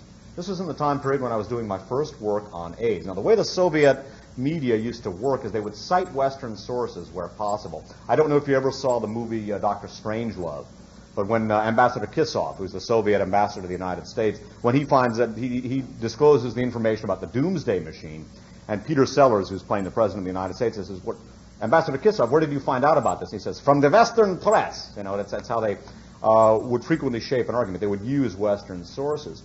But what that was, basically, the only thing I've ever done on biological weapons, the only thing I'd ever done up to that point, was my work on AIDS. And then a few months later, the Soviets began their propaganda blitzkrieg about AIDS as a biological warfare weapon. It is, in fact, a biological warfare weapon. I do not hold a brief for the Soviets, but the point is that what they were doing, you talk about feeling depressed, intimidated. What this was, when I realized it, and somebody had taped this and sent it to me, this was the KGB using my work as a back-off to the CIA or to our intelligence services. And let me tell you, I felt very scared and very alone and very depressed. I said, well, I'm going to get killed. And in fact, there was a serious attempt on my life. Well, it was about a year and a half later, and that's when I stopped driving. So I have a backpack here. I don't drive anymore. It's very dangerous if you're going to do this line of work. But and the point is, I survived. You think you were depressed listening to this lecture? Let me tell you, I was one unhappy puppy at that. Very unhappy camper indeed. After that, because I figured, well, I'm dead. I'm going to get off. But I survived, and I'm still here. I don't know if you have been listening long enough to hear some of the talks that I did with Professor Wilhelm Stauffer of Stauffer Consultants, an international consultant. Those things were historic. Those were really, really brilliant discussions by Professor Stauffer. I'm not taking credit for it myself. But those aired late night on the Pacifica station in Los Angeles. They aired after midnight on Wednesday night / Thursday mornings. Huge stations, 112,000 watts FM, second most powerful FM signal west of the Mississippi. But it airs after midnight on a weekday. So you got to figure most people are asleep. The German consulate twice protested to KPFK over those broadcasts. According to Professor Stauffer, and he had access to the German media, there was a speech made on the floor of the Bundestag denouncing my broadcasts as a Stasi radio station. It was part of the East German, commune. Naturally, they tarred me with the commie brush. But I was based that Professor Stauffer's broadcasts were tarred as a Stasi radio station broadcasting in the United States. And it was said in one article that the Kanzleramt was going to close it down, meaning Helmut Kohl was going to close down this Stasi radio station in the United States, meaning me. When I went down to a lecture, and again, in no way should this be interpreted as vainglory or bombast or conceit. I'm going to come to the final point in a second.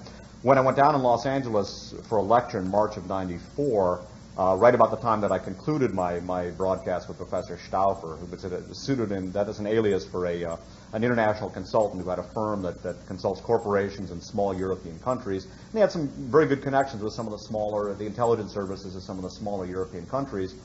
And Professor Stauffer had the information officers from some of the consulates in Los Angeles whose countries he advised come to my lecture to keep an eye on what was going on, because the head of the Los Angeles contingent of the BND, the German intelligence service, and the successor organization of the Gehlen organization, a guy named Holger Hartmann, by the way, at the time, according to Professor Stauffer, the head of the Goethe Institute, L.A., had written me a letter basically challenging me to call him up and taking issue with my program. So I contacted Professor Stauffer and I said, listen, I got this real interesting-looking letter from a German guy in Los Angeles. And he said, oh, tell me who it is. I said, Holger. He said, Hartmann. And I said, yeah, how'd you know? He just said, oh, my God. He said, you don't realize who you're dealing with. He said, he's head of BND in Los Angeles. So that's the Prince of Darkness you're dealing with. Anyway, so when I went down for my lecture, he had the information officers from some of the countries he advises, their consulates, show up. And there were like 40 people at this lecture. I think 42 paid. Aside from the people that Professor Stauffer had there, that was included in the 42, there were 8 BND agents, including Holger Hartmann himself, at the lecture to check out what I was doing. All of which is to say, and again, this is not first of all, I don't want you to feel intimidated, and it's just what people want to do is sign up on that piece of paper to help support me, right? That's exactly what you're going to want to do now. But the point is that as an individual, with me in both halves of my ass, basically, I was able to make the three most powerful nations on the face of the earth at least respond to my individual efforts. With the Radio Moscow program, the Soviets were using me to back off our intelligence services, and later, although Soviet propaganda was deemed to be very ineffective, in the Third World, their propaganda about AIDS, which was true, was very effective. And when the Intermediate Range Missile Treaty was concluded, withdrawing all intermediate range missiles from Europe in 1988, at the same time, Gorbachev agreed to stop charging the U.S. with having created AIDS. In all probability, that was part of the agreement. So in all probability, to a certain extent, I played a role as an individual in that negotiation, in that dynamic. And then the Germans were so upset with what I was doing in Los Angeles that they protested to KPFK and dispatched half the bloody damn BND contingent in Los Angeles to my lecture. This, again, is not in any way to brag or to blow my own horn or to be vainglorious, nor should people be scared by that, but rather the point is that it is possible, using information and using your own character, your own bravery, your own resources, to make these very powerful institutions respond to you as an individual. Not that you necessarily, as an individual, want to, have Radio Moscow or the BND responding to you as an individual. There are other things that I would aspire to, but the point is that it can be done. And these are the most powerful countries that have ever existed on this planet, and yet, using information, I have been able to affect their affairs as an individual. And this, and again, in no way is to be conceited or bombastic or vainglorious, but rather in response to your feeling depressed and overwhelmed. I can understand that. It's important to understand that it is possible for individuals, particular individuals acting in concert, and not necessarily large numbers of individuals, to have an effect on what's going on. And the only, as it happens, I was the one who was sallying into this particular valley of death. But people can do that, and with things like the internet, with talk shows. For example, the three of you there are a party, in other words, you're together. The three of you, just networking, calling a talk show, could do a lot. Because if one of you were to call a talk show, you can get cut off and say, oh, that's ridiculous, we're not going to hear that, bloop. But then, if you do a phone treeing thing, then two others call, it sounds really lousy for a talk show host. It could be the most venal dinosaur that KGO or KKK SFO has in their entire menagerie, and I think that's an appropriate. Marine World Africa USA's Dinosaurs, a prehistoric adventure. It's just about right too, but you could get some licks in. But if you organize with a somewhat larger but still very small group of friends, 5 or 6 people. One of the things that's important in this line of work, I think, is to have the support of like-minded people. Human contact is really important. Sitting alone in a room, reading about this stuff, I find reading very stimulating, but it can get really depressing. But human contact, having friends and a support network that can shore you up and who feel as you do, is not only very, very reinforcing and very motivating psychologically, it can also be tremendously practical. Rather than people thinking in terms of forming some great phalanx which is going to march to the horizon and right all the wrongs, that's not practical. But rather a relatively small group of committed people who are willing to act in concert can have a significant effect in the information field. Not to say that you're going to tilt the earth on its axis, but as a group, if the three of you and maybe a couple of like-minded friends were to organize yourselves, like you take a look at what the far right does. They use leaderless resistance, these small cells without a leader, but acting independently and in the same direction. It's a very difficult thing to interdict. I don't personally like large organizations. All organizations get infiltrated, and the larger it is, the more infiltrated it's going to be, and the sooner it will be co-opted. But a small group of people, particularly if already friends, if the three of you are here together, at least to a certain extent, you have to feel the same way about some of these things. You'd be amazed what the three of you could do calling a talk show. If not one of the more reactionary stations like KGO or KKK SFO, you could contact KPFA or Michael Krasny on KQED. Jerry Brown on KPFA. He's not exactly a day at the beach. I like Jerry, but I was on his show before he was on Pacifica. Let me tell you, he was being touted as a presidential candidate. Nice guy. I like him. I respect him. But I've never met anybody who knew less about national security matters. He never would have been elected And if he was elected, he would have set a new world's indoor record for death. They would have killed him so fast, he literally never would have known what hit him. But you could call up Jerry Brown, for example. Now, Jerry Brown is carried by the Pacifica Network on their LA stations and New York and Washington, D.C., I think, and Houston.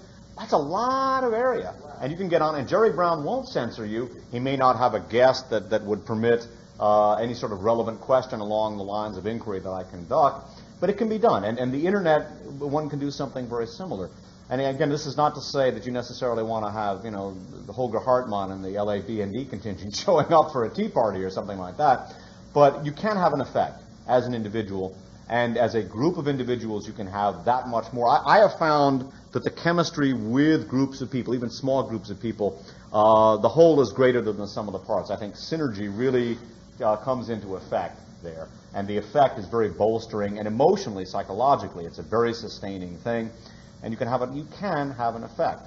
But the thing is, and the thing that is toughest for us to overcome, I think, and aside from our inertia, is the culture of recreation, and the culture of safety, and the culture of enjoyment. Because we're taught not only not to place ourselves at risk, we're taught to be superannuated children. We're taught to play, but not with blocks or jacks or with jumping ropes like people do, or like with toy soldiers. We're taught to play with Mercedes-Benz, with our houses, with our computers, with our television sets, with our VCRs. These are our toys, and I think it's important to understand that culture can be rejected and should be rejected. And once it is rejected, it's not to say that it's not okay to have some nice things, including nice possessions. Sure, that's fine. But if one is willing to place oneself at risk, you can have an effect. And the thing that I think is important to bear in mind in that regard is we're all of us a temporary state of affairs anyway. None of us is getting out of this world alive anyway. And yet at the same time, there is almost certainly more than just these four dimensions. I think that's a very important thing to remember, is that what we are being motivated by in this society is a pseudo-scientific awareness. And the notion is, well, it's just, you're born and, then you live and then you die and you rot, and that's it. And there's something more to it than that. Almost certainly, according to what science has been able to determine. And I think that's an important thing to remember. As an individual, you can have an effect. You will not have much of an effect unless you place yourself at risk, but the very fact of physical existence means we're at risk. And certainly at some point we're all going to be undone. Again, none of us is getting off the world alive. But I think that working with a small group of friends can be a very sustaining thing, and to be amazed how effective you can be. And also, if you can remain as an intact group, when the inevitable adversity does come your way, not necessarily political adversity or as a result of these things, any kind of adversity, having friends, having a support network really helps. It really helps endure the slings and arrows. Very important thing. Yeah. Oh, well. What have they replaced it with? Not familiar with it. Yeah, all righty. Is anybody else? Because I'm going to have to keep an eye on, not an eye on, but I have to maintain my vocal cords because I have 4 hours to do tomorrow, and I get a little bit raw after about 4 hours of yakety-yak in here. One more question. Actually, we got two more. Anybody else? Let's get a last round of questions. Then I'm going to, also I notice our KFJC staff contingent is draped all around the furniture in the back there, so their stamina is beginning to flag a little bit, so. Spitfire, the email is alcalame@ix.netcom.com. alcalame@ix.netcom.com. What's that?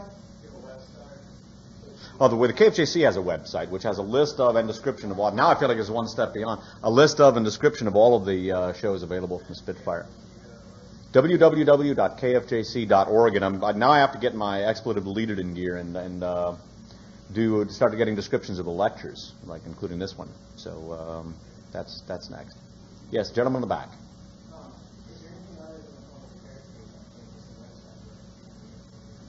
I think you'll find that the section, my section of the KFJC website is just see how long it takes you to boot it up. And I think it'll give you. You'll find it more than absorbing. There's a lot of stuff there. That's the only website I'm on. I mean, there are also other stations that I'm on that have links to the website. But I think you'll find that that'll keep you busy for a while. Also, I've just updated it. There are like a whole bunch of new descriptions and stuff on it.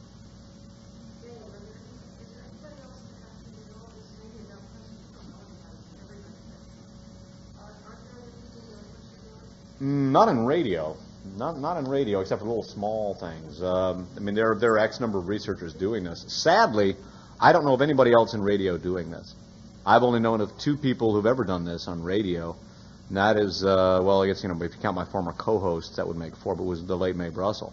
Nobody else I know has ever done this. Not on radio.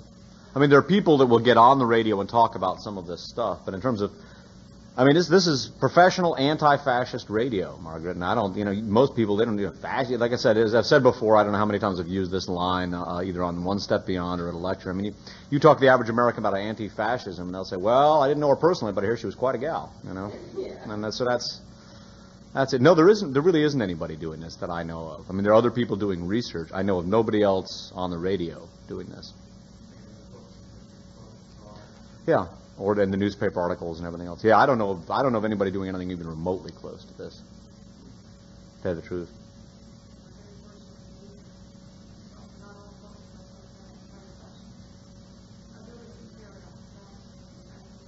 Well, but there's another thing too. I mean, everybody has their strong points and their weak points. I mean, doing this, I'm a swan. Doing most other things, I'm an ugly duckling. I mean, seriously. I mean, I'm not being falsely modest. I'm really good at this, and this is what I do.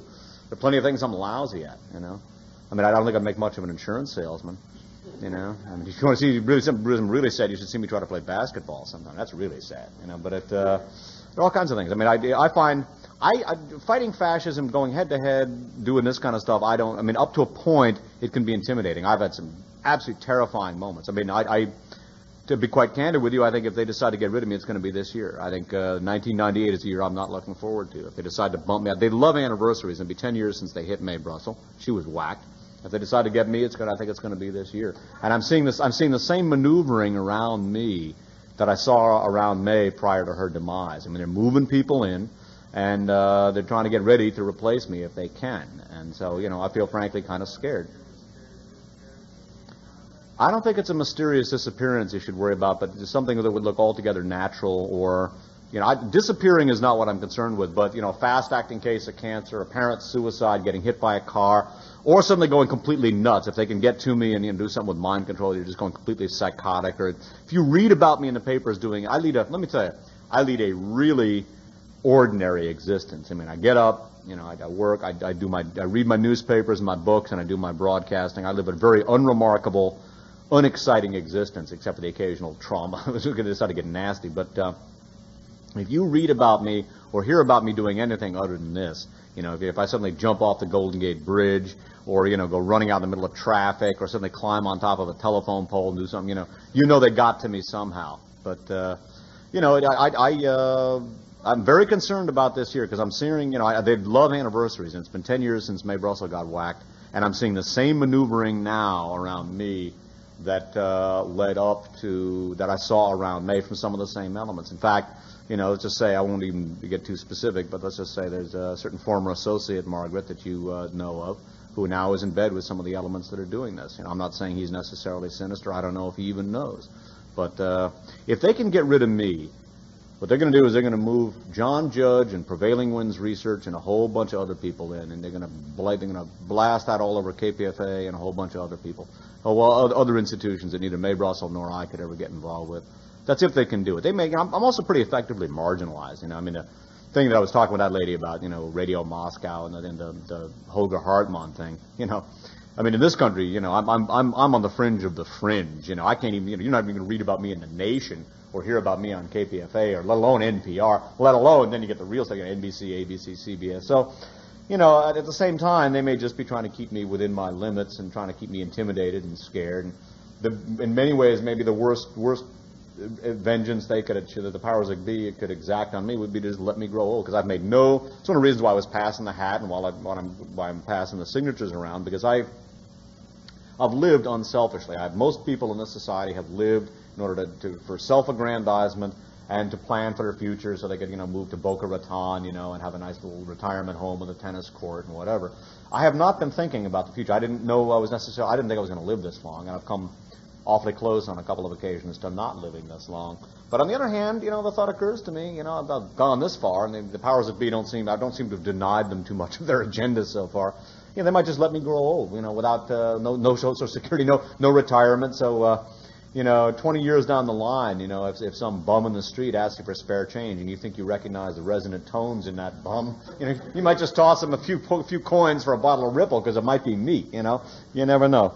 But on the other hand, I'm really concerned with some of the maneuvering I'm seeing around me now, because I saw they whacked May, but they did first is they worked up a whole bunch of people around her to move right in, and now everything that she had, her library, her articles, her tapes, everything now is run by the opposition, and I'm seeing that same kind of maneuvering around me right now. I'm seeing those same elements jockeying around, doing this and that. It may just be to keep me agitated, because Well, they could. In '86, they came very close to doing that. I was in a serious auto. That's when I stopped driving, Margaret. And I came, I was just dumb luck I survived that. Now, at this stage of the game, discrediting is more important, and, probably. Not only that, but to a certain extent, I wouldn't presume to speak for them. That would be really presumptuous. But I don't think, having just said to the one lady, this is not to be hypocritical, you can have an effect as an individual, and I certainly want to encourage everybody to do it, but I personally don't think enough people, I'm not an optimist. I don't think enough people are very likely to do that, sadly. I wish they would. Yes, Mark? Oh, yeah, that's right. Yeah, Thursday night between 6 and 7, so those half-hour segments that I've done, an hour of those are running Thursday nights between 6 and 7 on KFJC.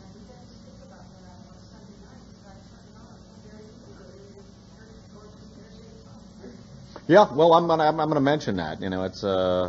It's always easier said than done to remember everything to mention. But I'll tell you this: if those gorgeous tones are going to be intact tomorrow, my voice is getting kind of raw after 4.5 hours or so. So if there's anybody else with anything burning to say it now, because we should filter on out. We can do a little schmoozing outside, but I'm going to listen to you talk rather than doing anything more. Listen, thank you once again for coming. I very much appreciate your attendance, and I know KFJC does too. It's a very successful event. Thanks so much for coming.